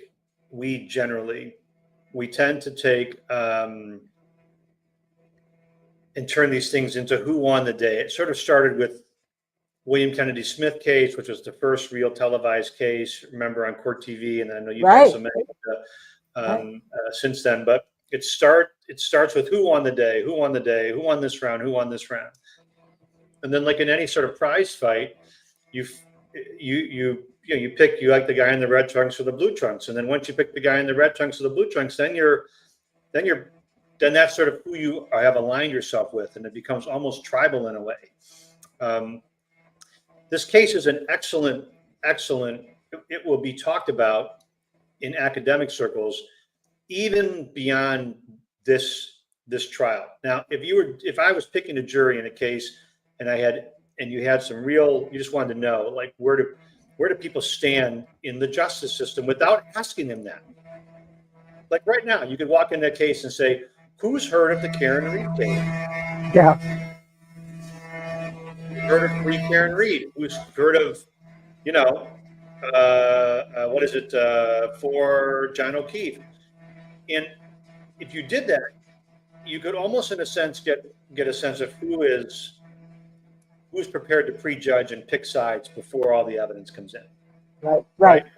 Mhm. Yes. So, And that is bad. And that is bad. Right.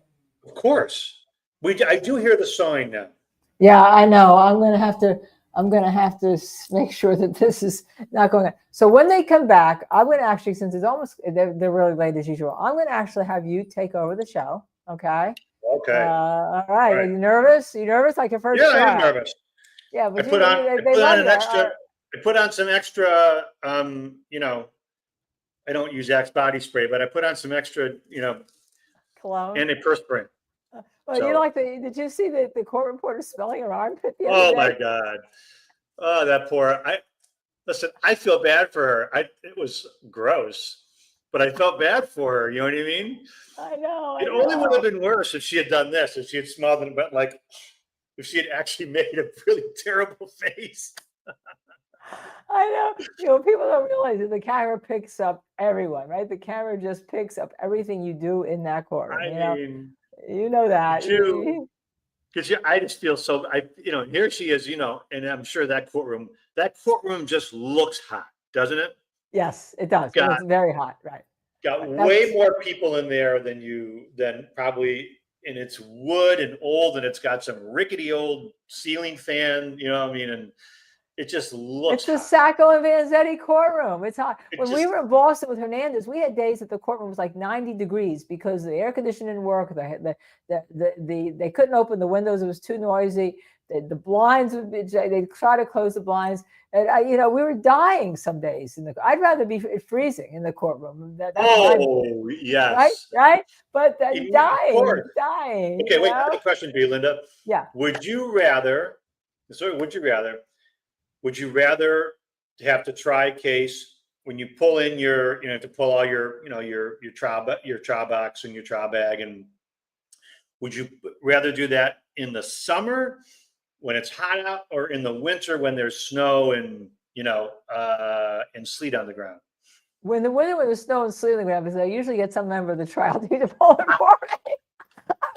We made them walk over to Hernandez and up and down the stairs and all that kind of stuff. It was in the summer. I can't stand it, right? Poor George Lee attire. It's like I'm like, here, George. Here you go. Do you know Jerry Goldstein? You know Jerry Goldstein, right? Yeah. Okay, so we flew out from San Antonio to go out to Arizona, and we get off. You walk through the airport in Phoenix, and we're going to a state court that day. And you walk into the airport, and it's freezing in the airport, right? And it's freezing. Walking out, you know what I mean? Like everybody. As soon as the door is open, oppressive heat, right? We make it to the cars, and by the time we get in there, I'm like, now, I'm not one of those guys like, you look like you have your shit together, Linda. And Alan always looks like he's pretty like under control, right? Like Yannetti looks more like a sweater like me. Like he probably is a guy, when he's out there working, he's probably, I know me, like I would be in I would be in there and I would be sweating, you know what I mean? In that court, I would be dying. Yeah. I know. Well, I have to tell you a funny story about George Lee's attire. George and I lived in the apartment for Hernandez, with a 2-bedroom apartment. That's the war room, and that's where everyone worked overnight. I'd come out in the morning, and I'd be like, 5:30 in the morning, and there'd be like 20 students working on the case. And George would go home for the weekend because he lives like an hour away, and I'd still be in the apartment, but I didn't want to spend my weekend doing laundry, so I gave George my poor laundry to do. And he came back every Sunday night, even with my underwear folded. George did my laundry. So this is how I try a case, okay? Okay, so you know. That's poor George. Yeah, that's a little. You get superstar treatment. You're the person in the front riding the elephant. I'm the guy in the back, like I'm cleaning up the elephant poop. I will tell you that when I can think of. So when you were actually trying the Aaron Hernandez case, Yeah. right? It seemed like at one point everybody got sick in court, right? It was like a Well, mostly I was the only one who didn't get sick. I scratched my eye, and I was in the emergency room for that. But everyone else had pneumonia around me. Now I had pneumonia in Spectre, so I think maybe I got some immunity or something because I was the only well, one who's not I sick. knew Everyone Inspector else you had were pneumonia. sick. You were sick for a while, Inspector, I right? was really sick with pneumonia. I had mycoplasma pneumonia, but this time, and I was worried about this because George was sick, Jose, they were all had pneumonia, which people didn't realize. But I scratched my cornea. I went to the emergency room. I couldn't see. The judge wanted to know why I was not there, and they just said they didn't even answer him. The next day, I came in wearing sunglasses because I wasn't allowed to wear. I had to keep my eye covered. Neil, not a person asked why I was wearing sunglasses in the courtroom. You can't make it up, right? Can't make it up. How do you think? Tell me. I'm curious your impression, and I'm curious of the impression of your viewers. What do we make of the O'Keefe family? Of course, their hearts broken. But what do we make of? I don't like showing them in the courtroom. I really don't like showing them. Look, we got to go back. So that's a question we're going to have to wait to answer next time. I am leaving you in good hands. That needs to leave at 3:45. So we're going to 3:45. So there you go. Neil, you may want to wrap up for 15 minutes because everyone has questions afterwards. Thank you, Neil. You're in great hands. I will see you all tonight at 6. Stay with this man. He's the best. I want to try tape with him someday. Okay? We'll get it done. For sure. Let's do it. All right. We'll see you later. Bye. Okay. All right. Bye, Linda. Thanks.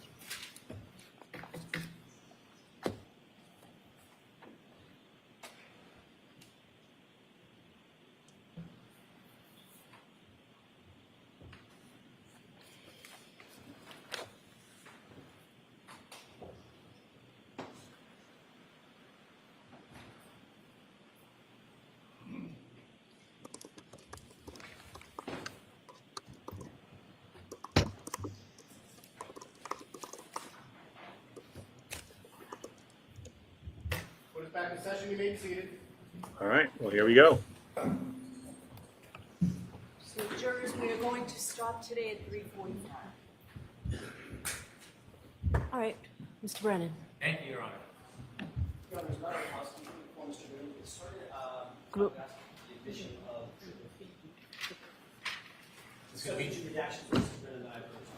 All right. So okay, great. Thank you.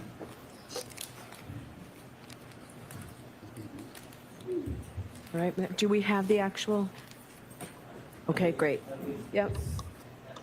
So. 216. Thank you. All right, Mr. Brennan. Good afternoon, Dr. Wolfe. Good afternoon. When you testified in direct, you shared with the jury some of the work that ARCCA does. Do you remember that? Yes. And you had mentioned a couple interesting things, that there had been some work with the Department of Defense. Correct. Yes. The work with the Department of Defense, was that during your time or before you got there? That would have been prior to my employment. Yes. So when you were telling them about working with the Department of Defense, that really had nothing to do with you. That was ARCCA before you began working there. ARCCA as a whole, yes, the work that we do, yes. Not you. As I said, I wasn't involved specifically in that project, no. And you mentioned that you did some stuff, or the company does some things for the NHL? Yes. You didn't tell us much more about what you do. There's other things that ARCCA does as far as clients, right? Certainly. Did you share with us that you work for lawyers and law firms? Yes, we do. And you do litigation, insurance companies? Yes. Okay. Is there any reason why you highlighted the Department of Defense that you don't do, and the NHL, but didn't share the rest of the stuff with us? That's just some of the prominent clients that we have. I see. You provided us a CV, didn't you? Yes. And that's like a resume, tells us a little bit about your education experience. You get to highlight some of the things, your accomplishments. Yes. You shared with us you've been the Director of Accident Reconstruction at this company, ARCCA, since 2017? No, not since I started. You started with ARCCA in 2017? Correct, yes. When did you become the Director of Accident Reconstruction? I think that would have been in January of 2024. so about a year and a half. About a year and a half ago? Yes. And you received your certification from ARCCA. Yes. Did you pass the test on both parts first time? I don't recall if it, I think it was I had to retake, I think, the practical section in the afternoon. Well, you would recall something like that, wouldn't you? Did you pass both parts on the first try? Like I said, I think it was the second part I had to retake. Well, this is a pretty important test, isn't it?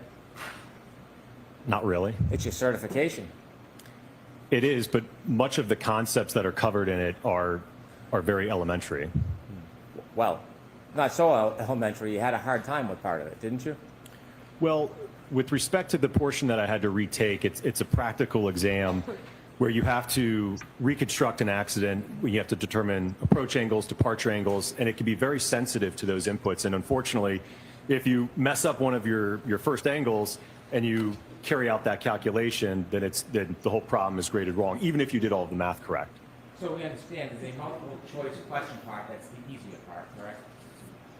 I don't know if it's easier, but there is a multiple choice part. There's a more practical part where you actually have to go out in the field and do assessments, kind of like the things that you did today. You don't go out into the field, no.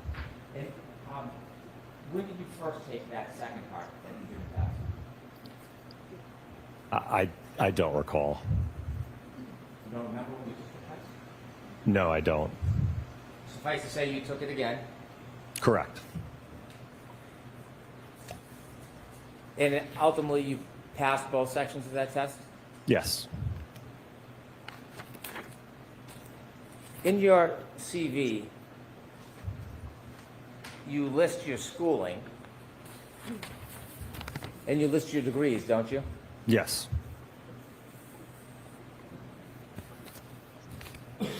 You mentioned some of the things that you focused on in your academic experience, don't you? Yes. And you have publications. Correct. Recently, you did a publication regarding vehicle control history on Toyotas. Correct. Vehicle control history is data that is stored in a vehicle, Yes. and Toyota owns Lexus, correct?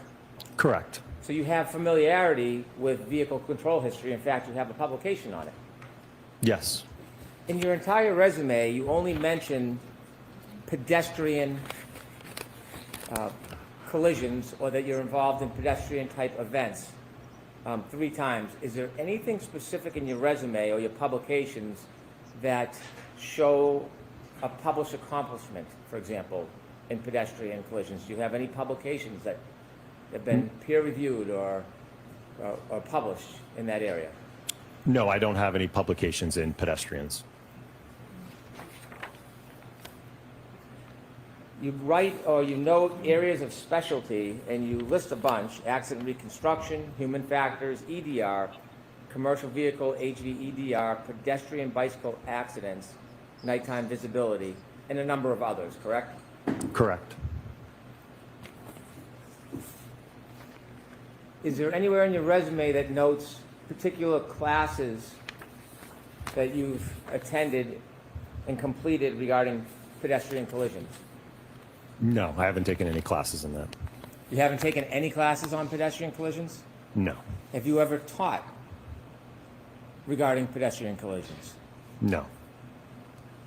Have you ever been a speaker in a presentation about pedestrian collisions? Yes. Okay. Is that listed in your resume? I don't list lectures or presentations, no.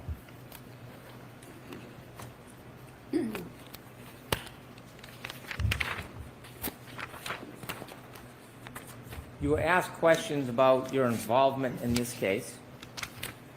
Yes? Yes. And you had shared with us that you, at the beginning, were working for a separate party or a third party, you said? Yes, another agency. Another agency. And at some point, you came into court and testified last year. Yes. And during the time before you came in and testified, you weren't wholly independent of the defense, were you? Well, certainly before all of our testing, at the point at which we did all of our testing, report, and analysis, as I mentioned on direct, I didn't know the Commonwealth or the defense in this case. My question, more precisely, before you testified, before you came into court and gave your testimony, you weren't totally independent from the defense, were you? No, I mean, I had to communicate with them to be able to determine when to appear for testimony. So you were communicating with them, yes? Yes. And in fact, some of the time that you spent, ARCCA actually billed the defense for, and they paid that bill, didn't they? Eventually after the trial, yes. During that time, you know what a sequestration order is, don't you? Yes. Do you think that you're under a sequestration order today? Yes. Did you talk to anybody about any of the prior testimony in this case before today? No. How'd you get here today? How did I get here today? I took a car ride over from the hotel. Who drove you? It was a driver. I don't know his name. Who set up the car? It would have been someone on the defense team. Was it like a window, like a limo? Please tell me we're not going to It was blame an the SUV. driver. Was there anybody from the defense with you on the ride over? There were 3 young ladies in the back seat. I think they might have been interns, and Mr. Woke. And who? Mr. Wolke, I think is it pronounced? Am I saying it wrong? Have you discussed anything about this case before your testimony today as far as the trial? Before today? Yes. Yes. Have you discussed anybody's testimony in this case? Nobody's testimony, no. That was different last year, though, because before you testified last year, you did have discussions about testimony, didn't you? Not with the Commonwealth or the defense, no. But I'm asking, though, you did have discussions about testimony before you testified last year, right? Correct, yes. And you know what a sequestration order is, don't you? Yes.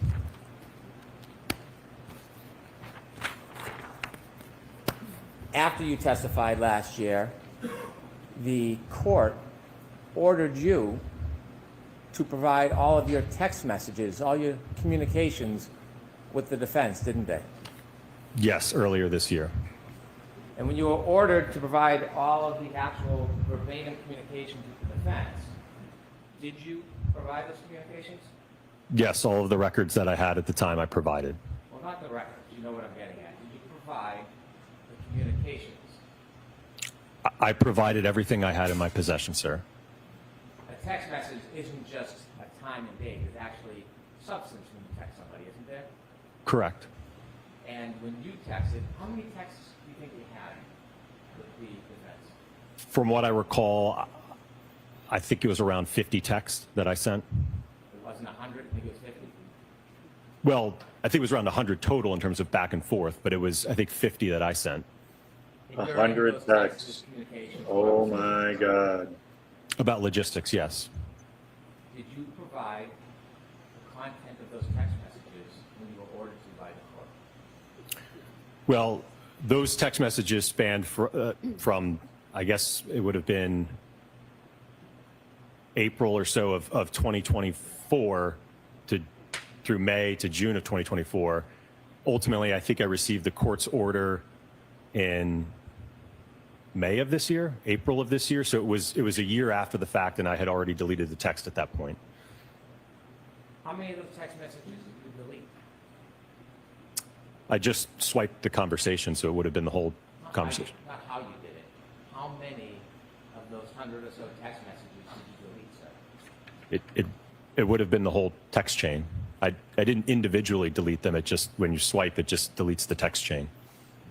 After you deleted them, did you go into the recently deleted and then delete them so they were unavailable? I don't recall doing that. Well, you were asked to search your records for the text messages. Did you do a thorough search to see if you still had them or whether you had destroyed them all? I checked my phone, and I also checked with my phone carrier. So do you know if they were still under the recently deleted part of your phone, or did you go and take that extra step and totally destroy them? From what I recall, I did not find any of the text messages, no.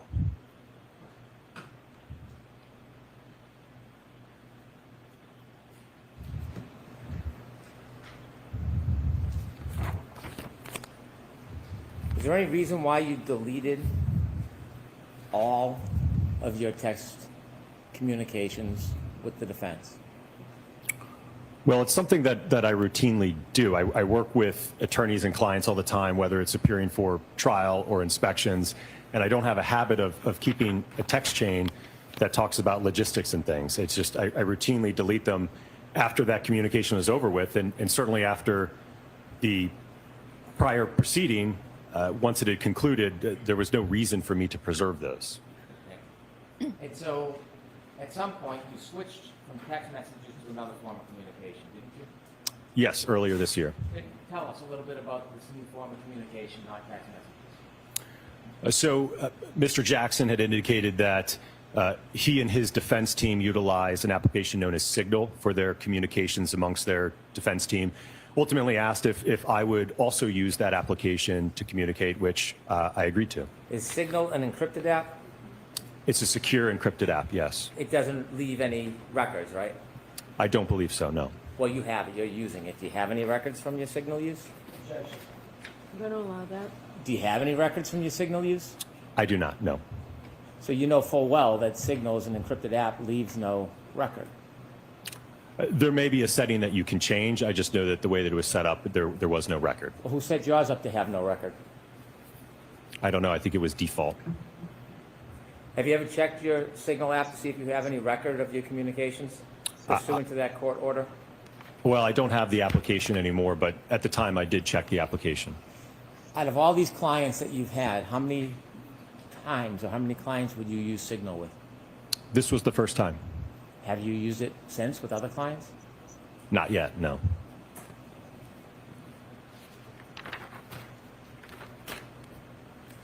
Before you testified last time, at the last proceeding, or should I say when you testified at the last proceeding, kind of like today, you attempted to portray yourself as totally independent, didn't you? Sustained enough.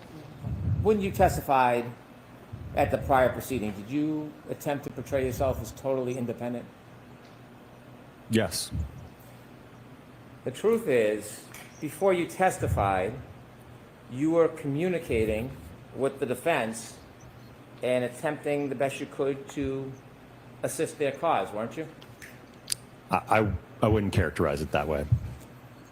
So before you testified, you wrote out questions that you thought could help, that you should be asked when you testified, correct?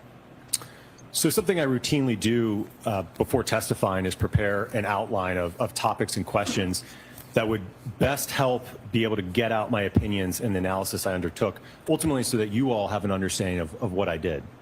So I'm asking you a question. You gave the explanation, but you're skipping over the answer to my question. So Sustained. I'll ask you again. Before you testified, did you write out a list of questions that you wanted to be asked? Yes. And when you listed out the questions, you also listed out the answers, didn't you? A general response. It wouldn't be verbatim to that. I didn't say verbatim, but did you list out the answers to each and every one of the questions that you had prepared? Yes. So for every question, there's an answer that you provided so that you could follow a script, so to speak, yes? I wouldn't characterize it as a script. One of the questions asks, so not being able to inspect vehicles is something that's not uncommon in your line of work? And your answer, absolutely not. Remember writing that out? Yes. And then you put a footnote, a comment. And you said, not sure if you want to put this somewhere in direct examination. I have a feeling they are going to argue I didn't personally inspect the vehicles.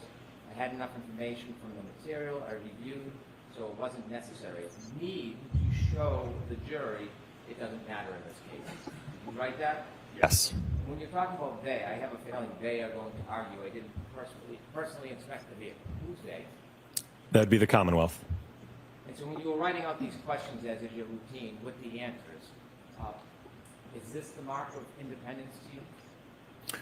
Well, I think, again, whether the Commonwealth asked me that question or the defense asked me that question, my response would be the same.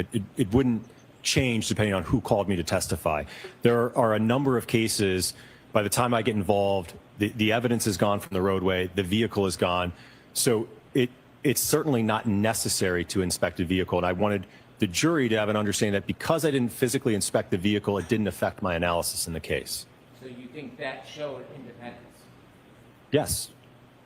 Then you also had another question. Would it be fair to say that because you do a lot of nighttime visibility work, your cases frequently involve pedestrians? Remember that? Yes. And you said, yes, unfortunately, there is a direct correlation between time of day and pedestrian fatalities. Is that true? Correct. Yes. And do they happen more often in the day or at night? More often at night. Yes. Statistically speaking, by the way, this case involves nighttime, doesn't it? Correct. Statistically speaking, most of pedestrian fatalities occur during the evening and night hours. So my specialty in the area of lighting and human factors results in a lot of my cases involving pedestrians. Did you write that? Yes. In fact, you testified, you shared that with the jury, didn't you? Correct. I've testified to that twice last year as well as this year. And in the notes that you wrote, when you shared it last year and this year, was it an important point to the jury? I think so, because it helped gave them an understanding, I think, of my background and lighting and human factors. And as I mentioned earlier today, there's a direct correlation between time of day and pedestrian impacts, right? So my specialty in lighting and human factors results in me seeing many, many different types of pedestrian impacts. So if it's important, why did you include a note? If you don't want me to say this, that's fine. Why did you include a note to the defense that if they didn't want you to say something that you thought was important, you would leave it out? Well, I think because I didn't want to confuse the jury about a statistic that just because we have inclement weather and dark lighting conditions, it doesn't automatically equal a pedestrian impact, right? We have to look at the evidence and the damage to the vehicle and the injuries to determine whether or not a collision occurred, not the visibility.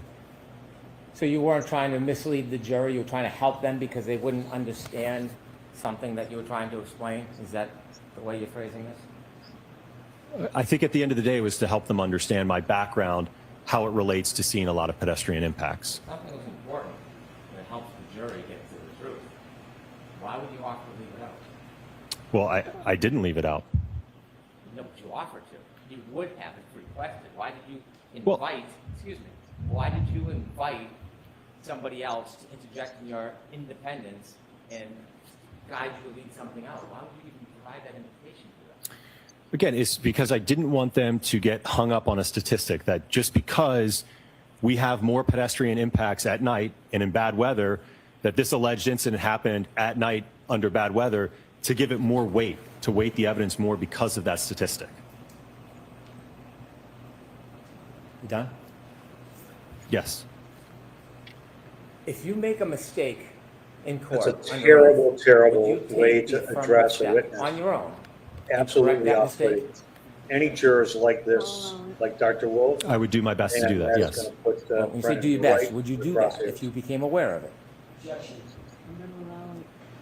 Yes.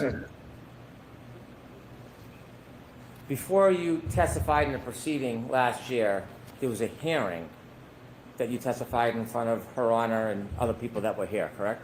Correct. I wasn't here. No. You were. Yes. And you testified about your experience, didn't you? Correct. When you were Yes. sharing your experience with the court, it was important for the court to have an accurate understanding of what your experience was because it was being evaluated in that hearing, wasn't it? Correct. When you testified to the court, you testified that you had been qualified as an expert to testify over 20 times, didn't you? I don't have the transcript. I believe I said approximately 20 times. The reality is you hadn't. You'd only testified and been qualified 11 times at that point. Correct. I misunderstood the question. I thought it also encompassed deposition, so I added those two and approximated at 20. And at some point when you realized you had made a mistake in your testimony to the court, you had a chance to come back when you testified last year and fix it and clarify the record, didn't you? Correct, which is why I provided a comment with the specific breakdown for clarification. And when you came back and testified under oath the second time, on the record, under oath, did you clarify and fix the mistaken testimony that you had provided just days earlier? I don't recall being asked a question. No. It wasn't whether you're being asked. The question is, did you take the affirmative step to fix the misstatements under oath that you made? Objection. Sure. All right, so we're on sidebar. So first of all, Brennan has really sunk to a new level of low. The second, there's a question we have from PTSD Healer. If Hank opened the door to associate ARCCA with insurance client, can AJ address that they are not via redirect? Yes. He'll be able to address what he wants to address on redirect. ARCCA has many clients. They are involved in many different cases. I have worked with an expert in a different area with ARCCA. They're absolutely going to be able to get that out on redirect. He'll be able to clarify that they're not like an insurance defense insurance representative. In our next break, we're going to talk about Hank's approach and challenging Dr. Wolfe in this way. It's really off-putting, incredibly off-putting. Remember, as trial lawyers, you always want to be You appreciated acceptable. You always want to be likable. made a statement under oath that was wrong, didn't you? Yes. In fact, he's not I made a likable. note, I realized in my testimony, I said about 20 times, when you asked me how many times I've been qualified, I misinterpreted your question, which was my fault, but in looking at my D&T list, it's 11 trials, 7 depositions, 18 testimonies total. Not sure if you want to clear it up or just leave it. Those Correct. words? Yes, sir. Did you just leave it? I'm not responsible for asking the question, sir.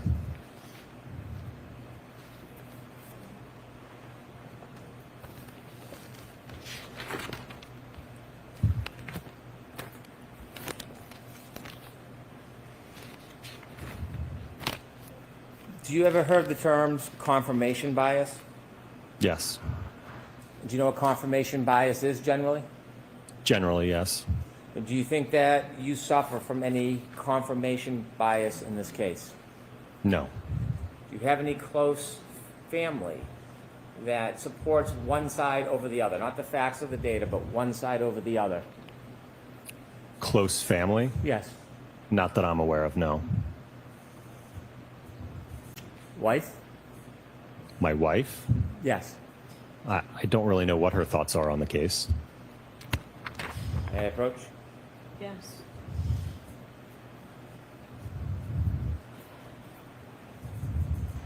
Okay, so if someone was going to ask me about my wife on the witness stand, my answer would be, we can talk about my wife outside of court. No, I have not. Never seen it. No. Take it back.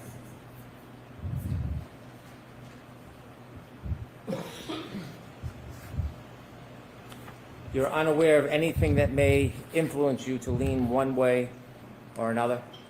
Correct.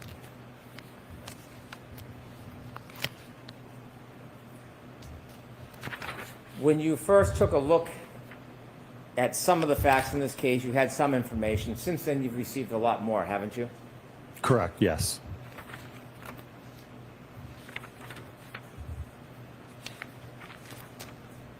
Part of your testimony today to this jury was to provide opinions that you do not think that the holes in Mr. O'Keefe's clothes are consistent with some type of collision. Is that fair to say? Yes. In coming to that opinion, you relied on some of your testing that we saw in those videos, didn't you? Yes. And that testing involves a hybrid 3-arm, doesn't it? Correct, yes. A hybrid 3-arm is an arm from a crash dummy. Yes. That's not the technical name, but that's what it's often referred to. Yes. And you and Dr. Renshaw have been working together on this case, haven't you? Yes. You've discussed ideas and shared thoughts. Yes. In fact, you've worked so intimately together, you know some of the things he's going to testify if he comes to testify, you've said many times today, right? Yes. And so some of the data that you've shared and some of the opinions overlap with each other, wouldn't you say? Certainly, he's going to rely on a lot of that test data, yes. When you were forming your opinion about holes in clothes and potential abrasions to somebody's skin, all of those tests, all of those that you did, were using a crash test dummy arm, weren't they? Yes. In your report, you cite, or Dr. Rentschler cites, 3 different sources regarding testing clothing and skin, correct? I'm not sure. Well, haven't you read his report? I've skimmed it, but I don't know what the basis are for his opinions. Did you see footnotes 24, 25, 26, 24 being skin tissue cutability and its relation to lacerations, severity, indices? Did you read that? Let's see if there's a foundation. No, I didn't read that reference. Did you read 25, the book that is cited, Forensic Pathology, 2nd edition? I'm going to have you come to Sidebahhh.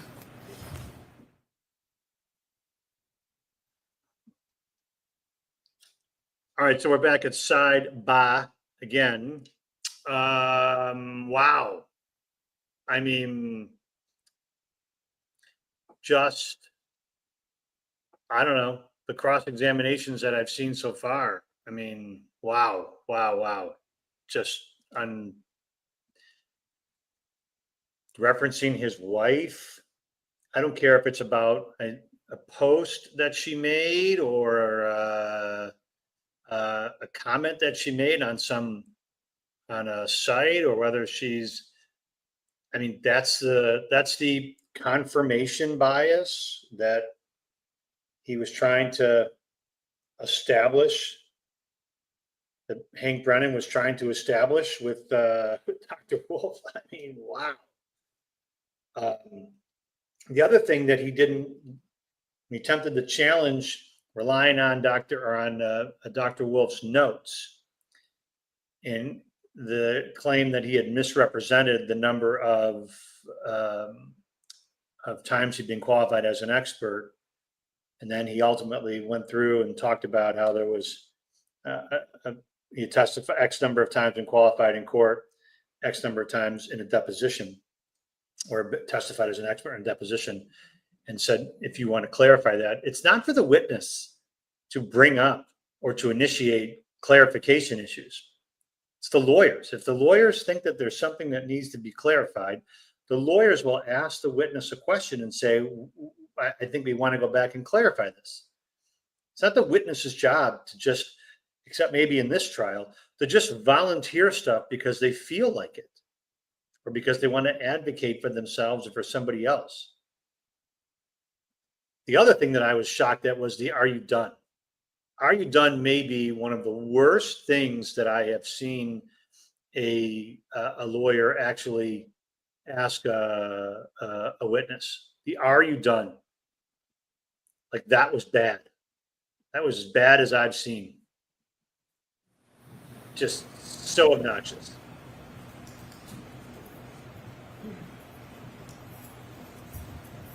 Let's see if we sink lower, or if we rise up a little Let me bit again to the snake level. Ask you about this book that is cited in Dr. Rentschler's report. By the way, have you read Dr. Rentschler's report? As I mentioned, I skimmed through it. So in all of your preparation with Dr. Rentschler, you merely skimmed through his report? You didn't take time to read and study it? Well, none of my opinions are based on work that he did. He's undertaking a completely separate aspect in the analysis. But that's not the question. The question I asked you was, did you, in working closely with him, take the time to study his report? As I mentioned, I skimmed it. I didn't read through, as you mentioned, all the references or what he cited. I didn't do that. Did you read his report? I did read the report, yes, but I didn't in depth go through each reference and look at what he was citing. So you read his report? Yes. And when you read his report, did you see there were footnotes for a number of different propositions that he made?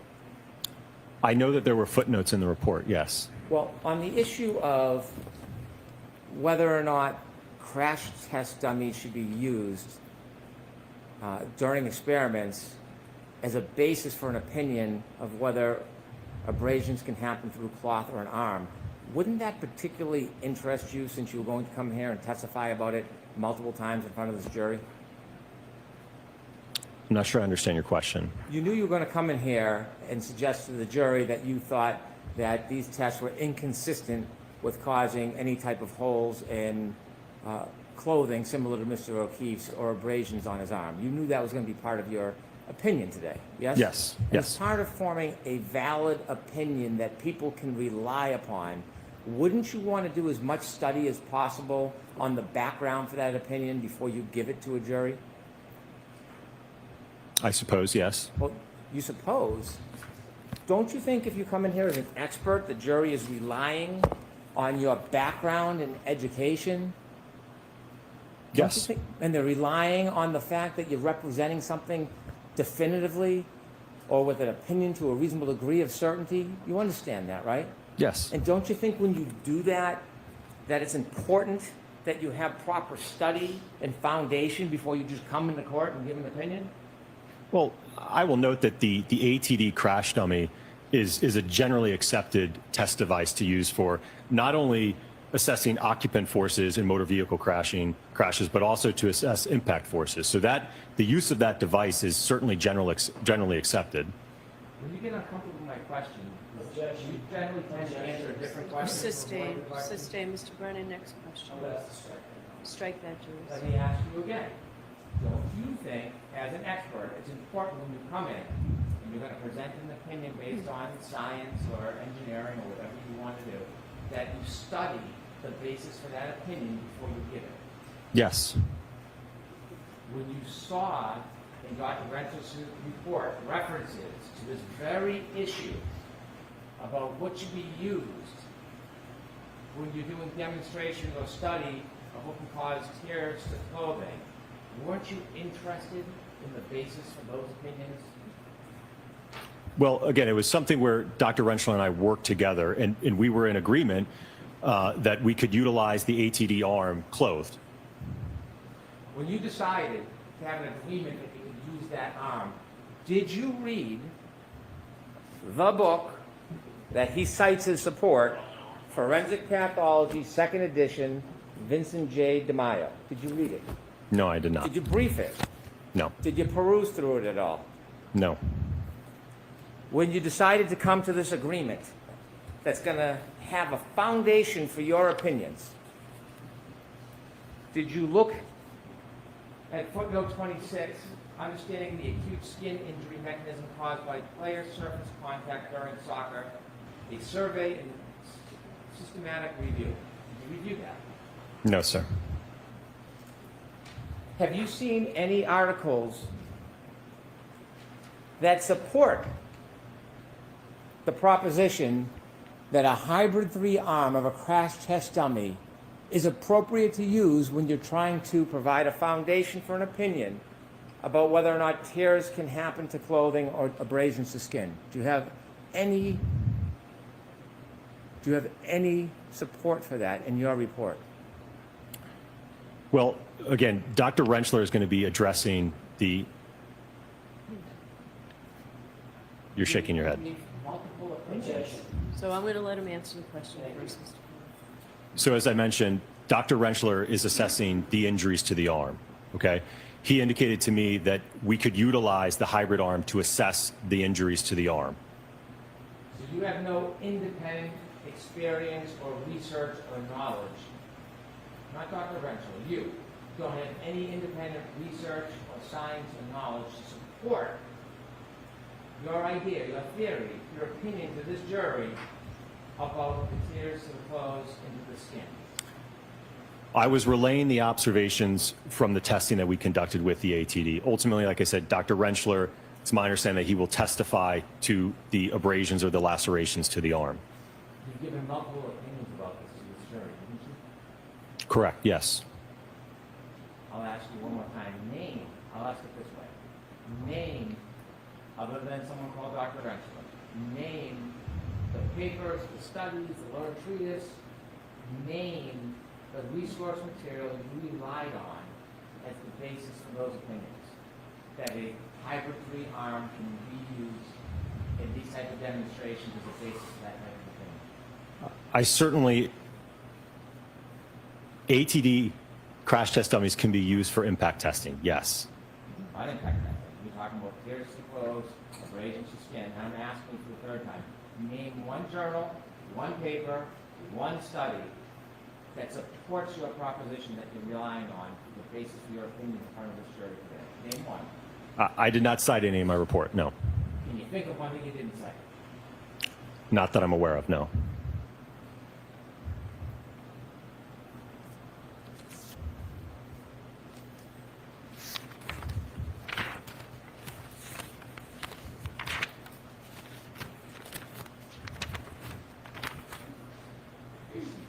You know, there's a way to do this cross without being such an ass. You had mentioned on direct examination that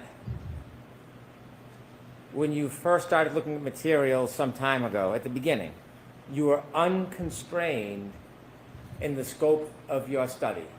Is that fair to say? Are we talking about 2023? Yes, we are. Okay, yes. You were unconstrained. You could have done anything you wanted to. I don't know about anything. When you said unconstrained, what did that mean? Well, the agency that retained us didn't ask us to do specific work per se or specific tests. You didn't do any type of crash test at that time, did you? Not like was demonstrated today, no. Instead, you started a working theory that perhaps a glass was thrown at the rear taillight of the defendant's car? Yes. Did someone suggest to you that was a theory? No. It's just something that you and Dr. Rentschler thought up together? Based on the evidence that we had, yes. When you thought up that as a potential theory, that's why you built the potato cannon? The pressurized cannon, yes. Pressurized cannon. And you shot a glass at the rear taillight, yes? Yes. You determined that at 37 miles per hour there'd be similar damage? Yes. And then you came into court last year, didn't you? Yes. And you provided that opinion of consistency to the jury, didn't you? Yes. You got up and you said that something to the effect that that speed is consistent with the damage? Yes.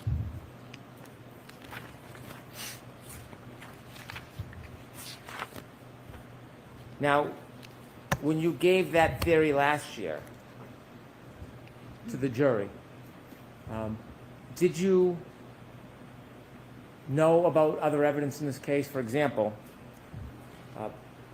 if a glass was thrown at the back of the car, how would the bottom of the glass bounce off the car and land near Mr. O'Keefe's body? Ask it differently. Did you consider, when you came in last year and opined, gave your theory about a glass being thrown at the taillight was consistent with damage, did you think about how, if a glass was thrown at the rear taillight, the bottom would have bounced off the vehicle wherever it was and landed near Mr. O'Keefe's body? I'm aware that it was found near his body, yes. Knowing that it was found near his body, you knew his body was about 7 or 8 feet off the road, didn't you? Yes. Knowing the bottom of the glass, the broken glass was found near his body 7 to 8 feet off the road, did you consider if somebody threw a glass and broke that taillight, cross your mind how would the bottom of the glass bounce with him to where his body ended up? No, I did not analyze that part of it. If a glass was thrown and bounced off that car, do you consider how the speaker would be left at the curb? No, I did not evaluate that. If the glass was thrown at the car and broke the taillight, did you consider how the debris field would end up on the line? Well, it's my understanding, I think that there were plows that came through that night, so I don't know that where the debris field was eventually found, if that's where it would have been at some point earlier. Did you ever talk to Lieutenant O'Hara or anybody from the state police to see if the plows went all the way to the side of the yard or were just down the middle? Look into that at all? No, I did not. So did you give any careful consideration to if the glass was thrown and hit the back of that taillight, how there would be a debris field on the front lawn of somebody's yard? I don't think that was a part of our scope. It was more or less to determine whether or not if the taillight was impacted by a projectile like a glass, could you get generally consistent damage to that taillight? That was the objective of the test. So when you came in and testified last time, you weren't considering all of the other evidence that may not support that theory, were you? I think our objective was to determine whether or not the damage was consistent with an interaction with Mr. John O'Keefe, and could there be another mechanism to cause the tail light to break? Is there a reason why you were backing off that opinion on direct examination today? Sustained. You weren't fully embracing that theory today, were you? I'm going to allow that. I don't know if I agree with that.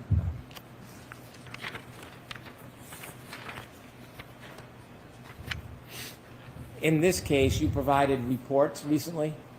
Yes. When did you provide your report? Was it April 6th? April 6th? Or was it May 6th? I think it's May 7th, May if I'm not 7th. mistaken. So you provided a report May 7th, yes? Correct. And do you know when this trial started? Early April? You provided your PowerPoint. When did you provide your PowerPoint? I think it would have been Thursday of this week. Well, it wasn't last night. Sorry, It's probably- maybe Wednesday. probably Wednesday or Thursday. Wednesday. Is that fair? Yes. In looking at pedestrian accidents, it's important to try, if you can, understand the exact positioning of the body, isn't it? If a collision occurred, yes. And if a collision occurred, you can't always identify the exact position of the body, can you? No, oftentimes it can be very difficult, yes. You would want to know if it is a collision between a car and a pedestrian, whether the person was fully impacted or it was a clipping type incident. Wouldn't you want to know that if you could? That would certainly affect the trajectory, yes. And you would want to know, if you could, the body posture, whether the person was standing up straight or crouching. If a collision occurred, yes. Whether they were turning or standing straight or they had their arm out. That's helpful information, isn't it? It can be, but when we're talking about how quickly this impact duration is, right? If you recall back to the PowerPoint, right, we're talking about a 10 millisecond window. So however the body is positioned at contact, that's how it's positioned. It's not going to be able to have any significant movement or change in orientation in that 10 millisecond window. The position of the body can change the trajectory of the person who's hit, can it? Sorry, can you repeat the question? The positioning of the body, the way they're positioned, that can change the trajectory if they're hit after they're hit, can it? It can, yes. Whether they're moving towards the vehicle or away from it could affect the trajectory, couldn't it? If they have some relative velocity, yeah. Trying to determine the point of impact when you're looking at a scene, it's important when you do trajectory studies to know where the point of impact is, isn't it? If you're going to utilize studies that look at projection of pedestrians when you're contacted at the center of gravity and you get projected some distance, you can rely on those studies, but you have to have an understanding of where the point of impact is and where the point of rest is. If you don't have the point of impact, if you don't know the point of impact, you don't know the exact body position, that creates variables in your studies, doesn't it? Well, again, talking about those studies, they're not applicable when you are contacting, for instance, just a limb or you don't have a center of gravity hit. Those when you're talking about how far will a pedestrian get projected, if it's like a forward projection or what's known as like a wrap projection where the pedestrian wraps onto the hood and then becomes decoupled, those studies are applicable there. But when you're talking about where there's minimal overlap between the body and the center of gravity, then you can't utilize those studies. So you would not want to know where the point of impact is? In this particular case, no, I don't think it would be helpful. You would not want to know the body position? I don't think that it would be helpful in determining, because again, we have to start with, is it consistent with a collision? So you would not want to know the body position. That's what you're telling us. You don't want to know that. Well, if the evidence indicates that the contact is inconsistent, then that's kind of where the reconstruction stops. You can't go to a point of impact and a point of rest if there was no contact. So you don't want to know the body position. Objection. Can you answer that? I don't understand his question, Your Honor. When you're doing studies, you don't want to know the body position? Objection. Can you answer that, Dr. Wolfe? Again, it depends on the type of impact. For the alleged contact in this case, you can't rely on those studies about impact location and point of rest. They're not applicable to I'm this. talking about studies, as far as data, information. You, as the person doing tests, would you want to know the body positioning? Objection. This is 5 times. And this time we'll get an answer, and that'll be it. You got an answer every single time. Can you answer that, Dr. Wolfe? I feel like I've answered it the best I can, Your Honor. Okay, next question. You don't like that question? Objection. Sustained. Strike. Jurors disregard that. Okay. When you were doing these video demonstrations, was it important to be as accurate as possible? Yes. Data changes if information changes, right? I'm not sure I understand your question. That's a tough question. You want to be precise as you can in ultimately having a conclusion regarding data, don't you? Yes. Could I have PowerPoint page 12, please?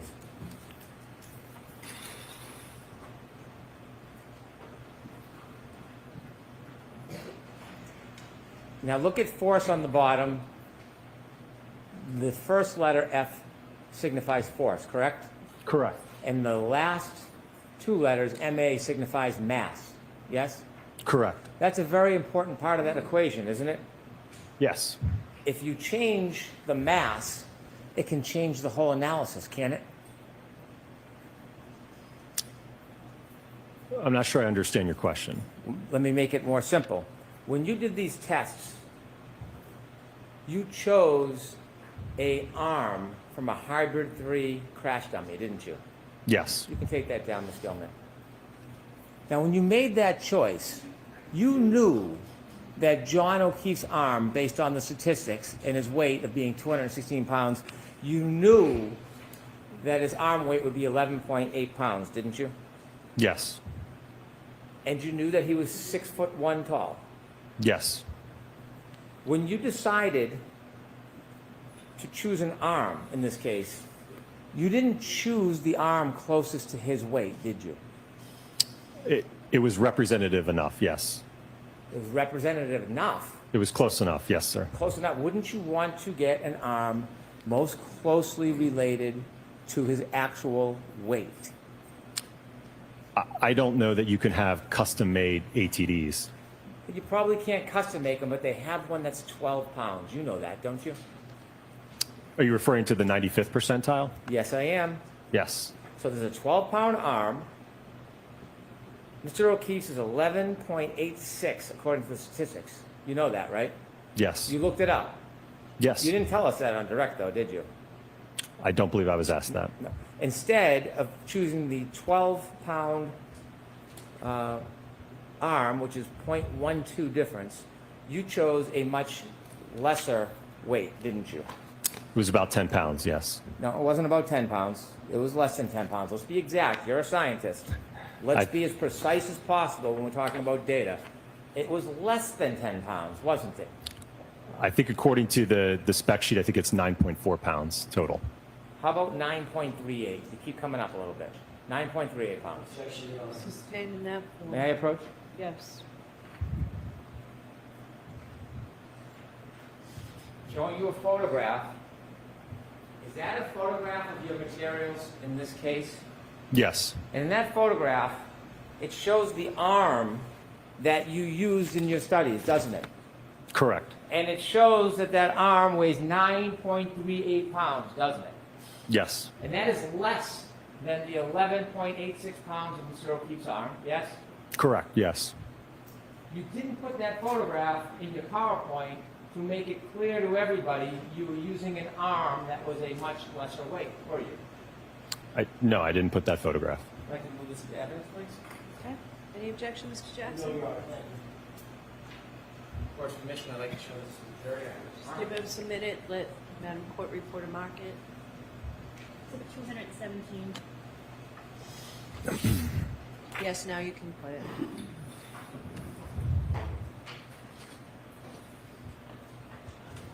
This is the arm that you used in all of your videos, right? Correct, yes. And you can see, could you zoom in, Ms. Gilman, on the weight? 9.38 pounds. Yes. There's a bigger difference between 9.38 and 11.86 than there is 12 and 11.86, isn't there? Correct, yes. So when you do the math, and have you done the math before on this? When you do the math, it's 26% difference, isn't it? In terms of more force? No, of mass, weight, 26% difference, Okay. right? I'm going to trust you, yeah. Well, do you have a calculator? I do. Can you do it? Sure. Okay. And before you do that, you took this from Mr. O'Keefe's 6'1". You used a crash test dummy that, what is the height on it? Well, the ATD, I believe, is 5'7". The Rescue Randy, I think, is 6 feet tall. We'll talk about the Rescue Randy later. We have questions about Randy. But let's talk about this. 5'9". You said 5'7". It's actually 5'9". Sorry, 5'9", yes. 5'9". And it's 170 pounds?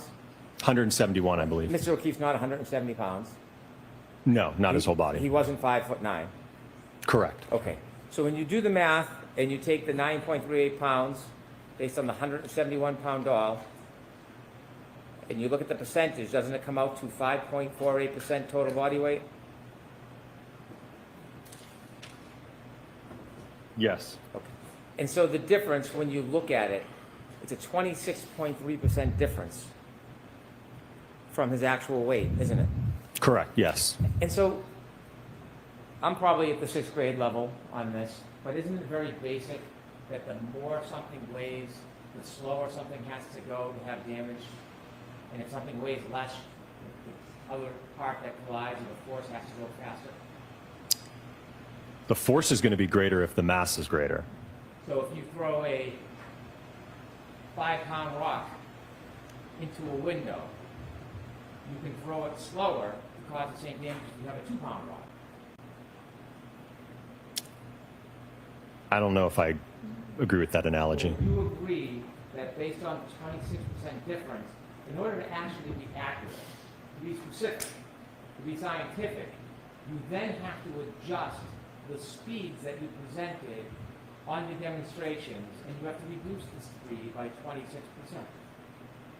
I don't agree with that. You don't agree with that. You think that having a lighter arm, so what you're telling us is having a lighter arm will cause the exact same amount of damage to the taillight studies as a heavier arm. Is that what you're telling us? Well, if you look at, for instance, the 29-mile-an-hour impact test, that's significantly more kinetic energy. So the momentum of a 6,000-pound vehicle moving at 24 miles an hour, 29 miles an hour, that's going to overcome whatever the mass is that it's hitting at that point. You're sidestepping my question. Objection. Sustained. Ask a question, Mr. Brennan. Just ask a question, no more. My comments. question is, are you telling us that having a lighter arm does not impact the damage in these tests as opposed to using the heavier arm? Certainly not in the field test, no. And so you disagree that when you look at the weights of those arms, do you disagree there's a 26.3% difference? Yes. You disagree? No, I'm sorry, what was your question? Do you agree there was a 26.3% difference in the arm weight that you used opposed to John O'Keefe?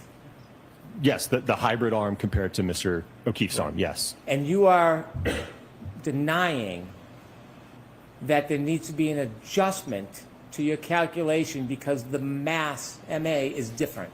You're denying that.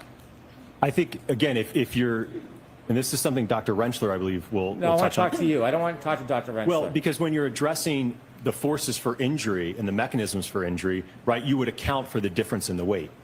So you're saying that it makes no difference that you use an arm that is 26% lighter. Is that what you're saying to us? No, I don't think it would have made a significant difference, especially if you look at, for instance, if you're looking at the 95th percentile hand and the 50th percentile hand, they both weigh 1.25 pounds. They're the exact same weight. There's about a pound more roughly in the forearm and a pound more distributed in the upper arm. That's not my question. It's not whether it's significant or not. I'm asking you, are you saying under oath right now that a 26.3% difference had no impact on the calculations in that study? It would have no impact at all. The calculations, yes, but in terms of the damage, no, I don't think that 1 pound difference, when we're talking about something that's 6,000 pounds, striking something that's, quite frankly, whether it's 9.4 or it's 11 something, it's not, you're not going to get a difference in the damage. So why not just have a 3-pound arm up there? Well, I think that's unreasonable, sir. What's that? I think that's unreasonable. What's the difference? It's a 6,000-pound car, according to you. What's the difference between 26% and 40%? Well, I don't even know that I agree with your percentage because, again, you're accounting for the whole part of the arm that goes up to here, which we did not strike that part. It's, how much lighter? 2 pounds and what? How many ounces? Sorry, what was your question? How much lighter is it, the arm that you used? In terms of a percentage? No, in terms of weight. The weight. 9.38. Right. And Mr. O'Keefe, 11.86, right?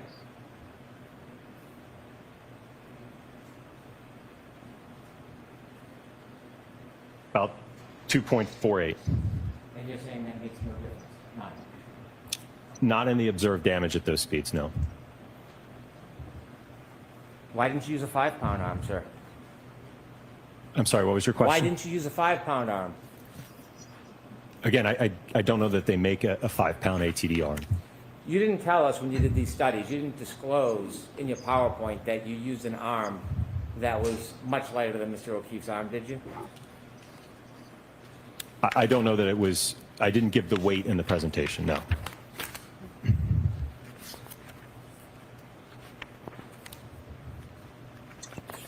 Let's take a look at some of your testing.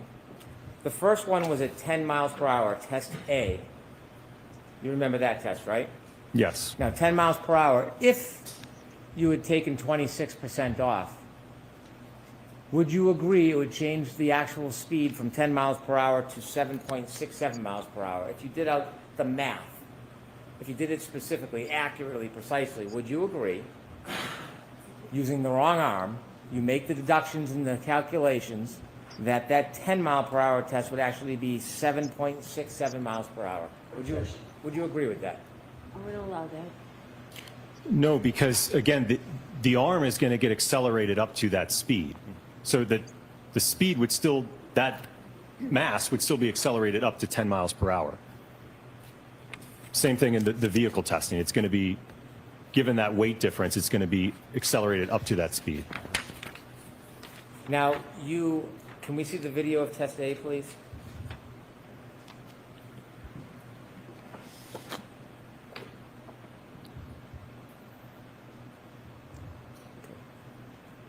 Now, this is your study, 10 miles per hour, you claim, with a arm that is 9.38 pounds, correct? Correct. Mr. O'Keefe, 11.86 pounds, yes? Yes. Yes. Okay. Now, this light on the end of this, you're trying to replicate the light on the back of a Lexus? Correct. If a Lexus at 6,000 pounds hits a person, the Lexus isn't stopping automatically, is it? No, it would move at a common velocity with the arm. It would continue to push forward through the arm, yes? It may, yes. And the arm can push into the light before the body turns, yes? I don't know that I agree with that, no. If the light on the Lexus, not at this speed, but if the light on the Lexus was broken or breaks and it hits the arm, it's not going to bounce off the arm, it's going to push through, isn't it? It's going to move at a common velocity with the arm. And that will move not only the arm, it will move the person's body, won't it? It may, yes. It may push the body, it may throw the body. I don't know about throw. And the light, if broken, will continue to press against the arm until there's separation. Isn't that fair to say? It could, in some instances, again, it could bounce. It could, because it's not always the same. It's a dynamic process, isn't it? It is dynamic, yes. You could do the test many times and get very different results, couldn't you? I don't know that I agree with that. Would you get the same result every time? I think you would certainly get similar results. Every time?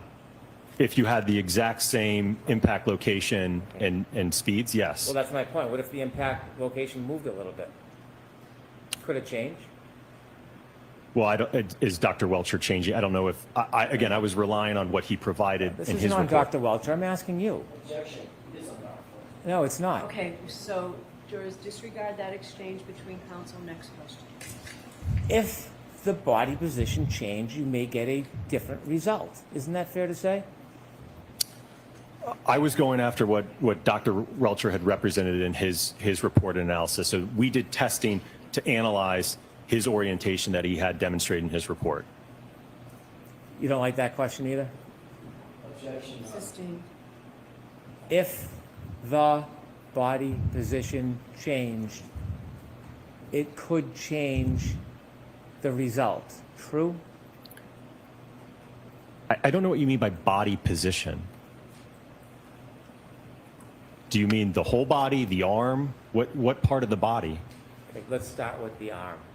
If the arm position changes, it could change the result, couldn't it? Well, I'm not aware of any other orientation that Dr. Welcher provided in his analysis report as to alternative orientations. If the arm position changed, could it change the result? Yes, I mean, I presume if you don't have your arm on the taillight, then yes, you'll probably get a different result. What if it's bent in a different way? Could that change the result? Again, I haven't reviewed anything that indicates that there was a different orientation that Dr. Welcher suggested. You're a scientist, right? You can think. I'm asking you. Just a general question over here. If you bend the arm, could it change the result? It could. Thank you. Okay. When a pedestrian is struck, they are not held stationary on a harness, are they? No. In this case, the crash test dummy is on a harness? Yes, he's supported. Strapped Yes. by its hips or pelvis? Yes. That's not real life. That's not how a pedestrian is usually when they're hit, right? They're not strapped to a harness, are they? No, and again, the purpose of this test was to evaluate the arm. We're not looking at the whole body here with this test. And when we talk about injuries, part of injuries is not just the impact, it's the drag, in this case, from the car, isn't it? It could be, yes. But when you put the dummy on a harness, restricting or restraining its movement, it is not going to replicate hitting somebody and their movement, including the drag, is it? I don't know that I agree with that, because it will replicate, again, when we're talking about that impact pulse of 10 milliseconds, it will replicate that. And that's ultimately what we're after, is what's happening in that 10 millisecond window in terms of the contact and the damage and the acceleration. I know that's what you're after. What I'm asking you is when you end it, when the light stops, unlike a Lexus, and the dummy is stationary, unlike a person, it affects the aftermath, the drag and the push after, doesn't it? Yes, the kinematics would be different, likely, if it's not restrained like that. In real life, the pedestrian usually is not restrained, are they? Correct. In real life, a 6,000-pound Lexus, upon contact with an arm, doesn't usually stop on a dime, does it? No. Can I have the photo from test A, please?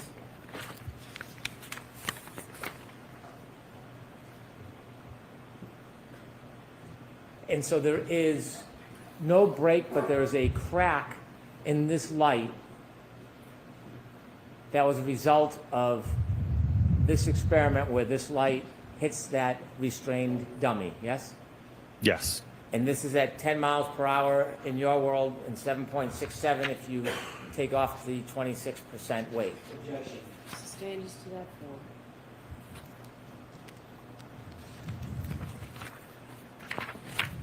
We can move to test B, please.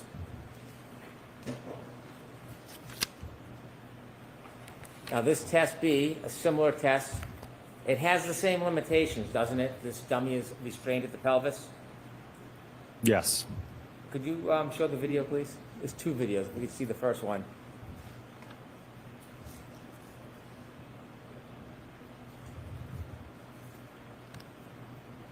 And was the dummy restrained by its head as well?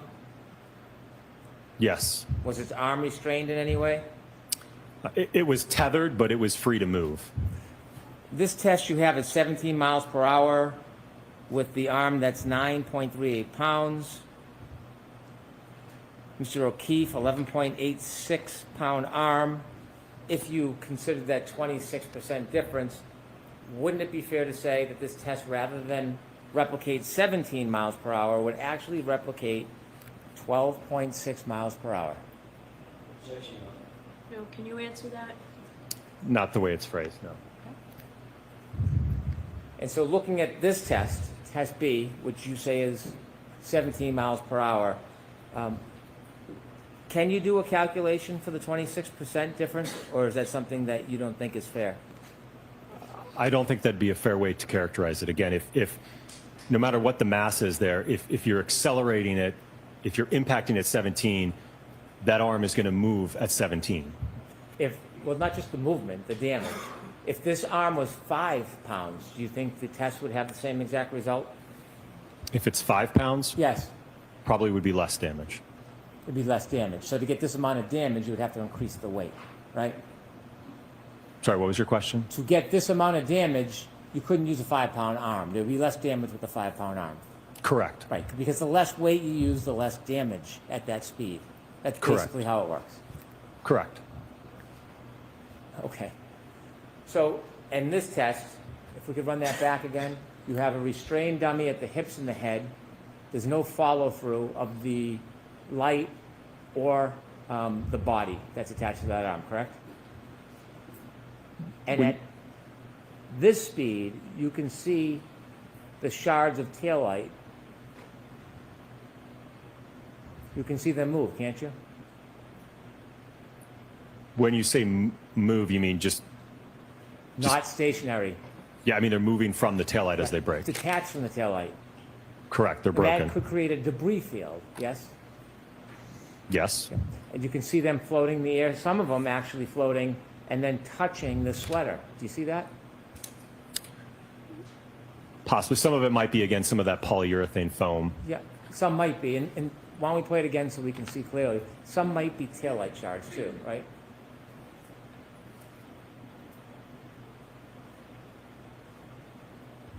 That black object spinning, that's not poly foam, is it?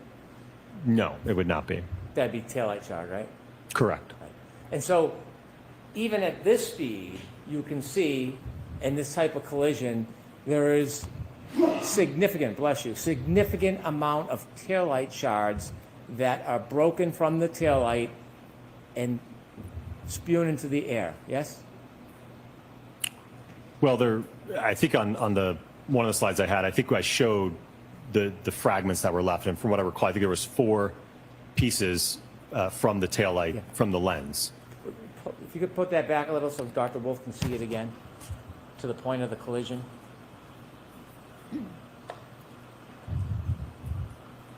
Even at this speed, go ahead. Stop. You can see pieces, large, small, medium, maybe even microscopic, are now breaking off from that taillight and being littered into the air, aren't they? Yes, there are pieces coming off.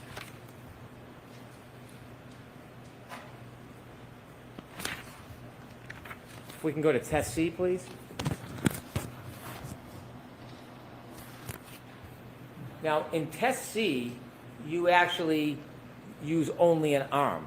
Isn't that fair to say? Correct. You don't use a body. or a crash test dummy. No. You don't, in fact, this is not the 12-pound arm either. This is the 9.38-pound arm. Correct. And when you do this test, you have the arm, it's basically just an object suspended in the air, isn't it? Yes.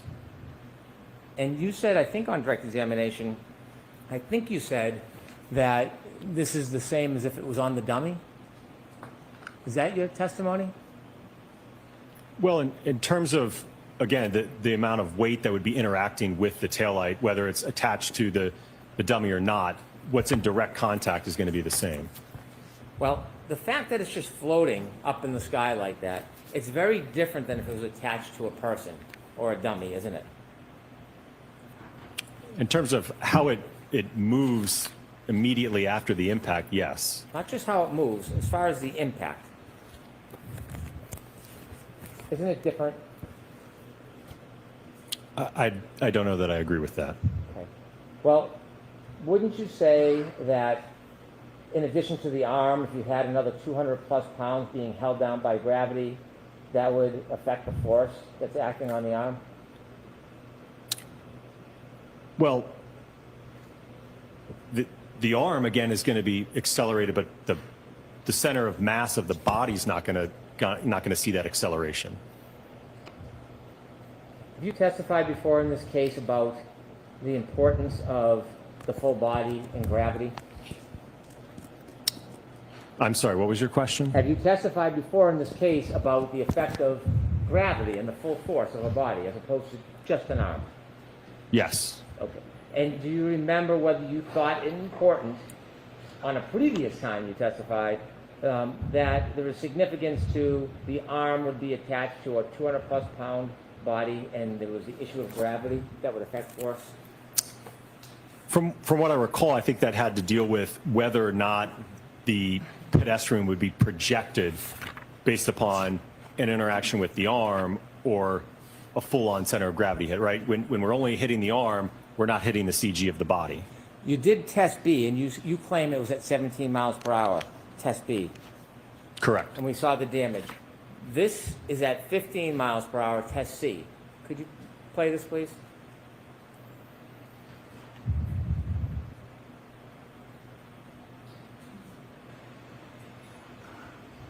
It might be a delay, so you could fast forward a little bit, please.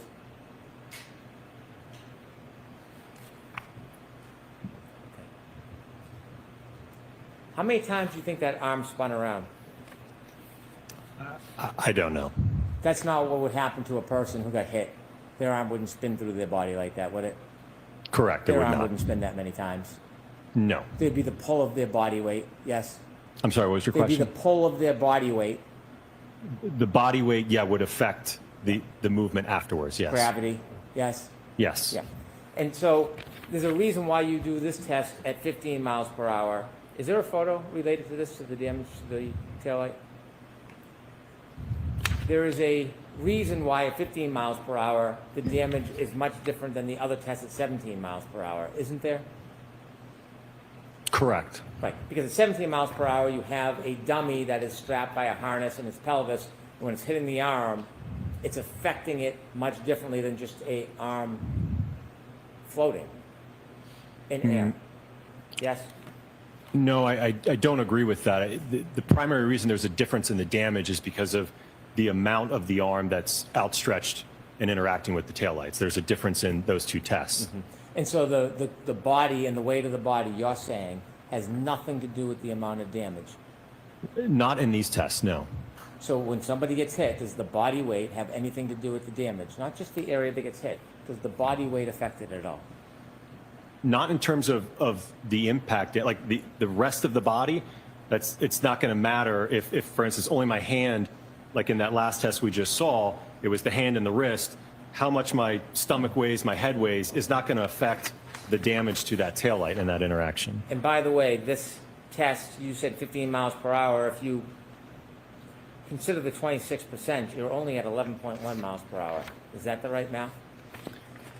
Again, I don't agree with that because if you look at the data and you integrate the acceleration data to get the speed, right, that we saw in those plots, the hand basically gets up to, I think it was 14 or 15 miles an hour. It reaches that common velocity of the vehicle. Let's go to test F. On test F, you placed the dummy more behind the vehicle, didn't you? Correct. And when you test it, you put it more behind the vehicle. This is more of a full impact than it is a clipping, isn't it? Certainly, yes. And when you put this dummy behind the car, this was not a legitimate crash test dummy. It was a different type of dummy, wasn't it? Yes, it's called a Rescue Randy. A Rescue Randy. And that is not typically the type of dummy that you're going to use for crash test, is it? I wouldn't agree with that. And when you did the Rescue Randy and crash test F, did you use the 12-pound arm or did you stick with the 9.38?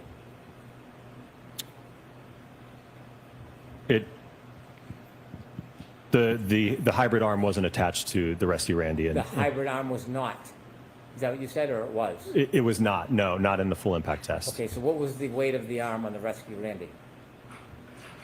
I don't know specifically the weight of the arm. I know that the total mass of the Rescue Randy was 200 pounds. Isn't the weight of the arm important when you're talking about impact with the arm? I don't think relative to the rest of the mass of the body. So now the mass of the body counts, but before it didn't. Objection. Sustained in that form. Okay. If we can see in test F, we have some photographs. Start with the first one, if you could widen that, please. Now, this is a direct hit. Correct. Is this simply a photo or a video? Could we go to the next one, please? So the Rescue Randy's placed much further in the car than the other type of test that would be more similar to a clip, yes? Correct. Next photo, please. Okay. And that is the result of the impact? Correct. Do you see the debris field? Yes. Is it near Rescue Randy? Some of it is, yes. Yeah, it's spread out a little bit, yes? That's fair, yes. But it's not right on his body. It's a distance from his body, yes? There may be some, I can't tell from this photo, there may be some around his body, but yes, there's also debris close to the Lexus as well. And could we, and this is the demonstration where you didn't turn on the videotape, so we don't have a videotape? Correct, we had the false start, yep. What's that? We had the false start. The false start. Is there another picture after this? Those clothes.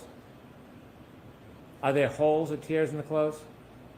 Yes, there's damage that's consistent with road rash when clothing or a body makes contact with the pavement and is grinding into the pavement. Pavement's hard. Right? Yes. How about frozen ground, frozen dirt? Is that hard? Yeah.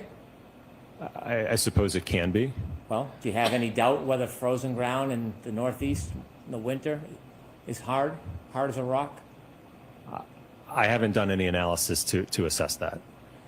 And so seeing holes in those clothes is what you would expect after Randy hits that hard ground, right? Are you talking about frozen grass or paved? I'm talking about Randy right now. These holes in the clothes are what you would expect after Randy hits the hard ground, correct? Objection. I'm going to allow that. Is that what you'd expect? Your Honor, I need a motion. All right, jurors, feel free to stand up and stretch.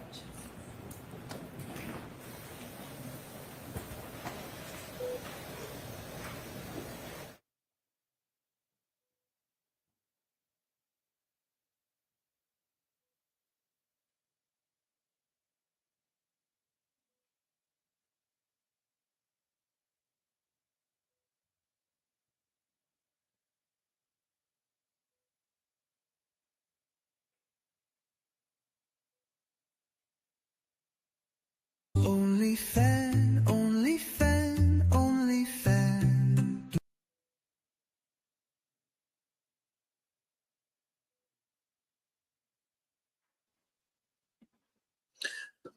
Okay, that was a lot. I'm just coming back. Man,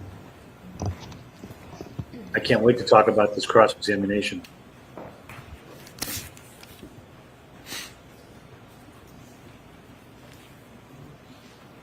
So holes in the clothes is what you would expect after Randy hits the ground, yes? If there is prolonged sliding contact with the asphalt, certainly you could expect to see tearing, large holes, material fraying, and even transfer of pavement material onto the clothing. You've done no studies on hard ground, like a front yard, have you? In terms of a pedestrian sliding on the grass? In clothing tears, yes. No, sir. And if you could go back one slide. You see the debris field is near but not on, Randy? Can you tell if there's any small pieces or microscopic pieces on or in Randy's clothes in the study? Did you look? No.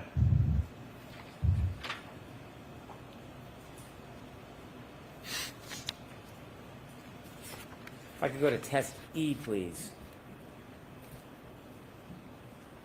Test E, you cite as having a speed of 24 miles per hour, correct? Correct. And that's with a arm that is 9.38 pounds. Yes? Correct. And to remind you, Mr. O'Keefe's arm would be about 11.86 pounds. Yes? Correct. If you would reduce 26%, you'd be at 17.8 miles per hour, wouldn't you? Objection. Are you doing the math, Dr. Wolfe? I don't agree with his characterization, Your Okay, Honor. next question. I understand you don't agree, but if you took 26% off the 24 miles per hour, you would come out to 17.8 miles per hour, wouldn't you? I'm going to allow that. I'm going to allow that. That's what the calculation would yield. Okay.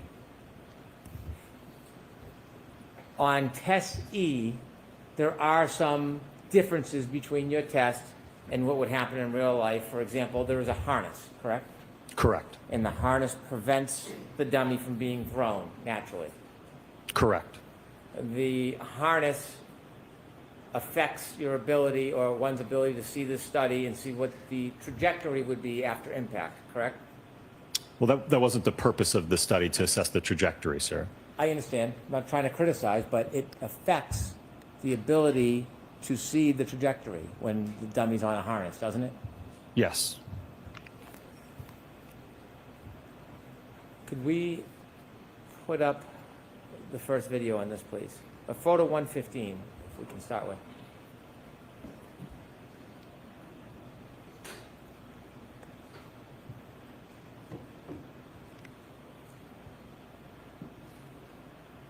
If you could stop it right there. And you can see the feet aren't as firmly planted on the ground as a person would be in most circumstances because of that harness, yes? Correct. And that affects gravity, doesn't it? Affects gravity? Doesn't When affect the car gravity. hits, the gravity, the weight of the dummy is less because it's held up by a harness, isn't it? Right. So gravity really is, again, is suspended at this point, just above the ground. The arm that's extended, is there a glass in that hand? No, there's not more weight in the hand. So there's no object in the hand in any of these tests? No, because ultimately what would happen is, because of the accelerometer being mounted on the palm of the hand, if you had a glass there, it would interfere with those measurements. I understand why you didn't do it, but would you say it's fair to say that if a glass was in the dummy's hand on these tests, it could affect or change the damage? Well, if you add another, I think that the drinking glass we utilized for the testing last year, I think was 0.7 pounds. So if you add another 0.7 or pound to the hand, that hand contacts the liftgate taillight, you certainly could see damage to that taillight, which we certainly didn't see on the subject vehicle. So weight does kind of matter, right? It can, yes. Not just 0.7 pounds, the 2.5 pounds can matter too. Weight matters. Yes. Because that's kind of what we were talking about for the last half hour. Weight matters in these tests, doesn't it? Correct, but you can't look at this in isolation, just between damage, and you can't separate it from the injuries, right? What's going to happen to the body in terms of the injuries in a 24-mile-an-hour impact? Does weight matter? In terms of the force? And so we see this dummy with the arm stretched out, correct? Correct. Okay, can we bring this back? Stop right there. This isn't approved crash test dummy, is it? The Rescue Randy portion, no. No. It's not instrumented like a hybrid. Is the arm the hybrid 3? Yes, the arm is the hybrid 3. So you took, in test F, you didn't put the hybrid 3 on the Randy, but in this one you did? No, because you risk, these AT devices can range from $100,000 to $150,000, and you run the risk of destroying that equipment in a test like that. So in test F, did you put the hybrid on the Randy, or did you keep Randy's original arm? It's just the Rescue Randy in the last test. On F? Correct. This one, you have the hybrid arm on Randy. Correct. So you're switching up between tests, what pieces you're using, aren't you? I would say adding, but Well, adding and subtracting, it doesn't have 2 arms, there's 1 off, 1 on. One's Randy and one's hybrid. So you're switching. yes. Different result. I'm not sure I understand your question. Okay. Are you trying to say a different result between test F and this test? Because they're not the same test. Oh, I understand. I understand. If we can have this come back a little bit more. Okay, and let it run.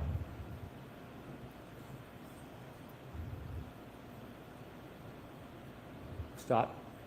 You can see the shattered taillight moving, and most of it's moving in the same direction, isn't it?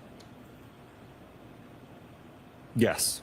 And that's what creates a debris field after a collision, doesn't it? Yes, I mean, components will break off and fall to the ground, yes. Now, since Randy is on a harness, he's not going to be thrown the same way as it would happen in real life, is he? Correct, and that wasn't the purpose of this I test, sir. understand. When you chose 24 miles per hour without the 26% deduction, which would make it 17.8 miles per hour, when you chose 24 miles per hour, it's because you had looked at the tech stream data that had been taken from the defendant's Lexus, right? Correct. And when you looked at that data, you understood that during that event, 10 seconds of data is captured, yes? Yes. But that doesn't define the whole event, does it? That only encompasses what was recorded. And you said you chose 24 miles per hour because that was about the speed at the end of that 10 seconds. Correct. You do realize at the end of that 10 seconds, the car, the defendant's Lexus, was going faster. It was still accelerating, don't you? Objection. I'm going to allow it. From what I recall, the last data point, I believe the throttle was still around 74%. Well, ARCCA specializes in tech stream data, don't they? Yes. Okay. So you are looking at that, you would agree that at the end of the 10 seconds, the defendant's Lexus was increasing in speed. Well, we don't know, again, beyond that data point what the data is. At the end of that 10 seconds, the car was going up, not down, in speed, yes? Correct. And you can't tell how much longer that car traveled for after that 10 seconds, can you? Correct, we don't know. So when you chose the 24 miles per hour, it was just based on a data point. It wasn't based on you believing that there was an impact at a certain speed, was it?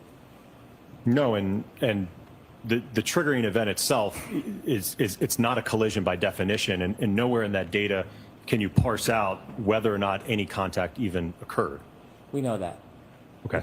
The point is, you can't tell how fast the vehicle was going if it was in a collision from that data, can you? Sorry, can you repeat the question? If that vehicle was in a collision, you wouldn't be able to tell from that data what the speed was at the time of the collision. If contact allegedly occurred at some point in that data set, no, you would not be able to pick a row in that data and say, this is where the collision occurred. Or after that data set, you would have no idea. Outside of the data? Yes. No. Okay. And so when you look at this experiment that you did, If you were to add, you said 24 miles per hour, but that's not considering the 26%. If you were to add 7 more miles per hour to this collision, would you expect more damage to that right taillight? Potentially, yes, but you're certainly getting into the realm of injury at that point. I'm not asking about that. I'm asking you a simple question about damage. If you were to add 7 miles per hour onto this test here, would you expect more damage to that right rear taillight? Yes. Okay, can you finish the video?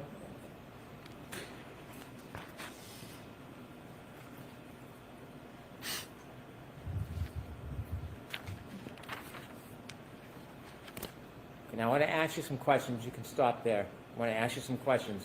Can you bring it back to right before the collision, please? Speed changes the result of this, doesn't it? In terms of the impact speed? Yes, the impact speed can change the result of this, of the damage to the right rear taillight, can it? Correct. And the angle of the arm can change the damage to that right rear taillight, can't it? It can, yes.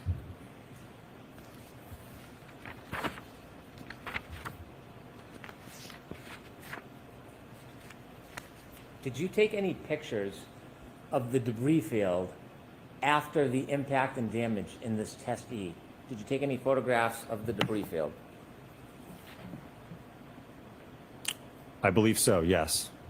Was it included in your materials that you provided us? It should have been in all of the test materials that was provided, yes. Was the debris field within a certain range? Was it within a certain circle, 10, 20, 30 feet? That sounds about right. And so a debris field, although it might scatter, it almost forms kind of a ring, doesn't it? It can, yes. And it can form that ring away from where the body lands, can't it? It can, yes. And in this test, which you say is 24 miles per hour, without the reduction to 17.8 miles per hour, in this test, upon impact, there is a number of pieces of taillight that shatter, isn't there? Yes. Did you count how many?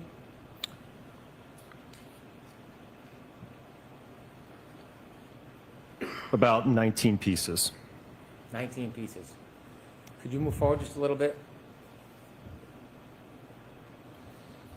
And when they break and scatter, some of them go up, some go down. Stop, please. Yes? Correct, yes. Some of them come in contact with Randy's arm. Yes? Correct. Now, Randy being on a harness, it's not like real life when the Lexus goes by, could continue to push him with it, right? He can't go with the car or the Lexus because he's on a harness. Yes? Correct. He's not going to move from that position. If you can move forward, do you see Randy's feet? Yes. See the right foot? Yes. It's twisting, right? Correct. Turning. Stop. Could you show the photo of the sneaker, please?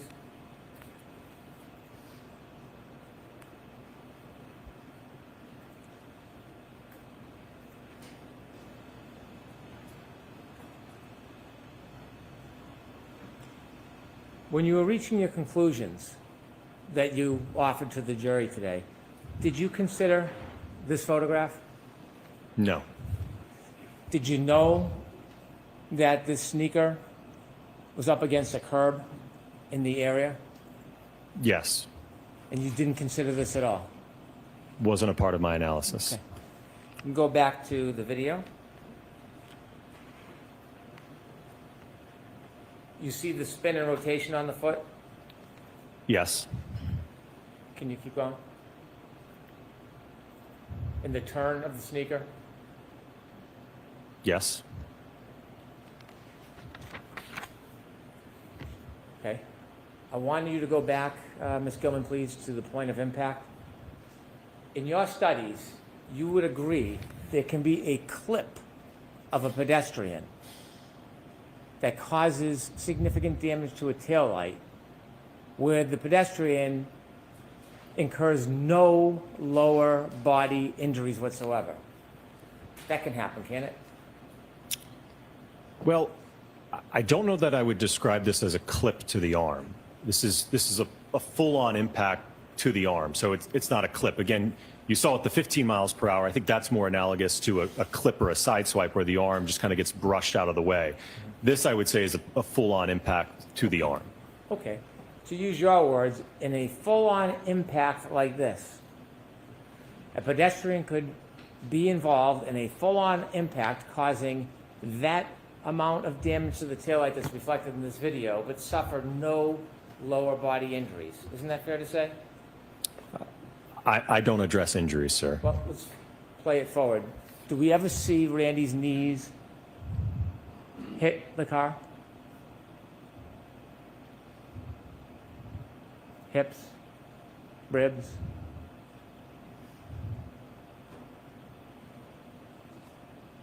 I see the foot getting run over, but I don't think there was contact with the legs, no. Would you agree that a pedestrian could be in this type of collision and suffer no lower body injuries based on your presentation here? Sir, I don't address injuries. Biomechanics is not my area of specialty. You said it's common in vehicle-pedestrian collisions that there is some type of bumper displacement. You Correct. said that? Yes. Okay, bring it back to the beginning, please. Stop. Any bumper displacement in this collision? In this specific test, no. You said that on direct, you would expect that there would be some panel deformation. What does that mean? So if for instance, let's say the hand is not contacting the taillight or a portion of it is contacting the lift gate, you could see deformation to that body paneling. You said that you would expect to see, not that you could. What you said on direct is you would expect to see panel deformation. Yes. And you said in this case there was none, right? Talking about the defendant's Lexus. You said, I would expect to see panel deformation, and in this case, the defendant's Lexus, there was none. That's what you told us on direct. Correct. Let's watch let's watch your video. Play it ahead. Is there any panel deformation, stop, in this? No, sir. Okay. So when you said on direct examination, relative to the defendant's Lexus, you would expect panel deformation, there was none. There are examples, one that you gave us yourself, where there is a collision causing this amount of damage to a taillight where there's no panel deformation. I'm going to allow it. Right? If I recall, I think you're referring to my prior testimony in another proceeding where I had not conducted this testing yet. So ultimately, that's part of the reason why this testing was conducted, to evaluate that. In this case, the damage to the right rear taillight, there's no panel deformation here, is there? Correct, there's not. When somebody is wearing a hat and they're involved in a collision similar to this, can their hat fall off? Potentially. Did you look at photos? Is there a photo of the hat, Ms. Gilman?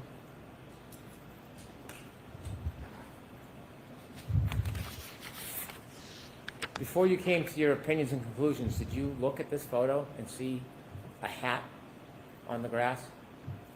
I did review this, yes.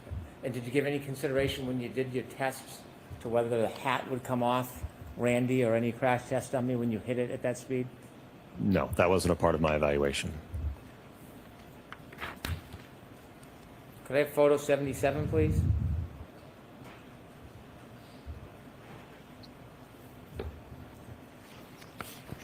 This is all decent cross-examination. So I don't know if you'll be able to see it in the photograph, but there was some material transfer should have started from with this. the jeans that the rescue Randy was wearing. And so as a result of that impact, there was scuffing from Randy's jeans onto this exemplar Lexus. There was scuffing, yes. Did you look at the defendant's photos of the defendant's Lexus to see Yes. if there was a... Sorry. It's okay.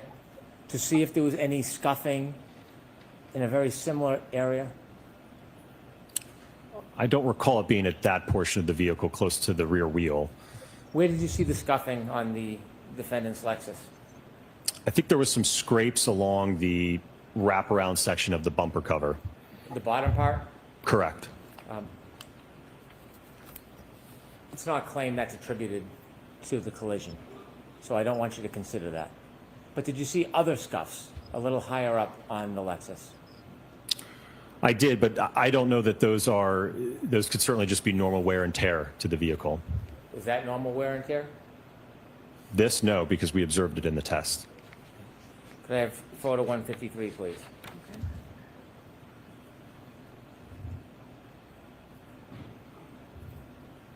Now, this is a photo without the hatch back up. This is just the lighting fixture, right? Correct. And could you close up in on that? And you would agree if you went 7 miles per hour faster, it would cause more damage to that, wouldn't it? Yes.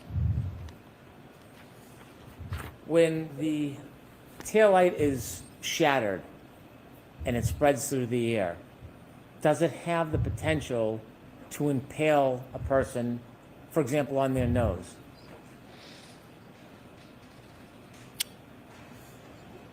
I'm sorry, can you repeat the question? In your test, you saw that upon collision, there was a scattering of taillight that broke from the fixture, correct?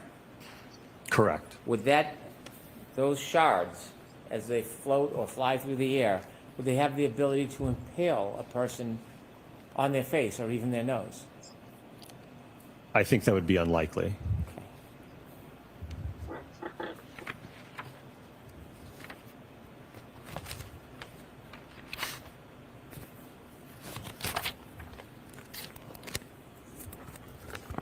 And finally, we've discussed, you now would agree with me that weight does matter, doesn't it? It can if it's significant, yes.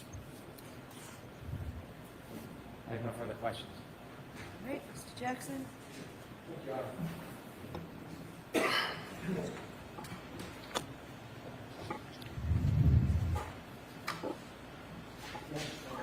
Yes.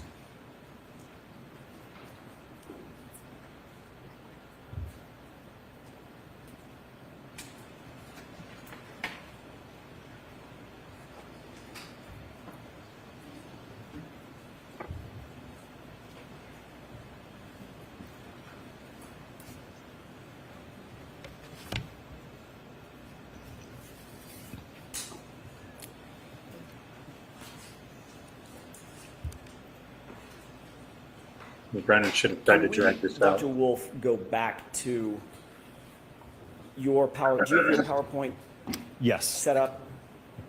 Your Honor, may I? Yes.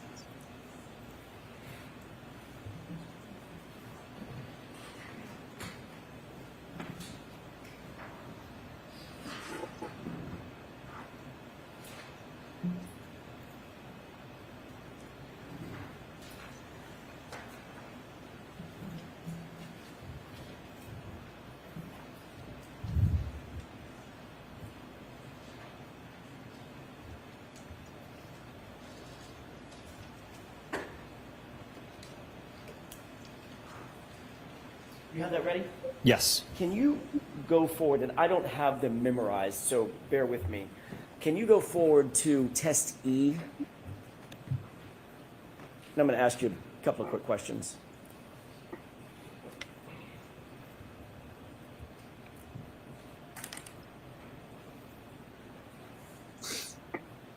Okay. Okay, if you could scroll through, keep going, if you'd please, to the next slide, the next. Can you, is this a video or is this a still photograph? It is a video. Is this at full speed or is this slow? This is full speed. Okay, can you go to the next slide? Okay, go back one.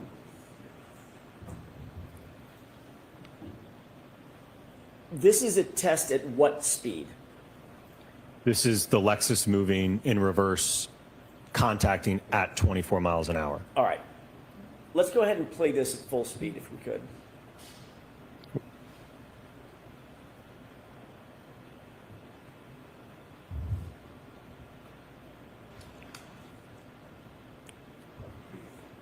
Dr. Wolfe, can you, that's awfully fast. Can you get to a point where you're moving frame by frame just at the point of contact?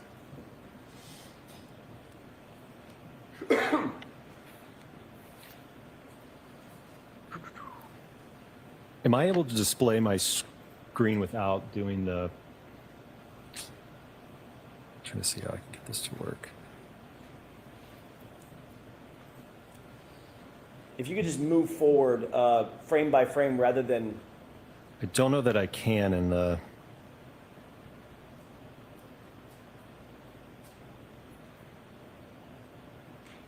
Oh, I missed it. Okay. It may be more difficult than we thought. Let me ask you a couple of questions based on that. Did you review that video in slow motion as well as at full speed? Yes, from a frame-by-frame perspective. And in terms of a couple of different questions about that particular test, when there's impact with that right arm, what's the speed that the arm gets to upon impact? In test E? Right. If the car's going 24 miles an hour, what's the expected speed of the arm? So the hand got up to a little over 24, the arm got a little over 21 miles per hour. The debris that comes off of the taillight, the fragments, what speed would they be going at the point of impact when they crack and are released from the taillight? At the impact speed or less. In order to penetrate the sweatshirt and cut the arm across, would the shards have to be going faster or slower than the arm? They would have to be going faster. If they're moving at a common velocity with the arm relative to it, they would somehow have to accelerate with more speed to catch up and go beyond the arm, essentially. Is that physically possible? No.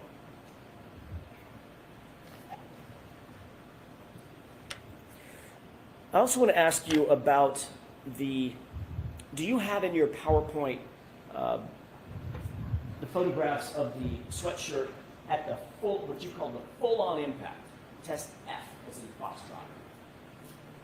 I don't have any of those in the PowerPoint. Okay.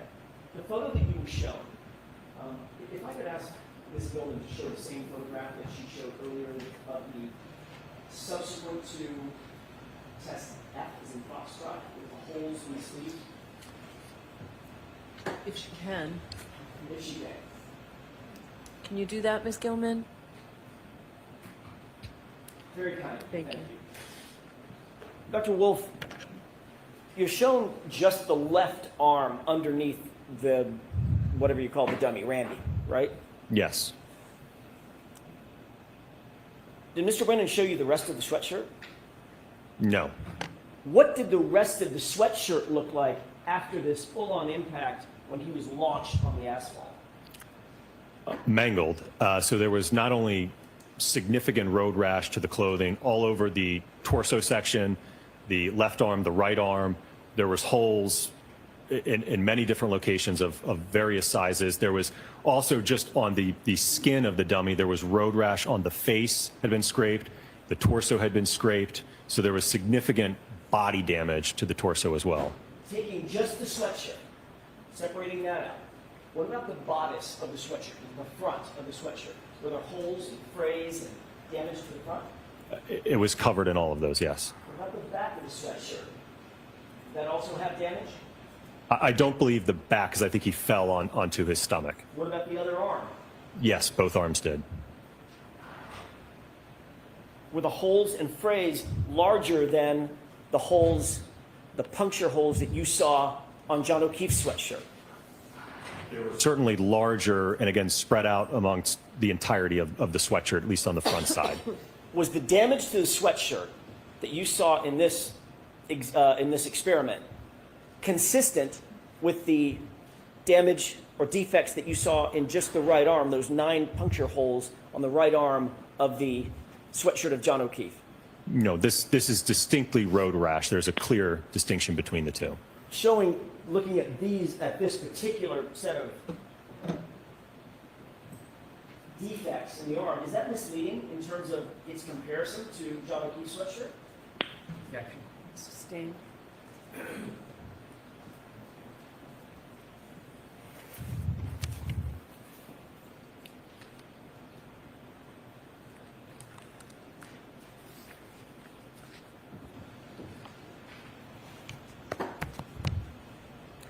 Your Honor, I'm going to ask to approach very briefly on an issue we discussed earlier.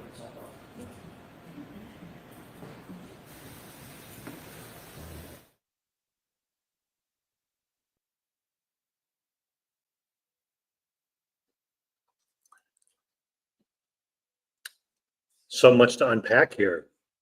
Oh my God, what a day.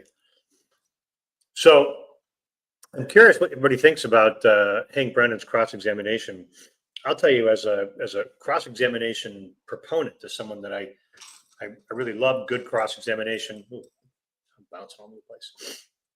I love great cross-examination. I love good cross-examination. I think it's, when done well, it can be masterful.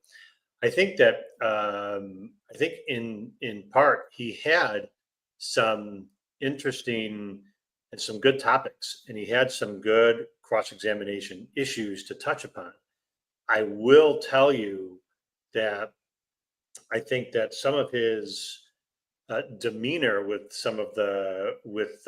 Dr. Wolfe just is a turnoff.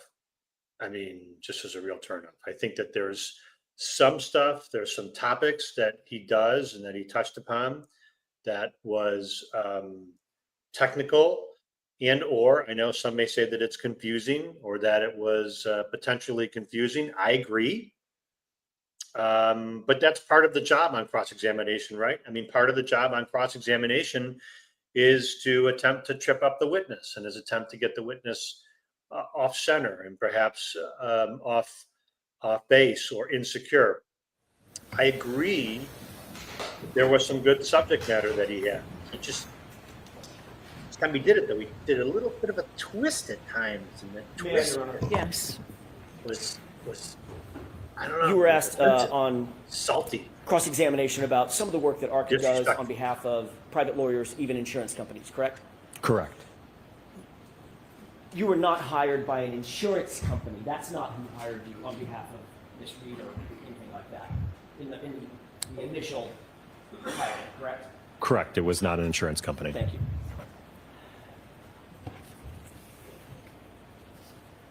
A couple of more questions, if it's okay with the court, Your Honor, before we break. Okay. Thank you.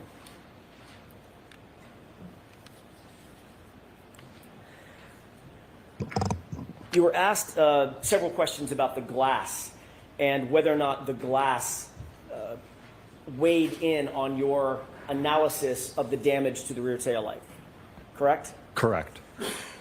Did you consider that the glass on the rear bumper did not match the cocktail glass that was found close to John O'Keefe's body?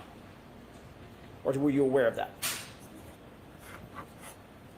I don't think initially I was aware that there was a difference between the glass cup that was found and the glass on the bumper.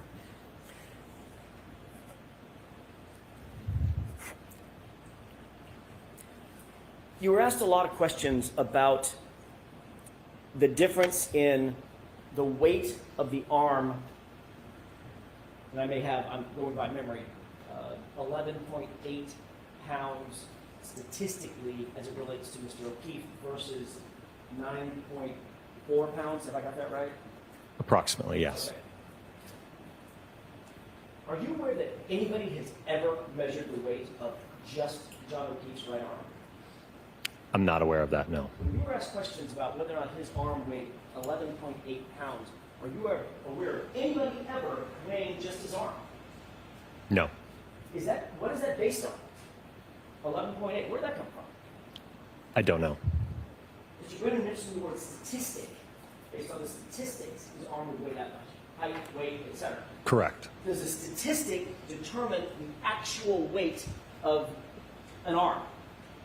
No, not conclusive of what Mr. O'Keefe's arm weighed, no. As you sit here, do you know whether his arm, John O'Keefe's right arm, if weighed by itself accurately, because pounds and apparently half pounds matter, if it weighed 11.8 pounds or if it weighed 9.4 pounds? Do you know?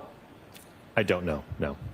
Do you believe that your testing, the totality of your testing, was dependent upon those 2.5 pounds based on the weight of the hybrid 3, or at least the arm of hybrid 3, and the statistic of 11.8 pounds? Sustained.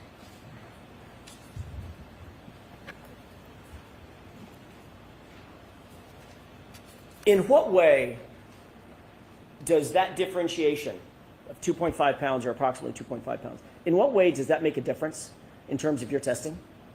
It doesn't, and that's part of the reason why we increase the speeds to almost 30 miles an hour to look at, again, when you're bringing that much more kinetic energy from the vehicle, that's going to overcome any mass that that arm has. If it, like I said, if it's a pound difference, 2 pound difference, the momentum of that vehicle moving at 30 miles an hour versus 24 miles an hour, again, kinetic energy is equal to 1/2 times the mass times the velocity squared. So even if you go up a few miles per hour, you're exponentially increasing that amount of kinetic energy from the vehicle. You were also asked a series of questions about That's all right. reducing the speed Exactly. of the testing by a certain percentage. Remember those questions? Yes. Did that make any sense to you mathematically? Okay. Sustained in that form. What effect, if you could tell us, well, let me ask it this way. What's wrong with that question? Is the speed of the testing vehicle tethered in some way to the difference of that 2.5 pounds that Mr. Brennan was asking you about? No, and again, as you saw throughout the PowerPoint, when that vehicle is coming in at 24 miles an hour, 29 miles an hour, at those speeds, that arm, when it makes contact, is going to get accelerated up to that velocity. It's just going to reach that common velocity. It's not going to, you're not going to somehow affect the vehicle speed due to that, the fact that the arm weighing 10 pounds roughly, and you've got 6,000 pounds. It's not going to somehow scrub off speed of the vehicle. Thank you. Your Honor, at this point, I would be going through a couple of photographs and videos that might be a good place to. Okay, yeah, we understand this. So we'll stop today. Dr. Wolfe, you have to come out in a minute. All right, jurors, one question I have for you. So I know a long time ago we told you that Thursday would be a half a day. I'm told that we're nearing the end of this case, so I'd like you to think about whether you're able to stay all day next Thursday. Think about it over the weekend if you've made appointments or anything like that. I'm not Think about it. But think about it, and on Monday, if you I think it'll be Tony or Paul, whoever's with you Monday, if you have an issue with it, just let us know, and we'll do that. All right, so please You got do to. not Hey, discuss this case. what you're with trying to anyone. do to Don't me. do independent research or Hey. investigation into this case. If you happen to see, hear, or read anything about this case, please disregard it and let us know. And again, be very careful with your social media use. Have a great weekend. Thank you. All rise for the court, please. Close your notebook, follow me. Okay, man. Wow. I picked a great day. You guys picked a great day. Picked a great day to co-host. I didn't have to do very much. Just had to watch some cross-examination and redirect. A lot to go through. I'm anxious to go through some of your comments. First, I see there was Curious Law Tuber, looks like, right? Justice gifted Justice Served TV membership, and then did it a second time, gifted a second Justice Served TV membership. It's pretty awesome. Thank you. Is there more going on in the courtroom? And we've got a question from DIR Can Kenney, as the judge, influence the jury enough of rulings and instructions to throw the case to the prosecution? Yes. So great question. Thank you for that. So when judges will tell jurors that they should infer, conclude, draw, take nothing away from their rulings in favor of or against either party. And that the common instruction is that if you think that I have an opinion about the facts of the case, please disregard that opinion, and will and decide the case based on your own impression of the facts and circumstances. The reality, though, is that the judge in most cases, in many cases, has an ability to kind of, intentionally or unintentionally, I'm going to put it, to kind of set the tone and to put his or her finger kind of on the scale. And so when a judge continually rules against a lawyer over and over again, when a judge's tone is favorable towards one lawyer and is negative towards the other side, when a judge is sighing in response to one side or the other, and appears to perk up or be more responsive to the other side, it creates the appearance that the judge is siding with or likes one side over the other. And the reality is, when the judge likes one side over the other, the judge can tell the jury, no, don't think anything about that. Don't think anything about my impression about the case. But people are people, and it's human nature to respond if a judge to feel that you don't want to make a mistake. It's human nature to follow the lead, if you will, or to get in flow, or to think that the judge knows the correct outcome. I've talked to many jurors that they believe the judge knows what the right outcome should be. And they will sometimes feed off of a judge. So that can impact a case. So it's a great question. Let's see. I've got another question from to making it count.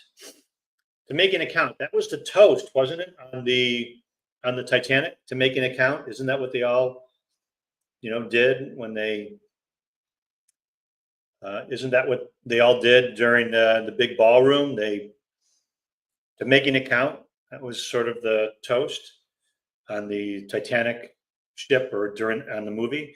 But okay, Neil, scale of 1 to 10, 10 being the worst. How disrespectful was the entirety of Hank's testimony? The entirety of Hank's cross-examination, it was pretty disrespectful. He started off in a disrespectful manner. It got rude at a couple points. It was dismissive, punchy, and overall was antagonistic of the witness.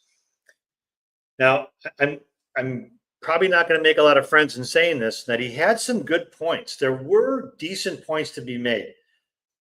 And yes, if you're being very precise, as Alan Jackson has pointed out, some of those points conflated the purposes of test A, B, C, and D, conflated them. So he took arguments he looked at the way a test was set up for video, C, for example, and then made arguments. And that's why you heard or asked questions that maybe went to areas that would address other parts of the case.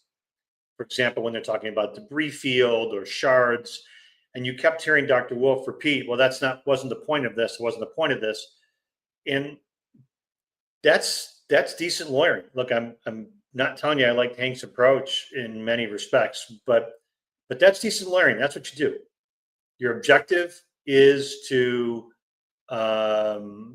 look at the evidence, to look at and to attempt to challenge the witness, and to try to impeach the witness, or to get the witness to concede favorable points, or to show that the witness is biased. And there were points there. There were points, though, that were there. They were there based upon just the evidence.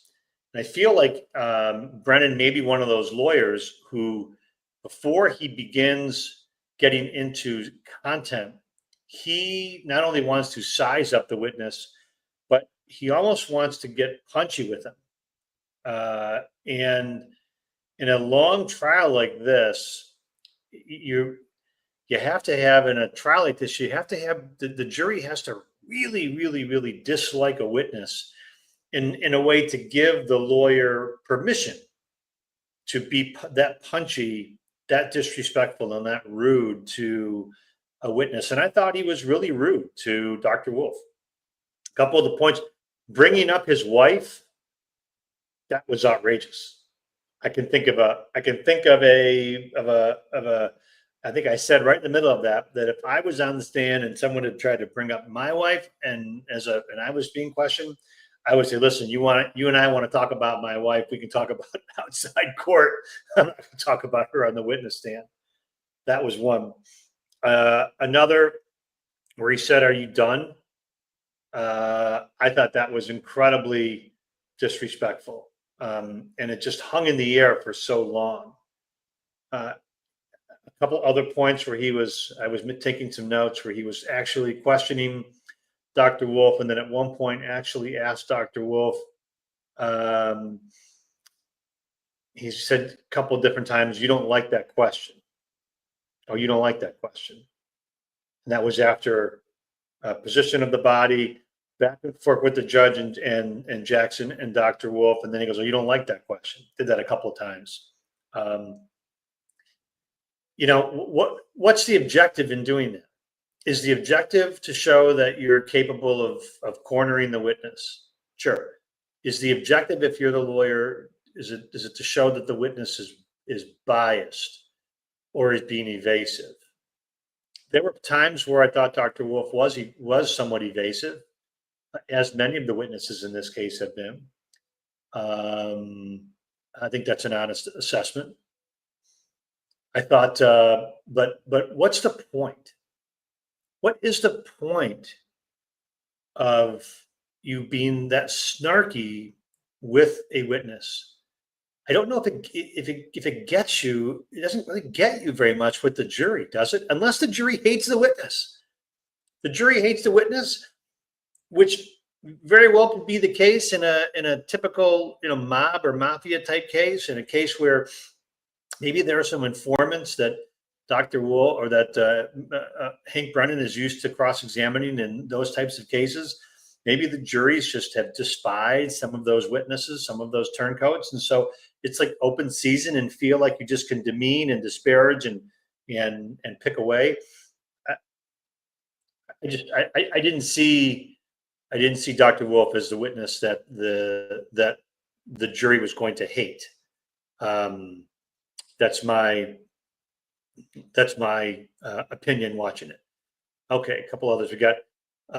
Joanne, thank you. Do you think Hankey's demeanor has an effect on the jury? It has an effect on me, and I'm a student of cross-examination. I love good lawyering. I love cross-examination. Do I think that his demeanor has an effect on the jury? Yeah, I think jurors they tune it out. These jurors want to make the right decision, whatever that is. That's what juries in cases typically, in my experience, want to do. When a lawyer gets really snarky like that and rude, the jury could start to tune them out. Like, oh, we don't want to hear this again. They may sit back when there's a lot of snark and a lot of that kind of personality battle that's occurring, and then maybe they'll sit back up again in a moment when there's evidence. But just think about it, to answer Joanne's question in a little bit of a different way. Think about how if you were at a dinner table and somebody was at the table and was questioning or talking to guests at the table, and everybody started sharing their opinion about what about things. Could be politics, could be a couple, could be opinions about a wedding ceremony. I don't know. And someone just constantly chimes in and offers a very snarky and has that sort of demeanor. At some point, your reaction is likely to be like, turn to the person next to you and go like, God, I just can't wait for this person to shut up. And if that's the lawyer represent that the jurors have that reaction to the lawyer, that's bad. So yes, I think it could have an effect on the jurors. Another comment. I think there's another comment. What's the next comment? Need some help from the crack team here at Justice Served. Is when the defense objects and the judge sustains, Hank keeps talking. How is that right? It's not right. It's up to the judge to shut that down. It's not right. So when Alan Jackson objects and the judge says sustain, sometimes you'll hear the judge say something like, next question, Mr. Brennan, or ask your next question, or just questions, please. That's a judge trying to move it on.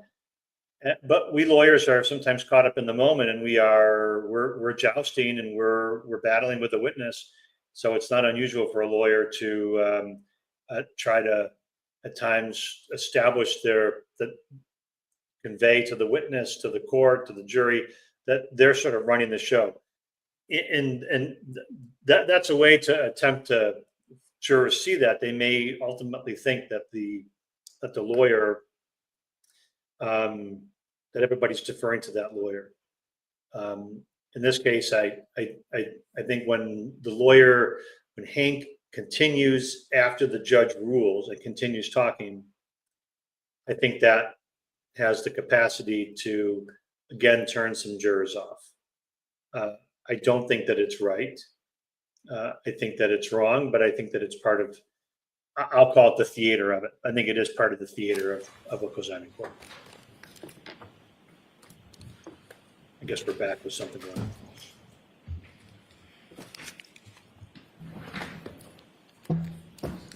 Or we're just backing up. Chrissy, thank you. Tori, thank you. All right. So looks like they're just backing up. That's the end of today. Okay, that's another great question. Remember, this is a very unusual case because you have a special prosecutor who is traditionally a defense lawyer. So he has to put on a different hat during this trial, which Linda and I were speaking about earlier. And as a result, he probably falls into some of the traps that he may use, some of the habits that he has as a criminal defense lawyer cross-examining witnesses in cases on behalf of his own clients. And one of those traps could be to continue to try to make points with a witness or in front of the jury, even after the judge rules. It's not, look, we all do it. It's not the greatest of looks. It's not right. All right. Thank you, Debbie. Great question. Next question. Looking over here at my next question. Okay. QQQ. With an appeal, this is from Kathleen XO. QQQ. With an appeal, isn't it true the most of the time it gets overturned based on one major bad ruling? But as with this case, could they win an appeal based on a large quantity of smaller rulings? Excellent. Excellent question.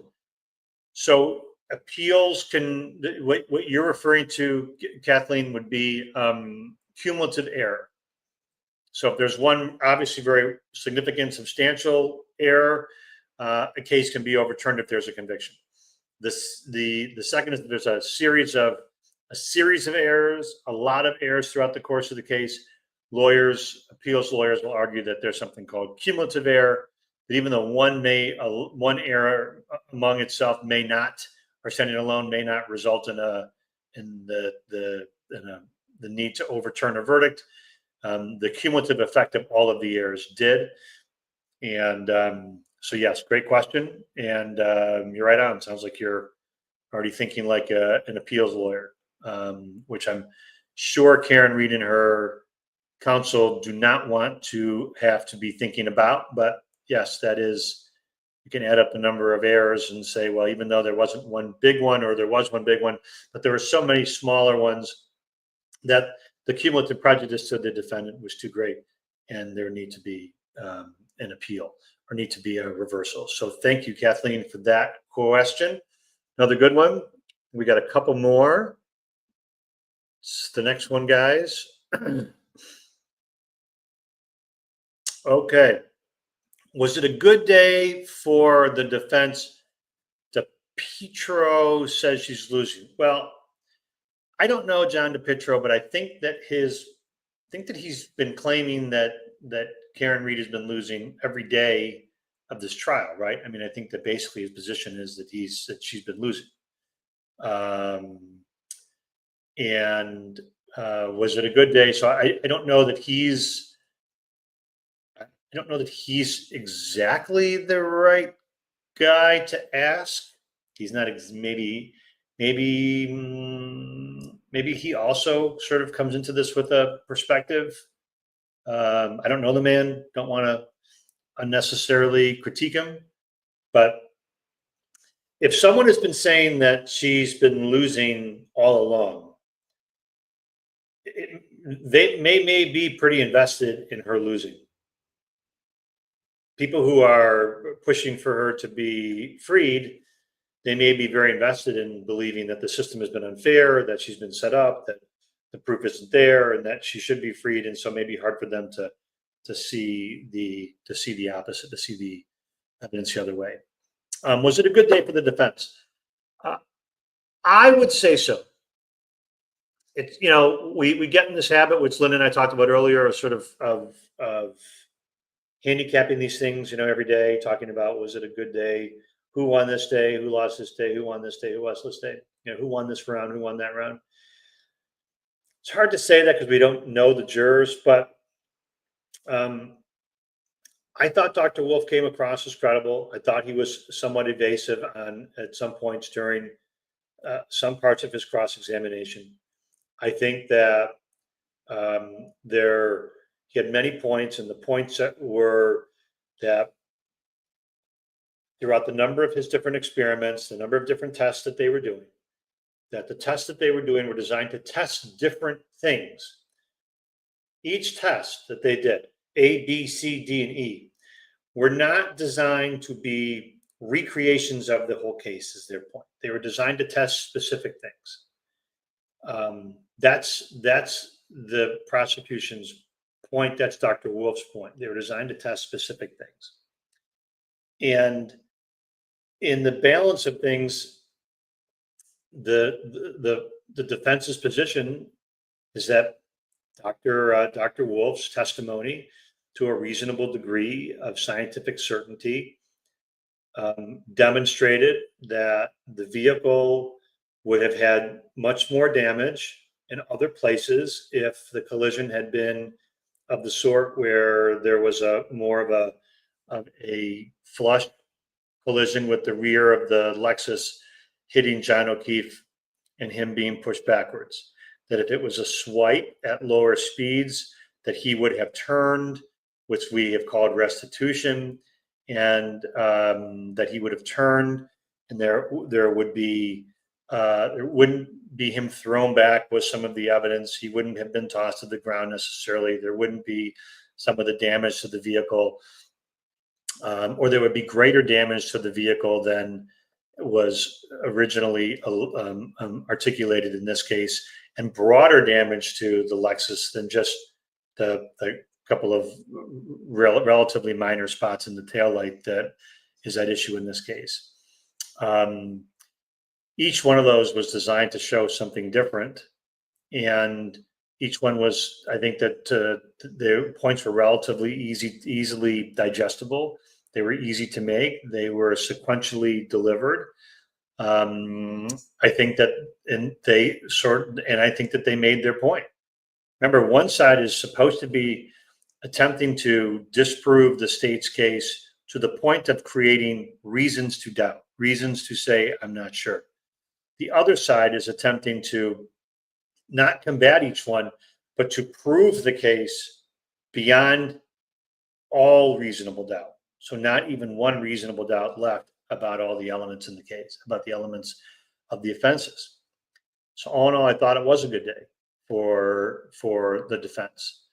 I will also add that I thought that I think that one of the points that Hank Brennan was trying to make, I think he was clever for trying to claim that the weight difference between the mannequin, the hybrid arm, and the dummy was, because it arguably weighed less than John O'Keefe's arm, that somehow that would cause that there needed to be a 26% calculation to modify. That's just not, that's not scientifically reasonable. That's not scientifically accurate.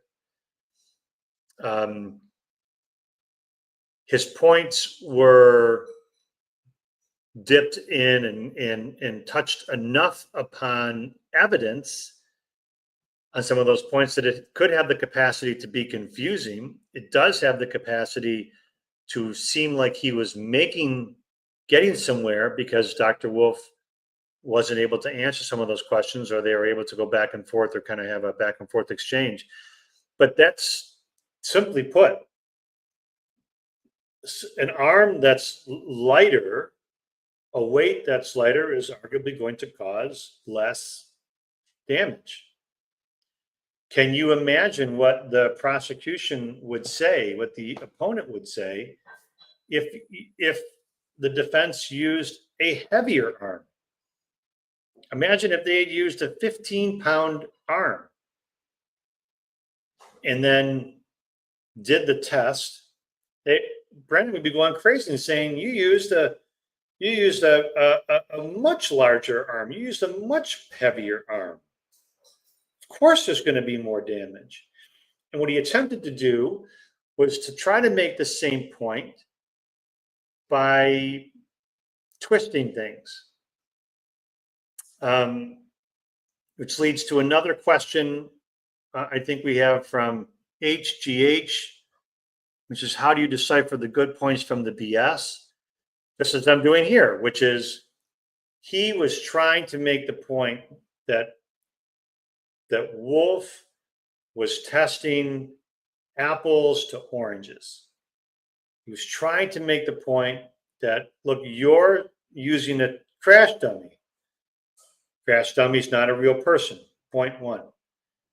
Point two, that you're running one test to try to prove this one theory. And accidents are dynamic, they're fluid, things can change, people can be in different positions. One could have their arm in a different place, it could be rotating, they could be leaning in, they could be leaning out, the vehicle could have hit a bump, it could have slowed down, it could have sped up in one of those, microseconds or micro moments. And because all of that, these tests that the defense did, while interesting and entertaining in a way, don't tell us very much. That's the point that he was trying to make. The point he's just making is, and he could have done all that by just going through and taking each individual thing. Say, look, this is different, this is different, this weight is different, this type is different, this dynamic is different. You didn't record this, you don't have a video of this. You have debris field here, you're not showing debris field there, you didn't account for this, you didn't account for that. That would be a really clean cross-examination, very clean. And I think in some respects, some of that got lost in the snark. So there were points to be made. I'm not saying that they're points that are going to, make the day.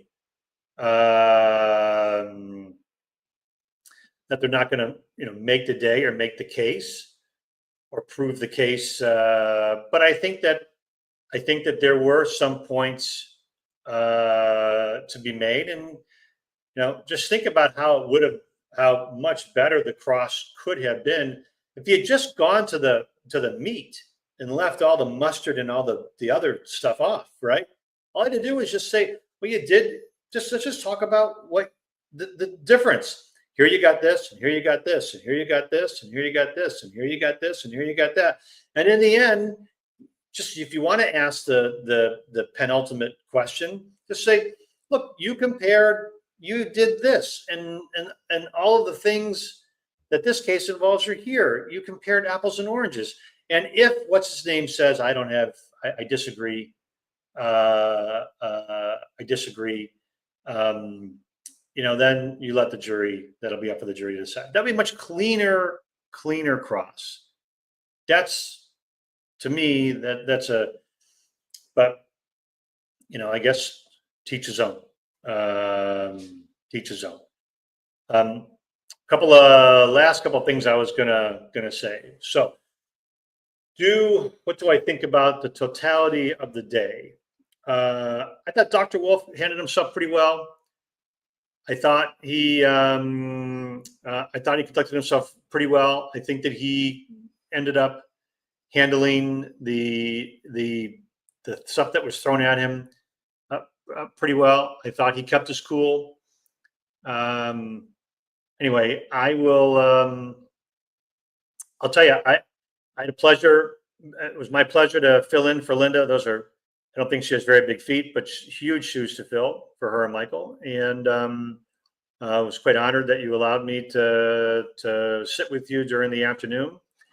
And I had a great time hosting and a great time talking to you all. And I'm just thrilled that you all were able to spend the day with me. So anyway, I appreciate it. And thank you so much, everybody. I appreciate it.